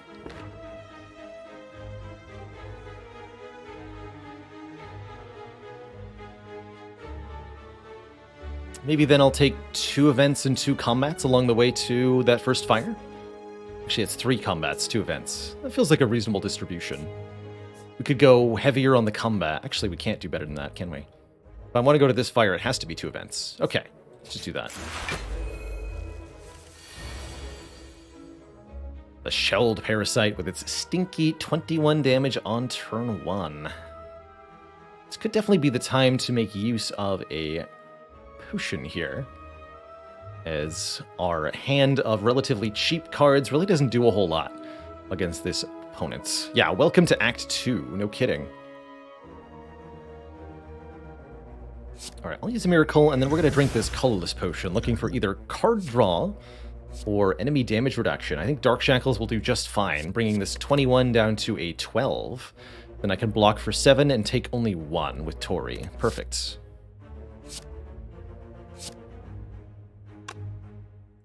Also want to bust through the defense layers of this opponent with our attacks here. Just lucky. Discard the Bowling Bash. I don't really want to draw that next turn. Play these again. Okay. And we're able to take only 1 here. We also actually didn't need the energy from that Miracle, but I had to play it to get room in hand. That was quite right. This is a bit better. We have Flurry in the discard too, right? That's correct. Question is, can I kill here?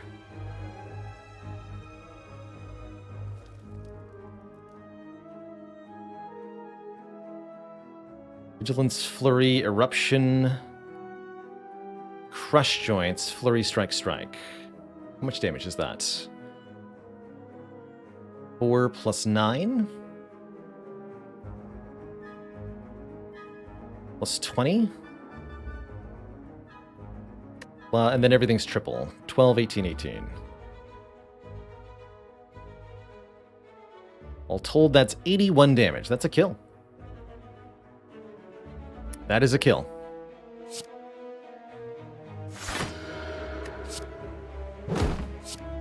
Let's use the Miracle to activate the Crush Joints, though.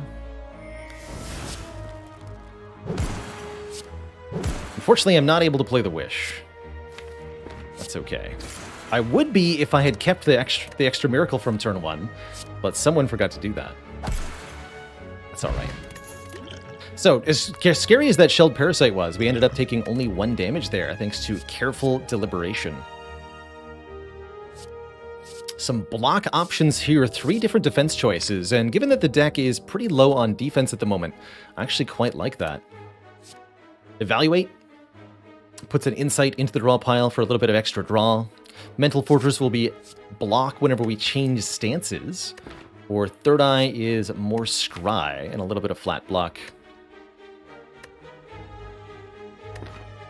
Evaluate and Third Eye are adding kind of more of the same, more cards that just kind of do some stuff without upgrades on them. They're not bad, but I think we can do better here.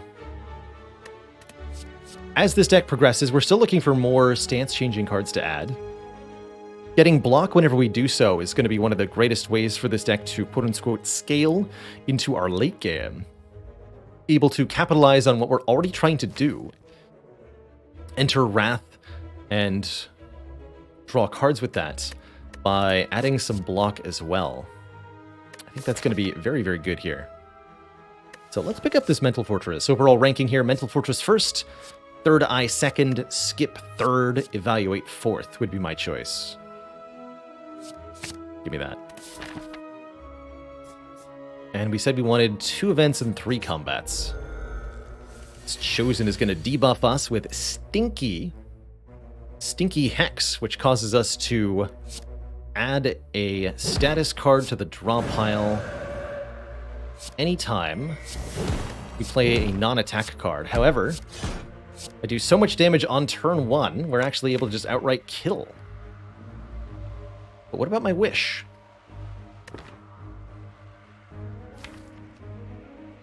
Hold on. What about that Wish?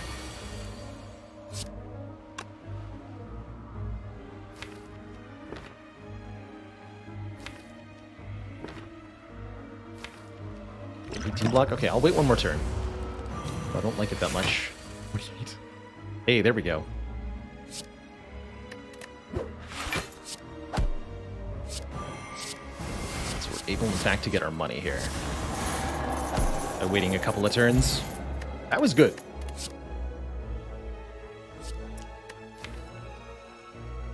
Cool. Crescendo Alpha Flurry. We've seen most of these before. The only one we haven't seen is Crescendo, a retaining Wrath entry. We want more stance changes. We have an eruption, we have a Rushdown and a Mental Fortress already, so more ways to get into Wrath is pretty good. And given that this is the first Wrath card we've seen, I think I'm going to take it. My ranked choice here is going to be Crescendo first, Skip second, Flurry third, Alpha fourth. That Alpha definitely does not help this deck and would very much get in the way in most fights. Something to think about as we go through the act, though, how do we eventually defeat the Champ at the end of the act? Champ's going to require us to do lots of damage in a kind of brief period of time after we get an initial phase of powering up. So as long as we can... I think just with the Strength Gain of Wish, we'll probably be fine against Champ. I'm taking this Crescendo, and I'll swap the Dexterity Potion for this Swift Potion for draw 3. I don't have a lot of block cards in the deck, so I don't think Dexterity, which adds a flat amount of block per block card, is all that useful. The Joust! We must bet on the fate of this Joust. A man trying to avenge his pet can bet on the murderer of his pet for a higher likelihood chance to win money, or take the long shot for the high payout on the owner. The average payout is slightly higher for the owner here, but you're more likely to get a return with the murderer. I like the kind of...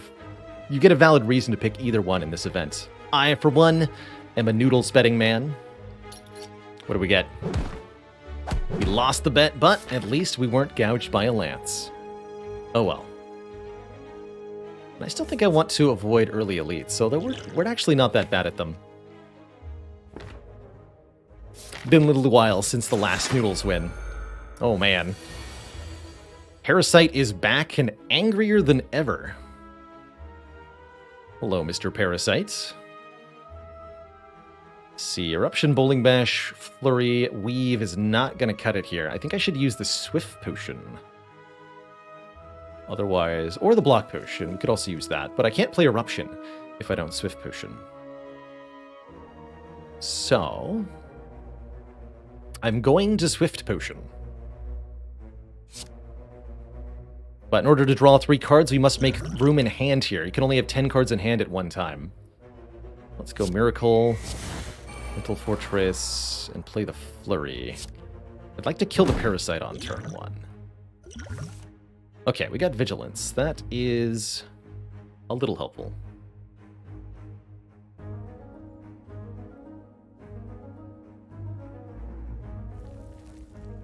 I guess I can Wrath, do a bunch of damage, and then end with Vigilance using a Miracle. That seems pretty good. Do something like Eruption here, then Bowling Bash here, Weave here, Flurry here. Play the Miracle to cut through Fate. That seems good. Or do we actually have the kill? I think with the Weave and the cut through Fate, I might have the kill here.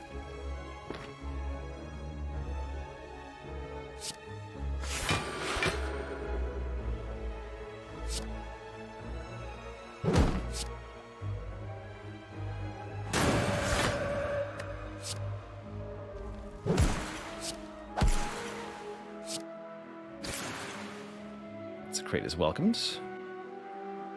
8. Actually, no, I need the Bowling Bash and the Strike to get the kill. Otherwise, we're off. Or wait, no. We're not off. There we go. All that pretty acceptable. No chance of wishing for money, though, as we have to finish off the Fungi Beast or take a ton of damage here. So we'll just bop it. Okay, a pretty comfortable fight. We're offered Fasting, Pray Plus, and Follow-Up. Intriguing. Pray Plus is a lot of mantra. I think this could have been a really interesting mantra run, potentially. My rank choice here I think skip first. Pray fasting follow-up? This is a tough one. It's a really tough one.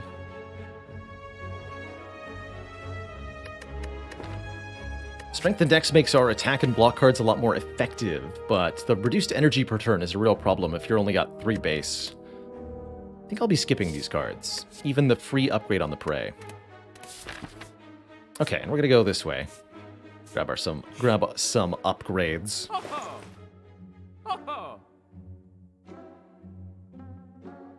All right, we get to a store. Cheap card removals thanks to the Smiling Mask here. Also a bevy of cards on offer. I particularly like Empty Fist, letting us exit our stance. Something we're lacking at the moment is the ability to do that. Card-wise, I like the Empty Fist. I'm okay with another Crescendo, but I don't think we need two. I don't think the Like Water, the Perseverance are very good, but the Reach Heaven's okay. Guaranteed damage on turn 1 with Dramatic Entrance could be interesting, since we have the additional card draw of the Bag of Preparation. But I don't think it's that good. Watcher's X cost cards in general aren't that good, which makes Chemical X fairly less valuable here. Bronze Scales makes us do some damage back, and that's pretty decent passive damage. I think Bronze Scales is generally a pretty good purchase. We're definitely going to remove a card, and that card is going to be, I think, a Strike at this point. We've gotten enough additional damage cards that we're no longer relying on the strikes for damage, so let's start losing those. So we have at least... Oh, this was a secret shop. We have 2 more shops coming up this act, potentially. I'm just going to save our money for those, as I don't think any of the things in this shop are that amazing. Not even this Empty Fist. And we're going to try to keep our hands on the resource for now. So many good upgrades. It's all right. Okay.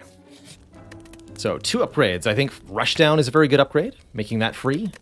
Could argue the same for Crescendo. I think adding additional damage to all enemies with Consecrate matters quite a bit. And I think upgrading the Mental Fortress for 2 more block per stance change is also good. Our next priority is defeating the elites of Act 2, which are often multi-enemy fights and do require a lot of damage output. So I really like the idea of upgrading Consecrate here. Let's do that. Get our area damage boosted. Ah, the good old Knight and Mystic. A classic 2-enemy fight. These 2 test your ability to prioritize targets partially. The Knight in front has high health and blocks for the Mystic frequently, whereas the Mystic will periodically buff strength of both of these, as well as heal them. Generally speaking, I consider the Knight, the Centurion, to be the priority target, that frontliner there. If the Mystic is killed, the Centurion will become angry and do a ×3 attack. We're going to...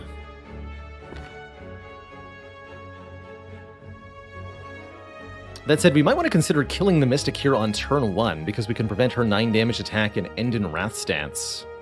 With the goal then being to kill the Centurion on the following turn. The shrimps on his helmet, huh? Kind of shrimpy. There's a serpent.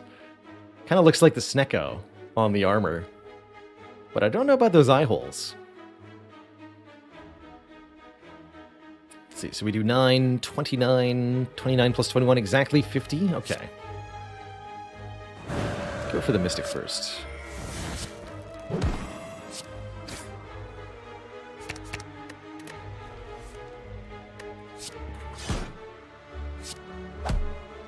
Then I have to do a lot of damage next turn. That seems really unlikely, actually.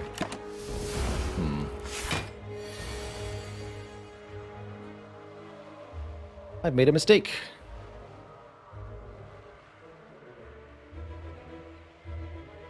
Actually, wait, have I?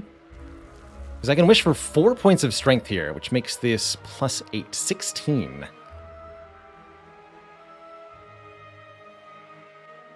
$48 plus 20. 68. Plus this. Okay, yeah. That's a kill. Go flurry, weave. Just lucky brings the flurry back. Or the weave back. And then strike will kill with miracle. That was close. Here's that nasty ×3 attack we were talking about, by the way, for killing the Mystic first. But ultimately able to prevent all the damage there. We're offered another upgraded Crush Joints, which could help keep our Vulnerable applied. Wouldn't consider such a card without a free upgrade on it. There's also a follow-up and a halt. My ranking for these cards, I think Crush Joints 1, Skip 2, Halt 3, Follow-up 4. And I'll be taking this upgraded second copy of Crush Joints.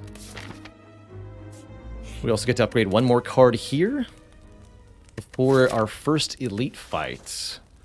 I think the upgrade to Cut Through Fate, Just Lucky, Bowling Bash, or Actually, no, let's get these energy upgrades done now. Let's start with the Rushdown and then get Crescendo upgraded too. That can help us preserve our miracles from the Holy Water. In our mid-act chest, there is a boat thingy. We are a double boat, giving us block on turn 2. Now, in addition to turn 3, guaranteed free block is very, very helpful in giving you, I guess you could call it tempo, giving you one-time bonuses that you can capitalize on to get ahead of the curve in various combats. That's how I tend to look at one-time energy reductions too, like making Crescendo cheaper. Gives you this one-time burst, which could be really, really powerful if effectively utilized. All right, we need to survive this elite fight to get to the shop. Our first elite is the 3 Slavers, one of the most dreaded encounters here in Act 2, and for good reason. Look at that damage output on turn 1. 34 combined damage from these nerds. That's scary.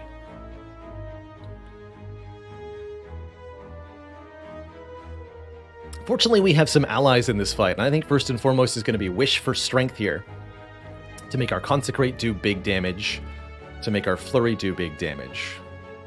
And then we can employ the Block Potion and these Defends to block a little bit. But we absolutely, positively need to make these nerds die. Wait, Wish first? Bam. Generally speaking, my targeting priority in this fight, the back guy first. This one can inflict vulnerable upon you, which is very, very, very deadly. The middle one adds wounds every turn, and the front one weakens you. The middle and front can be either or in terms of their priority, but it's almost always take the red guy in the back first. Almost always.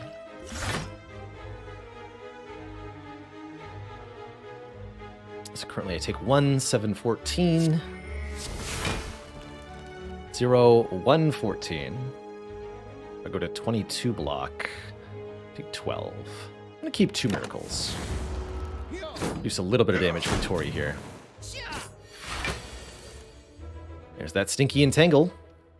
Entangle is absolutely not allowed.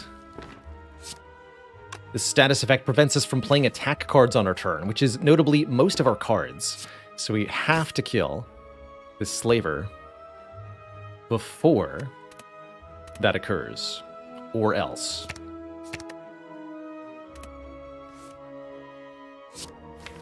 Weave in the discard? No.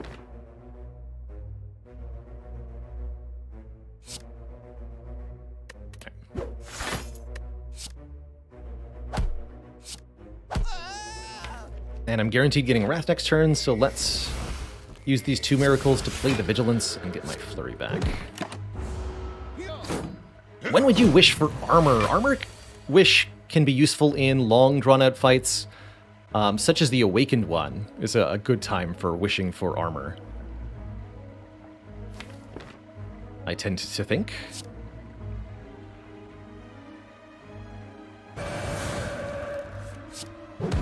But I think armor is probably what I wish for least often, all things considered. Get Meat on the Bone, a beautiful reward there, healing us if we're below half after a combat. We're offered an Omniscience, a Pressure Points, and a Follow-Up Plus. Omniscience is another kind of late-game scaling card. You get to choose any one card in the draw pile, play it twice. Where an Omniscience is best is when used to duplicate a big, expensive card like this Wish, or our Mental Fortress, or a Rushdown. Just any kind of power is usually a good target. It can also be a really good way to play a powerful damage card in the draw pile 2 times, such as Ragnarok or Sands of Time. Not taking a pressure points here. Follow-up's okay. I think my ordering here is Omniscience 1, Follow-up 2, Skip 3, Pressure Points 4. The upgrade on that follow-up makes it better than the others we've seen. Okay. We get to a shop. Can buy stuff here. Thing that really stands out to me is Inner Peace, a way to enter calm, something we desperately need. I think there's maybe an argument for this Wave of the Hand, too, as it can apply Weaken to all enemies, something that Watcher really likes for her later game. And we definitely want to remove cards with our Smiling Mask.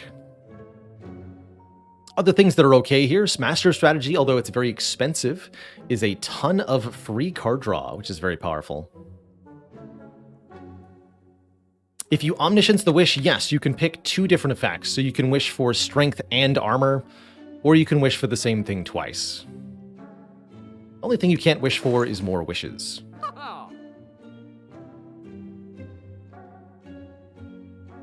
Alrighty here. What do I want to do?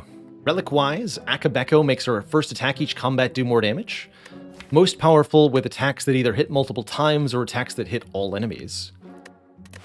It's okay here. Fish is money per card we add. Need to add a lot of cards to justify the fish, so I don't think we're going to be doing that. Or the Cauldron, which gives us 5 potions to look at. It's not too bad. I, for one, am taking this Inner Peace. And I am removing another strike card. And what am I doing from here? I could opt for another upgrade instead of the second shop.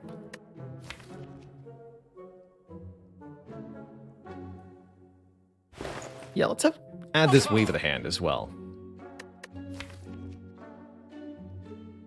We're starting to build out a defensive plan for the later game. As you get into the later combats of Slay the Spire, it becomes less and less possible to win them in a single turn with lots of damage. And so you need to have a comprehensive plan for mitigating enemy attacks. Weaken and powers that block can all really contribute to this. I want to buy 1 potion for safety's sake. I think Blessing of the Forge is a very good potion, allowing us to upgrade everything in our hand for 1 fight. Let's do that. I'll buy that as a bit of an insurance policy. And I think the Flex potion could be pretty good too. Snecko is going to be our next fight. Excellent crescendo. Let's instantly go ham on this nerd. Looking for more, as much damage as we can do on turn 1, realistically.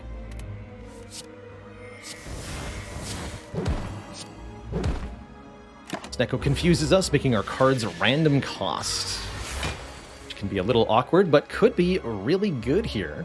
For example, allowing me to Omniscience, playing Wish twice, and wishing for gold 2 times for plus $60. That's pretty sweet. And then I take 1 damage to do that.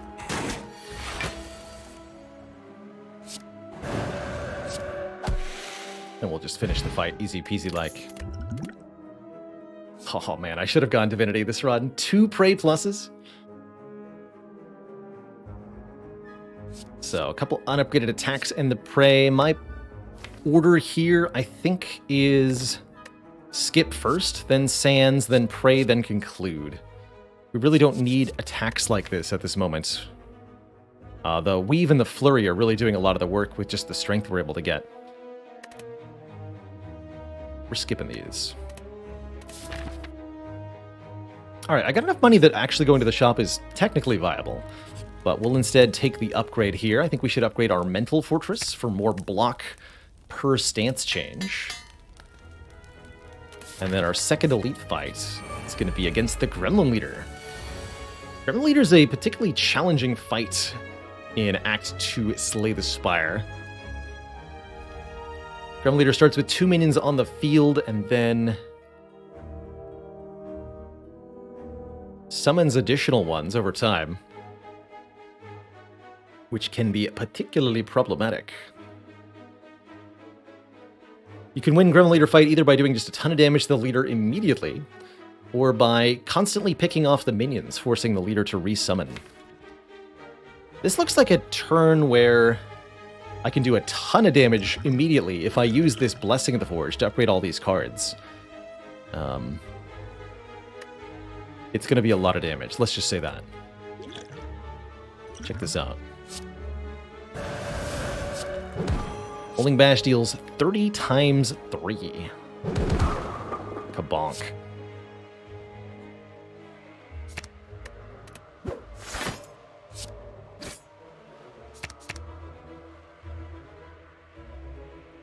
And I do want to draw a wish, so hold on. Oh, I didn't. That's fine. Oh, right, they're upgraded, that's why. It's like, why did that not work? So confused. 18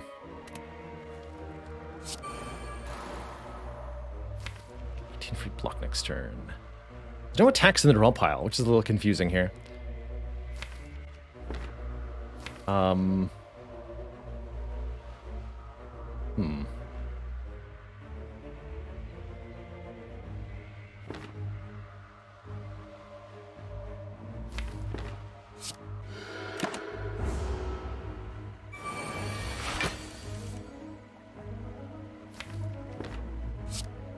This will work, I think.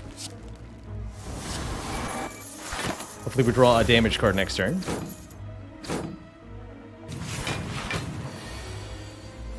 We do, as the deck is full of them. Okay. It was almost a little sketchy. We pick up the Vajra, +1 strength. Means all of our attacks do 1 more damage, and that'll help a lot when it comes to tackling our later game. We're also offered a Protect that says Plus on it, which is a lot better than the other Protects we've seen. 16 block with Retain. I think that's just barely good enough for me to include it here. My rank choice being Protect 1, Skip 2, Evaluate 3, Bowling Bash 4. Alright, I think we have plenty of strength for the champ, especially if I can use Omniscience to play Wish twice. Our last upgrade before the champ is going to be what here? Crescendo upgrade to make it free is really nice. We could also make our Flurry or Weave do a little bit more damage. We could make our Omniscience cheaper, so that's easier to play. We could make our Wave of the Hand apply 2 weak instead of 1, although I think 1 is probably sufficient for now. Let's get that one-time energy upgrade on the Crescendo rather than the Omniscience. I think that's my choice here. And yes, we do get Omniscience on turn 1, which we can use to wish 2 times. And I think the easiest way to beat Champ is just wish for strength 2 times. He is going to be very dead if I do that. So let's do that. Good turn for the energy potion, actually. Sure. Omniscience. Strength. And strength. Become a 9 strength watcher. And then I have enough energy to Crush Joints and Mental Fortress. We don't want to enter Wrath just yet. The champ here is a 2-phase fight, with him changing his behavior when he drops below half health. During the first phase of the fight, the champ gloats at you, constantly taunting you, and just kind of messing around, because you're not considered a serious opponent. But when you drop him below half health, he will purge all of his debuffs and enrage, attacking with a deadly ×2 execute attack, which is very scary. Our goal is to lower him close to half, but not actually bring him below half until we're ready to outright kill him.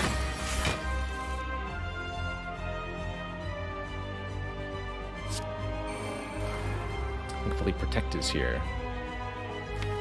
We just protect crush joints. I could also crescendo try to draw to that vigilance, but it's going to be 54 damage if I enter Wrath. Let's not do that just yet.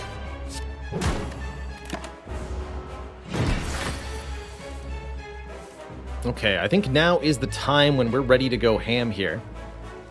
Playing our crescendo to enter Wrath, doubling our damage, and with 9 strength, all of our attacks do pretty enormous hits. 48 off of that. Cut Through Fate, for example. We'll find that Champ doesn't really get to live a whole lot. Now, does he?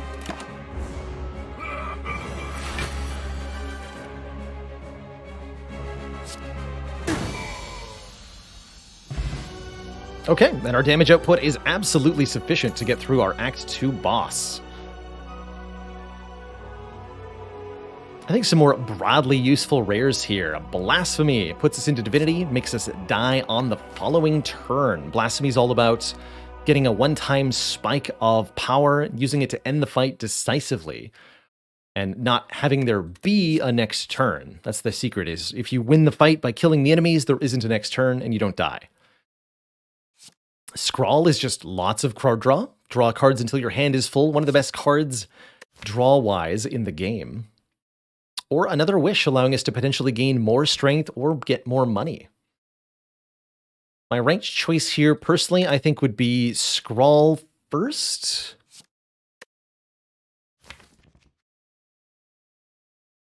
I don't really like this Blasphemy that much. Scrawl, then Wish, then Skip, then Blasphemy, I think. With a Scrawl being my preferred choice. And some wonderful options, boss relic-wise. 2 choices for gaining more energy, either the Coffee Dripper or the Fusion Hammer. Both give us extra energy every turn, but both come with a downside. Either we cannot rest for health at rest sites, or we cannot smith for upgrades at rest sites. Either of these are fine right now. There's not a whole lot of upgrades that are hugely important for this deck at this point.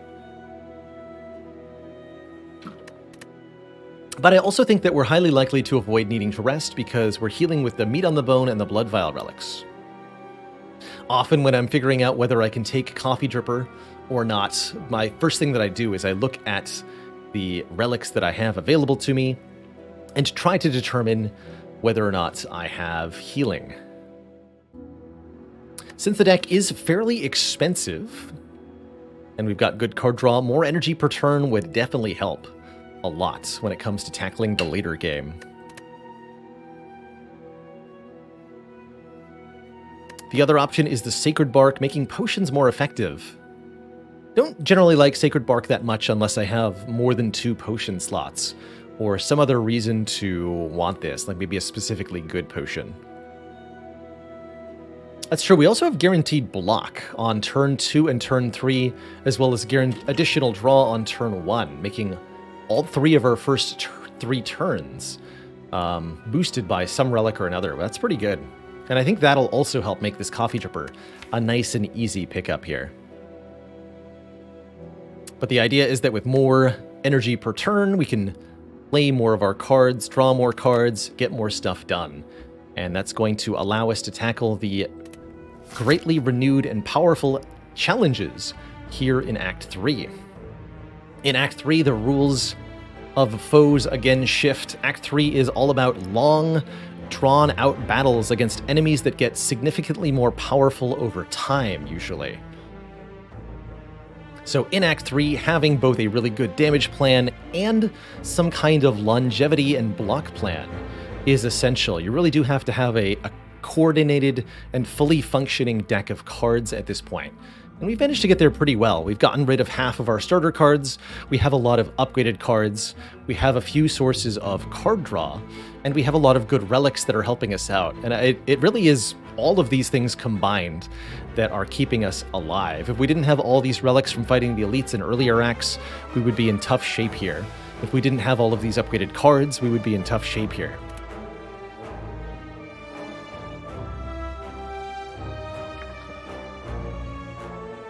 So here in our final act, because I want to take this run to Act 4 and fight the heart, we still want to get as strong as possible.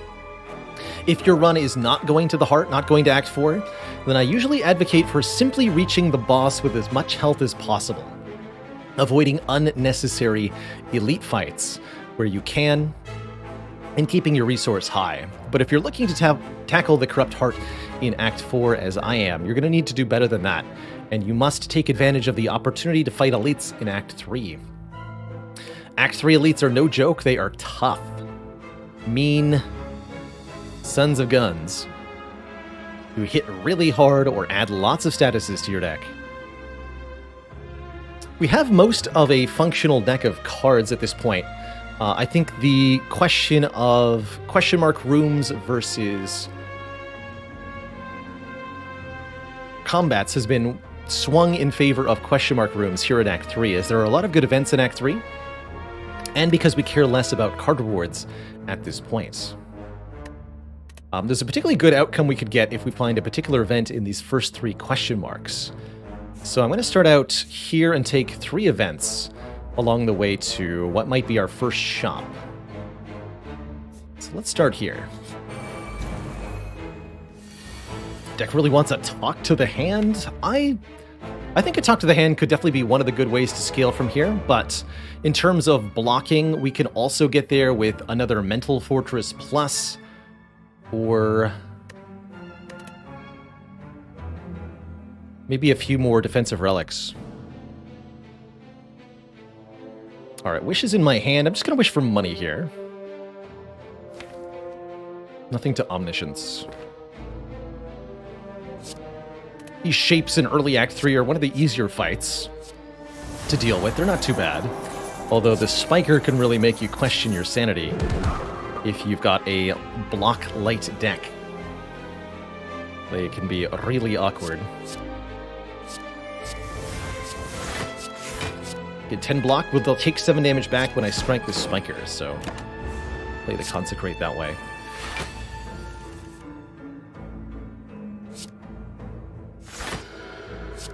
Spiker gets more and more spikes as time goes on, so focusing on them quickly is kind of important here.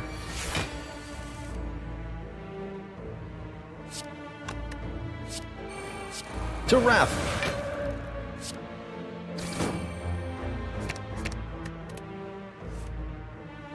Beautiful. Give me that weave again. Yeah, this deck does want to talk to the hand, because we're playing so many attack cards. Doesn't get offered to talk to the hand, though. It gets offered a Halt, Consecrate, and Third Eye. Third Eye's takeable still, as we have a lot of use for Scry, but it's not incredible here. I think I'm going to go Skip first, Third Eye second, Halt third, Consecrate fourth as my priorities here. That's the plan. We'll skip. Okay, 3 events along the way to the shop.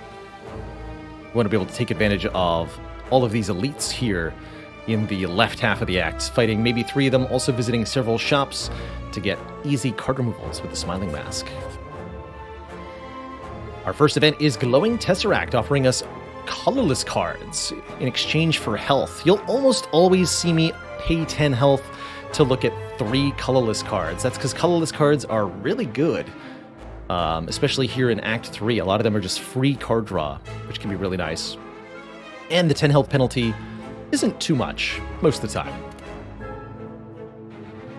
Lots of zero-cost cards in the colorless pool as well, which can be very good.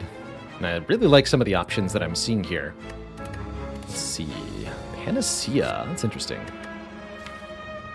Lots of free attack stuff. So... Secret Weapon lets us pull any attack from the draw pile, put it into our hand. Could be a really nice way to find Eruption. Or a way to get Weave or Flurry early, or a way to find Crush Joints. I think this is a really good card. So we'll pick up a Secret Weapon here over Swift Strike and Dramatic Entrance. Hand of Greed could be a way to earn yet more money, although not necessarily one that we need. Impatience can be card draw only if we can empty the hand of attacks, which sounds pretty difficult to do, given how many we usually have. This might be a skip. Hand of Greed's okay. Don't really like Mind Blast. Doesn't do that much damage for 2 energy. Currently we have 26 cards in deck. We draw 7 of them on turn 1, so this would be innate deal 20 for 2 cost. It's not that good.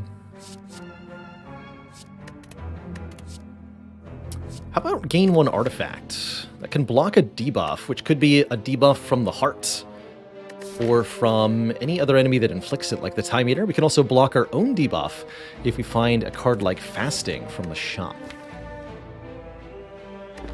Metamorphosis can also make 0-cost attacks, which can be very nice, but it's all up to luck what exactly you get. I think I'll take this Panacea. Just a one-time 1 artifact. We're going to skip this card reward. And I'd say this is actually relatively low in terms of the rewards that we got. Oh, we do. Yes! I was hoping we'd see this event specifically, because we have some sweet options here. Mind Bloom is one of the most powerful events in the game, exclusive to Act 3, and always offers you 3 choices.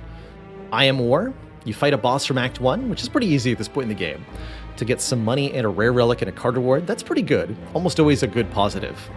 But some of the other options might be better. I Am Awake upgrades every single card in your deck, and that is so powerful I really can't overstate it. Upgrading every card you have, if you're getting more than 10 card upgrades, is super, super powerful, but being completely unable to heal is a serious downside. Lastly, 999 gold, that's a ton of money, in exchange for being cursed with 2 normality curses. In order for this option to be appealing, you have to be able to get rid of those curses pretty quickly. Otherwise, they're going to seriously weigh you down. We have some seriously cool incentive for this final option here. There are 2 stores right in front of us that we could remove the 2 curses at, for 50 gold each with Smiling Masks. So those 2 normalities go away for only 100 gold, and I have 899 gold left. Also, I have the Darkstone Periapt Relic, so I'm going to gain 12 max health in addition to 999 gold and 2 normalities that I can remove. That's pretty sweet. That said, we could simply take the additional rare relic and remove 2 starter cards here, thin the deck out further.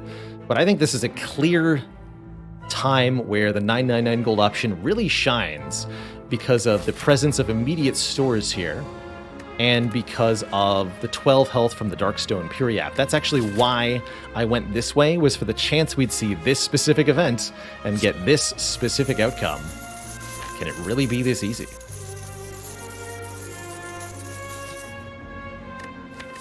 And then I get a 3rd store. Holy moly, chat.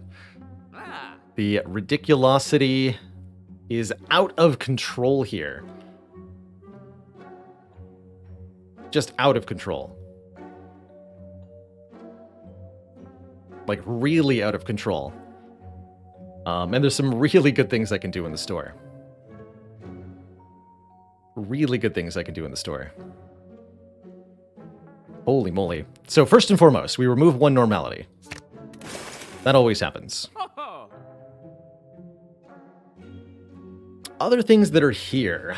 Tantrum, I think, is a really good Wrath entry with how many points of strength we can get. Does really good damage hitting multiple times and puts itself into the draw pile. Tranquility could be another source of calm. I think that's okay. Study puts insights into our draw pile every turn. That's kind of a scaling card draw over time. That's all right, but I wouldn't call it amazing here. Apotheosis upgrades all cards in our deck for the rest of combat. Just a temporary, one-time... Well, just a one-time upgrade, but we get to use it every fight. There's also Bottled Lightning here, which lets us have any skill start in our opening hand. And I think what's super, super, super, super, super strong here is taking this Apotheosis and putting it in the Bottled Lightning for the low, low price of about 500 gold here. That means we'll be able to play Apotheosis immediately on turn 1, but also, most importantly of all, it actually upgrades all 3 miracles from our Holy Water, which means we'll have 3 2-energy miracles in our opening hand every single combat. That's a lot of free energy. That's a lot of momentum that we can take advantage of. That's a lot of stuff we can do. We are super going to buy Apotheosis and put it in the bottle. Other good bottle target is the Omniscience, as we could then, on turn 1, duplicate Wish or duplicate one of our powers. But I think it's not as good as getting those miracles upgraded.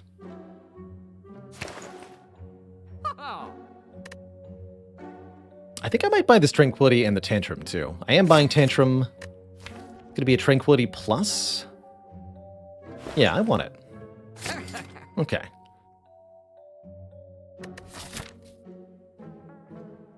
And we will go to 2 more shops. That was most of our money. Now for the second store, where we'll get rid of the second normality. In this shop, we're offered another rushdown for more card draw. We're offered a lesson learned, which could permanently upgrade cards in our deck. Although with the Apotheosis bottle, there's no need to upgrade anything ever again.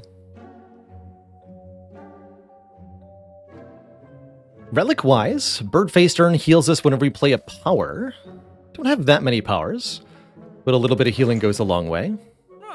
Pennib could double the damage of every 10th attack we play. That's very powerful in general. Or Sling of Courage, 2 strength during elite fights. That would help me very easily kill the remaining elites this run. Definitely going to buy, I think, both the Sling of Courage and the Pennib here. And then we still have 1 more shop coming up.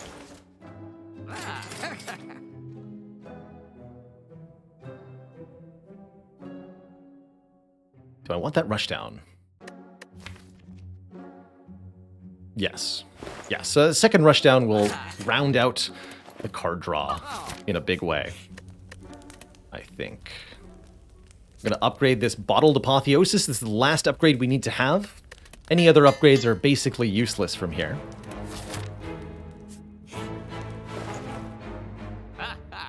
Another Wish. Potion Belt for more potion slots. I will buy 1 last card removal, taking out this Strike.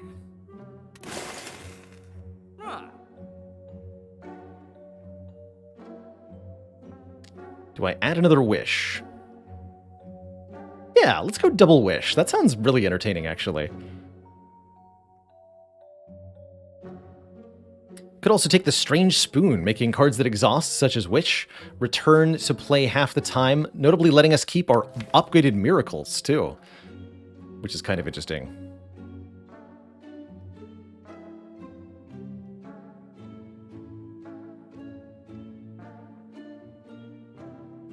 Could also save the Omniscience. Let's go Wish. And I'll keep the rest of our money. We've got 1 more shop coming up in Act 4. And it's definitely elite fighting time. I cannot wait. We got so much stronger since the last time we were in a combat. I cannot wait to see what this deck now does to our unfortunate foes. Poor Giant Head is not going to know what hit him here. Upgrade everything. Do you hear me? Everything. Okay, but I need to block. Got any of that block? That works, kind of. Actually, no, it doesn't. No block. Alright, you know what? Heck it. Double Inner Peace. Doubling Inner Peace puts us in calm with the first cast, then draws 4 with the seconds. And then Scrawl will draw until our hand is full again.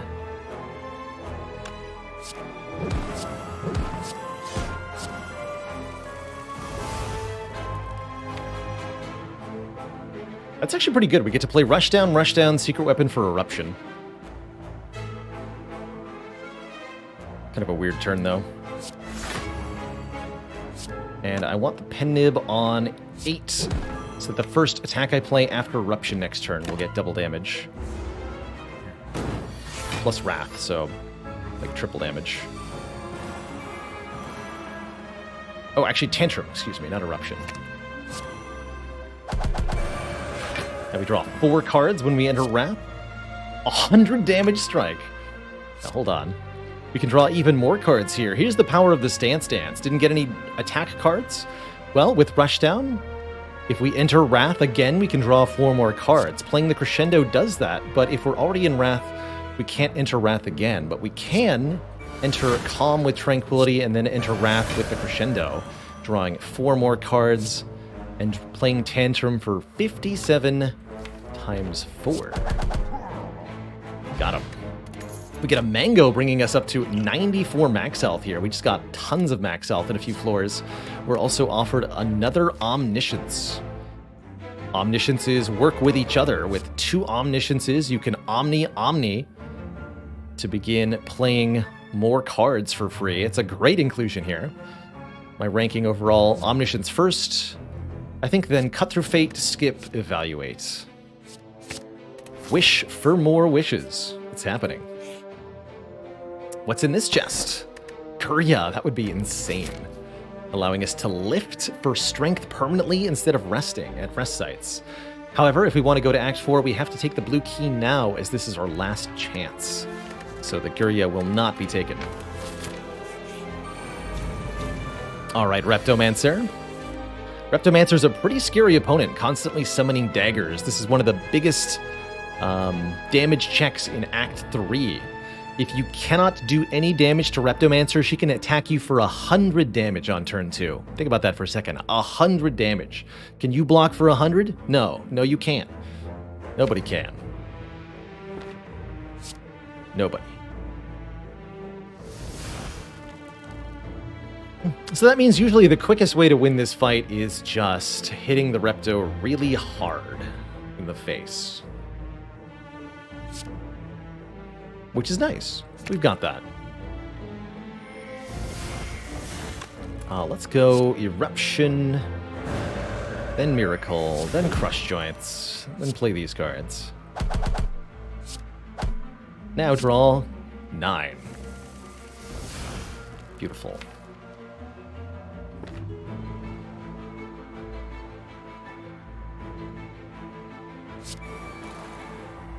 So with Omniscience, I can Omni for the other Omni. We could play Wish twice for money, and then I can kill with what? Double Consecrate? Double Bowling Bash? Oh, Consecrate's in my hands. Got it. So yeah, let's Wish. Or no, it's supposed to be Omniscience, not Wish. Excuse me. I'll Wish for money. Kill those daggers. Omniscience and Wish look so close. Okay, in that case, we'll try to draw the other Wish the old-fashioned way.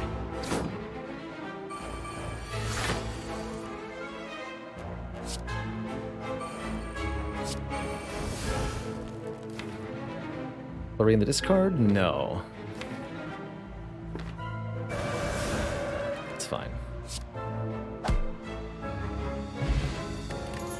We win the fight and get a Teardrop Locket, starting combat in Calm Stance. We're offered a 3rd Rushdown, which could be okay. I think 3 is probably a few too many, usually. 2 Rushdowns is about the right number. It's also another source of weaken in this Sash Whip. My rank choice here, I think, would be Skip first, Rushdown second, Sash Whip third for the weaken, Sanctity last. The card draw's okay, but...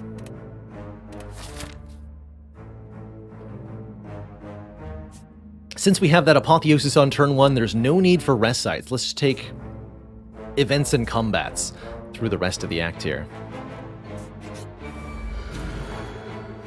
Still in the easy fights. Good.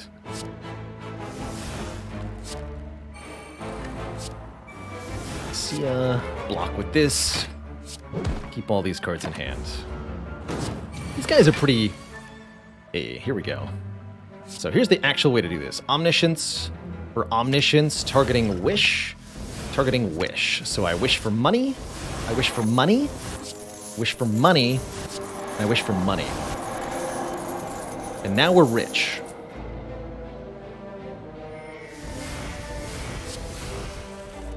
Draw some cards.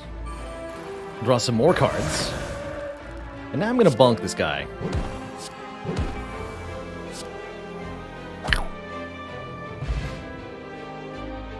And this is definitely the cumulative weight of all of our relics and all of the upgrades that we've gotten, really starting to hammer home and destroy the Spire. Oh man, I like my options here. 2 cards that say Calm on them. Ignore the free upgrade on the inner piece because we have that Bottled Apotheosis. All of our cards are essentially upgraded. Meditate gives us 2 cards from the discard pile, putting them back in the hand. Really good way to get Vigilance and Eruption together. But inner piece could be more card draw.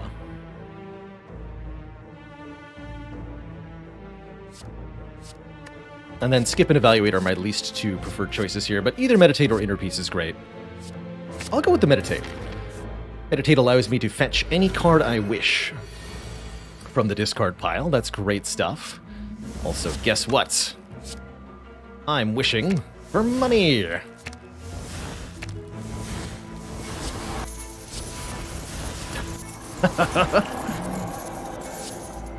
We also get to completely block this with our artifact. How cute.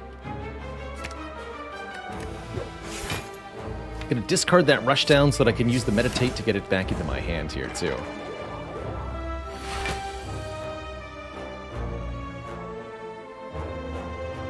We've definitely reached a point where this has gotten a little bit degenerative in terms of our deck build. And I think that's totally okay. A lot of times that's what your Spire run is trying to do, is trying to achieve some kind of shenaniganery that you can use to obliterate your foes. Not quite in the style of Monster Train, but pretty close. I want to pen nib this Tantrum, but it goes back in the draw pile, so maybe just draw it again. Yeah. In fact, I can Tantrum, and then use Secret Weapon to get Tantrum back into my hands.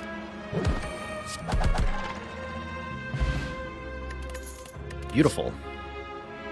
Here's another card that can exit our stance, which I think is pretty valuable, as we would like some more ways to get out of Wrath or Calm. Never saw an Empty Mind this run, which is card draw and stance exiting, but I do like Empty Body here. 7 block, exit our stance.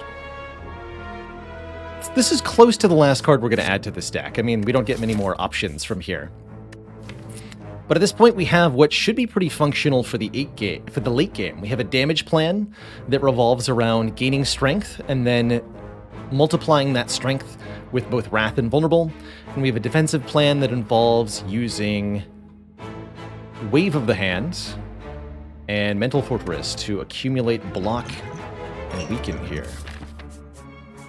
Let's take an event over a combat. We're just going to speed this up a little bit as we go to the end. These 3 Darklings all have to die on the same turn. I can absolutely oblige them. Should be pretty easy. Draw some more cards. With a decent draw, I should be able to kill them all on turn 1 here.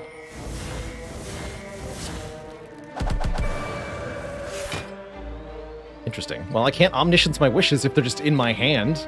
Now, can I? Suppose I can play them all normal style. Sure.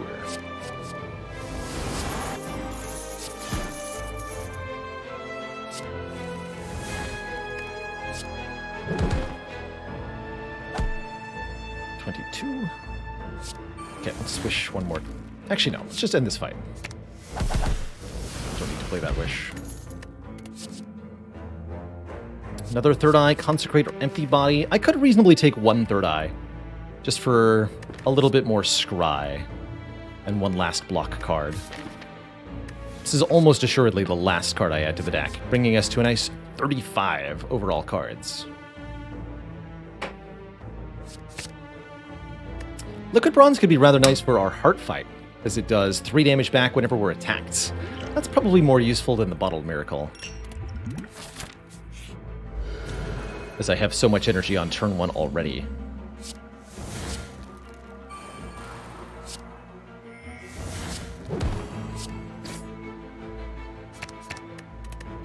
Secret Weapon for Tantrum. So many enemies we're just able to kill kind of easily on turn 1 now.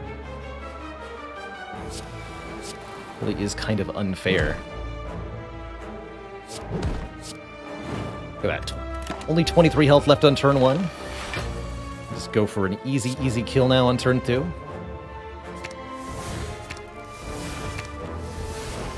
Money! Again, not exactly typical gameplay at this point, but it's pretty spicy. Could take this cut through fate, but I just took the third eye, so we got our scry card. We don't need any more. Okay. Since we're playing on Ascension 20, we now have to defeat 2 bosses here at the end of Act 3, which is going to be a very big test of how well this matches up against the late game. Time Eater is kind of a consistency check. This guy will debuff us constantly, lowering our card draw per turn, as well as adding slimes to our deck that can make it really difficult for us to get the cards in hand that we need on at any given moment. Time Eater also has a time limit, or a time warp ability. Every time we play 12 cards, our turn is ended, so we have to not play cards that do relatively little damage. Anything that does 10 or less damage or blocks for 5 or less is barely worth playing here, because the boss will gain power. So oftentimes, against Time Eater especially, it can be worth it to just end your turn once there's no longer anything productive that you can do, and cease playing additional cards. This is really not where I wanted to see both wishes appear. I was hoping to omniscience at least one of them, but we can play them now, choosing to gain some mixture of plated armor and or strength. Could even wish twice for plated armor here, but I think we should wish for some strength to give us the damage we need to defeat the Time Eater. Let's also take a look at the top 5 cards of the deck. Consecrate, Tantrum, Omniscience, Ascender's Bane, Eruption. We'll lose the Consecrate, the Ascender's Bane, and the Eruption. Keep Tantrum, Omniscience for next turn.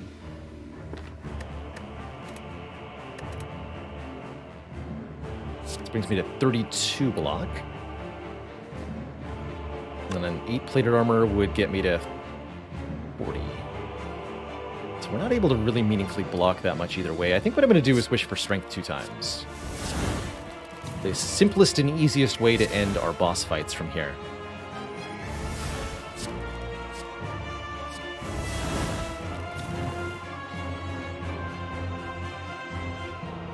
I want this to be what? Mental Fortress, Miracle, Protect. The problem with that is that I leave the timer on 11 cards, which is not acceptable here. What we could do is play a full 12 by employing the Colorless Potion, or I can opt not to play some of these cards. I think I'll play the full 12. We can buy a new potion pretty easily with our filthy amount of money. So I will add this Thinking Ahead, I guess. Put the Omni back on top. We knew that the top card was Omni, too. You know that. Actually, no, put the Tantrum on top. And then go Miracle, Protect, Mental Fortress. Take a bit of a wallop here, but we have health to spare. 94 of it, to be precise. And I think we have an overall pretty good turn here. Since we can exit Wrath, let's enter Wrath. Do some damage, and draw a ton of cards. Don't forget, every 10th attack is doubled in damage with a pen nib. We'd love to double this Tantrum here. Bonus points if I can crush joints. I can. So that's going to be 72 damage times 4. GG. It's all about that damage multiplication. A very core truth to Watcher runs. Pen nib and strength and wrath and vulnerable. All of these are multiplicative with each other. Or all of these stack with each other in a way that makes very big numbers, as you can see. Beautiful. Simply beautiful. Secret weapon for Cut Through Fate, because this hand does not do a lot. Only able to block for 16 out of 24. Here against Donu and Deka. This is all about... I guess I would call this a momentum-based fight. These two attack every single turn, and every 2 turns their strength goes up. So the damage per turn that you face here just gets stronger and stronger and stronger. However, this deck is able to put out such high output numbers that I think we're going to just thrive here. Especially if I go scrying and find, like, Rushdown. Vigilance is fine, too. Lose the Crush Joints, keep the Wish.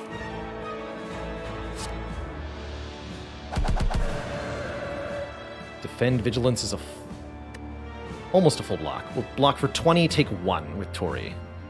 Could play Eruption for 20 damage, but only if I'm willing to use a Miracle. I am not. So I'll just take 1 here. We'll go to the next turn. Double Wishes are again here. Intriguing. I am more inclined to go 1 set of armor this time than 1 set of strength, just because of how the block lines up on this turn.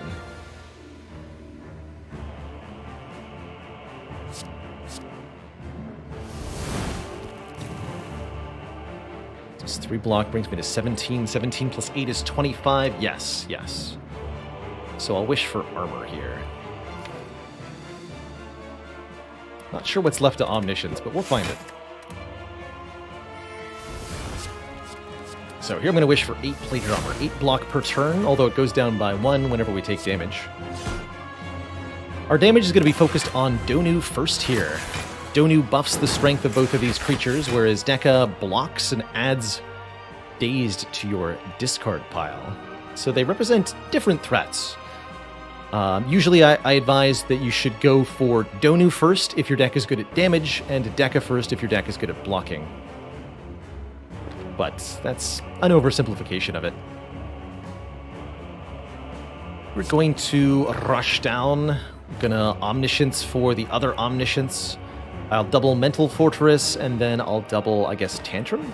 Sure, that sounds good. So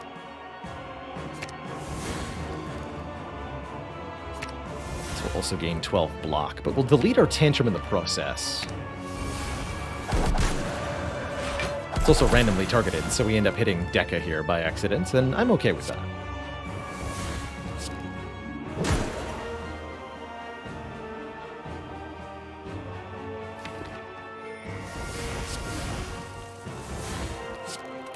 Alright. Wave of the Hand will apply Weaken to them. We're really starting to get into the filthy, disgusting territory for this deck now.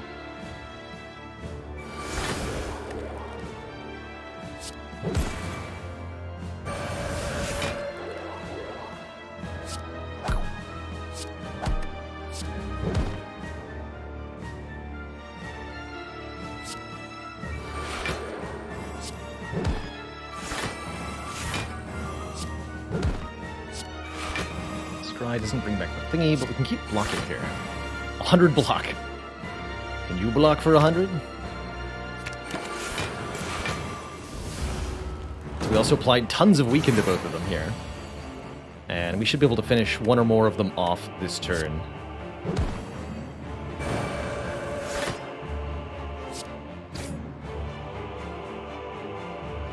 Discard that.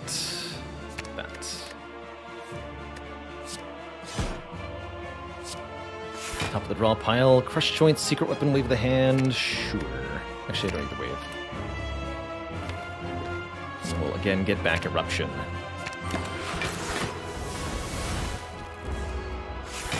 This has gone very well. We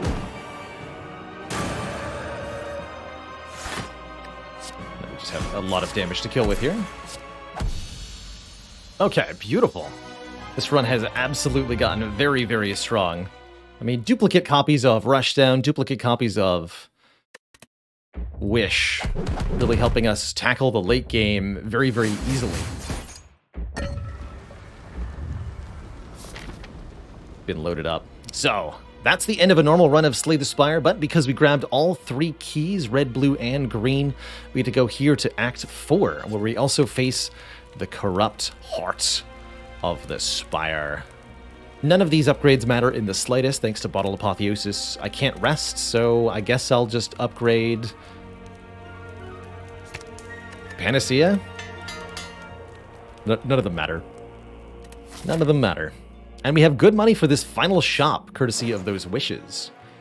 Some beautiful things on sale here. Another mental fortress for more Blanquitude. An empty mind for card draw and stance exiting. There's ice cream here, allowing us to conserve energy between turns. I think that's pretty good. And would go great alongside Nunchaku, giving us energy every 10 attacks played.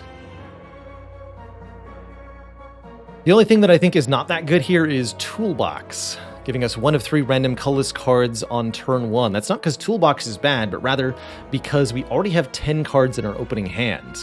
5 base, plus 2 from Bag of Preparation, plus 3 from Holy Water is a full hand of cards. You cannot add a card to that hand, so the Toolbox must come at the expense of another card.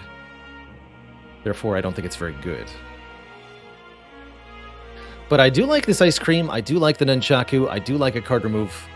I do like some of these potions. Strength Potion is the simplest, no-nonsensest way to get where we're going. But I think the Liquid Memories could do a good job too, and the Entropic Brew could just be a lot of potions. Let's start here. Nunchaku, Ice Cream, Remove, Defend.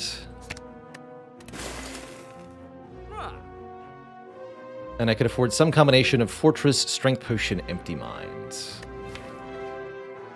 I think I'm going to do it without the second Mental Fortress. Although this is probably quite helpful. I'm going to try to do without. Relying on my Omnisciences to get me there. And our high max health. And I will take the Strength Potion. Yeah, we'll leave this one out. But it's a pretty decent second Mental Fortress. Alright, on to the final challenges of this run then. We have 1 Elite, the Spire Spear and Spire Shield fight to get through. These two are awfully spicy. They have relatively low total health, just 300 combined between the two of them, but their damage output is massively threatening, starting on turn 2. This guy will add 2 burns directly on top of the draw pile, and then from there we're going to have a tough time. Easiest way, bar none, to deal with Spire, Spear, and Spire Shield is to kill them on turn 1 with overwhelming offense, if that's available to you, and trust me, it is available to us right now. But there's a few other options too.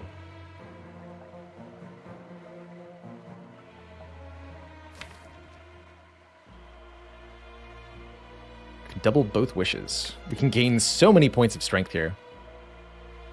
But I think what I might want to do is double wish for strength and double rush down so that I draw 4 cards off Tantrum.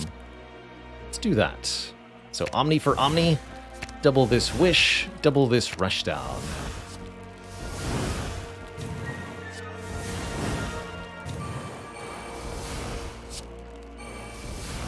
But we do lose out on gold.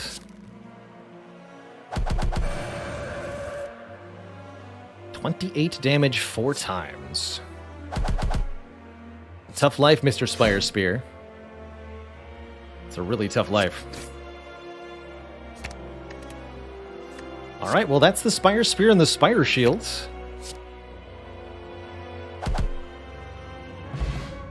Normally this fight is a lot tougher. But if your Watcher has really good offense, then heck, you've got it sorted. We pick up a Shuriken, giving us strength for playing 3 attacks, and we could pick up one of these cards. I think the Like Water could help a little bit. But the Collect and Alpha are probably detrimental, even with the Ice Cream. This is trading a card draw for some energy. Okay, I'll skip these 3.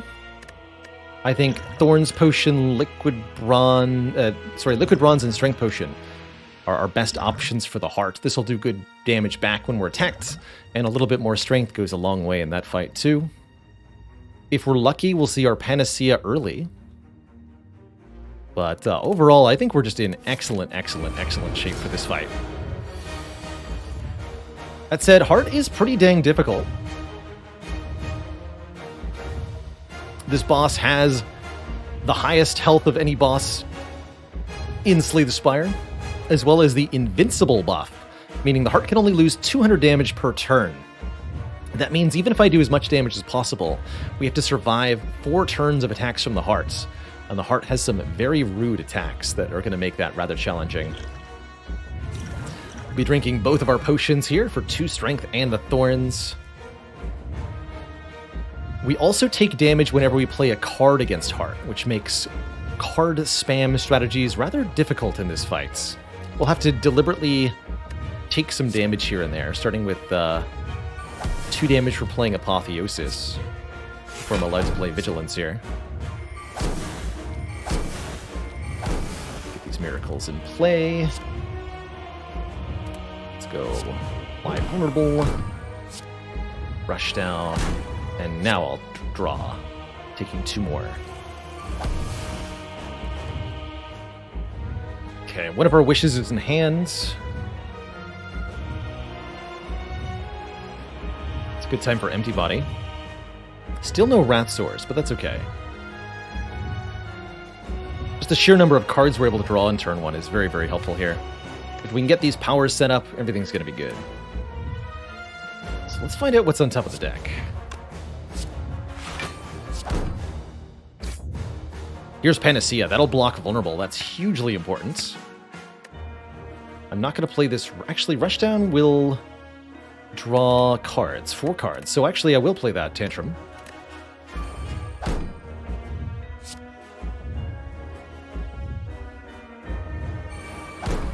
And I need to make sure I have 4 spaces in my hand to actually draw cards with.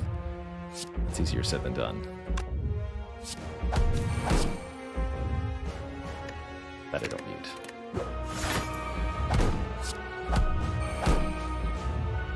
Defend, then Tantrum? Oh, I might have wanted to wish for Strength sooner. I should do that now. I don't know what I'm drawing into is the thing. I don't know if I want to play Omniscience instead of this wish.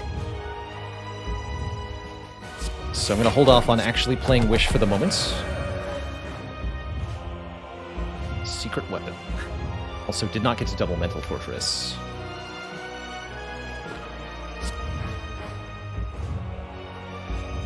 This definitely gets played. This definitely gets played. What weapon am I secretly drawing? Flurry?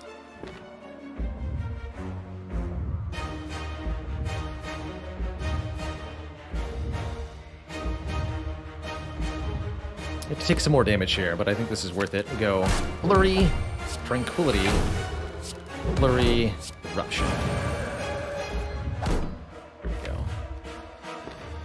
Finally, we got an Omniscience, so I can Omniscience for Omniscience, double 2 cards in the draw pile. That's going to be double Wish. It's happening. Honestly, I don't think we need to Wish for Strength twice, because we can't do more than 200 damage per turn to the heart. So let's Omni, double Wish, double... what? Whatever card I pick is going to get destroyed. I guess I'll lose the Inner Piece. That also gets me more draw right now. So 4 strength and... ow. 8 plated armor. It's going to make this wave of the hand more relevant too.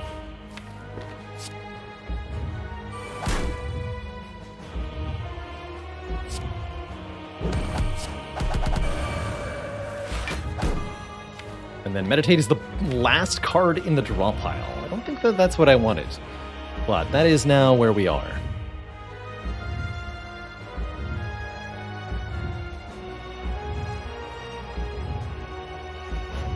So I think I stop here.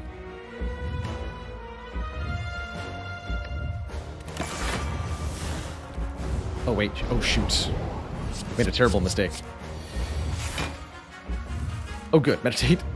It was like the 5 statuses go into the draw pile. With only 1 card in the draw pile, there was a chance that I actually just drew all 5 statuses, but we still would have lived, even in that case. As it stands, we can significantly mitigate this turn by going Protect and then Meditate. I won't completely block the heart's damage. It's still going to be 33, and we'll block for... actually, we will fully block it. Good. I'll get back Tantrum, and I guess the other wish? Question mark? Definitely not going to be a 4-turn heart fight, as I was unable to do any damage this turn. Actually, give me back Vigilance.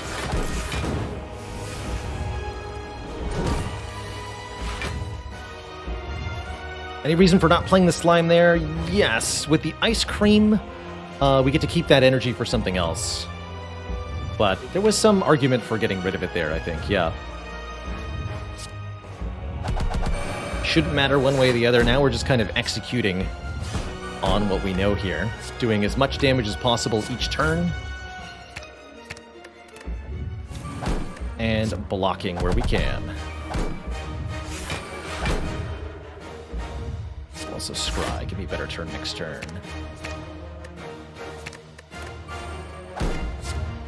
Here I'll get rid of the slimes.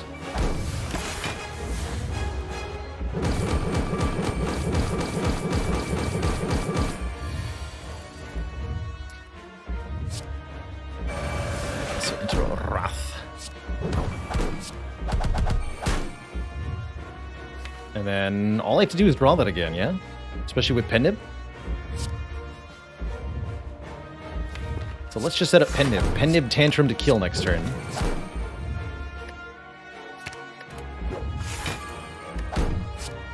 With bonus strength for good measure.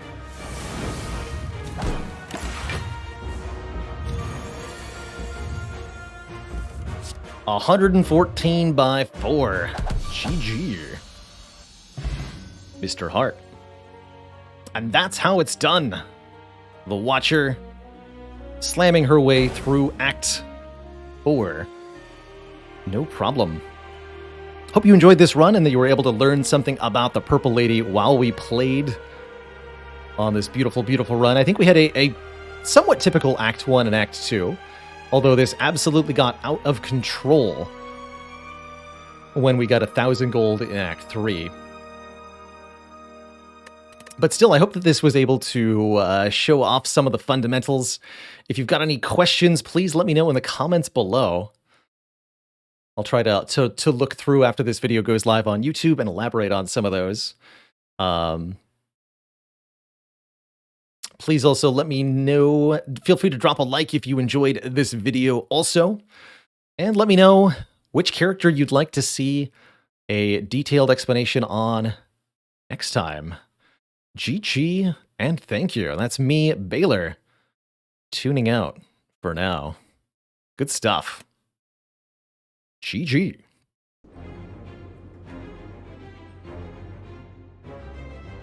GG.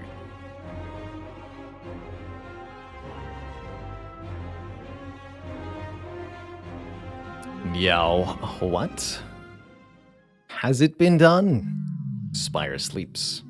And so, shall I. GG, there it is. Duplicate copies of Omniscience, duplicate copies of Wish, duplicate copies of Rushdown, all kind of forming the core of this one. And of course, the other thing that went really cool was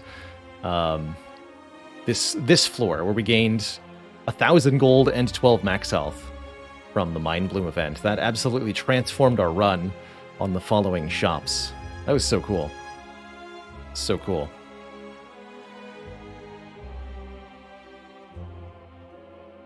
Wonderful. Okay, and I'll end the recording there. Beautiful. A bit on the long side, but any kind of over-explained or thought process intense run is going to be that way. So, very GG's overall. Beautiful, beautiful stuff. Let's check a few things.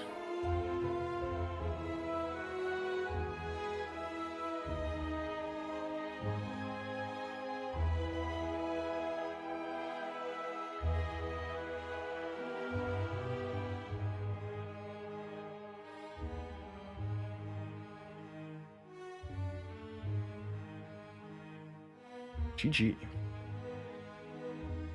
Is this streakable? Yes, this is part of our... This was an Ascension 20 run. I would consider this part of both the challenge and the win streak. So we can just mark that as win number 58 for the year. And a 2 rotating streak. Or, yeah, 2 rotating streak. Rhymenoceros, thank you so much for the 100 bits at the end there. Put it on the board. JHTM, thank you so much for the 5 gifted subs at the end of that too. Much love. This was a cool one to do. There was a save and quit in the middle. That was a little embarrassing when I accidentally clicked on Prey over Bowling Bash. Oops. Oops. No, I still count that. Still count that. And Raphael Van Luck, thank you so much for the Prime sub and the 2 months of keeping it cozy. GG. GG. Alrighty, folks. That is going to bring me to, I think, the end of the first portion of today's stream. It's been a long couple of runs. We had some 2.5 hour runs. Actually, the Defect was barely longer than the Overexplained Watcher, just by virtue of so many combats and so many card rewards. Later tonight, in a couple of hours, maybe at 9 or 10 Eastern time, I'm going to be joining Sneaky Teak for some collab Stardew Valley, as with previous weeks. But for now, I'm going to take the stream down. API error, what?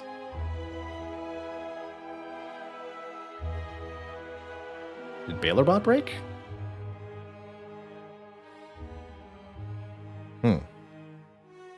What is wrong with BailerBot? Thought rebooting BailerBot would fix this.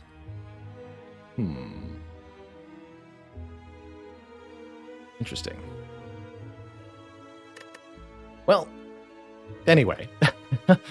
I'll put out another announcement on the Discord when we go live with Stardew, but that'll be, like I said, in a few hours. For now, I am out of here. Gonna grab some dinner, drink some water, relax for a little bit, and later tonight, it's gonna be farm time with Teak and the mods. Looking forward to seeing some of you then. For now, let's see, is there anybody online?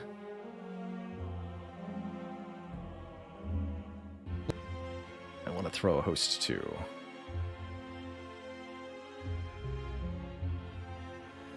Looks like a no. Nope, I think we're gonna head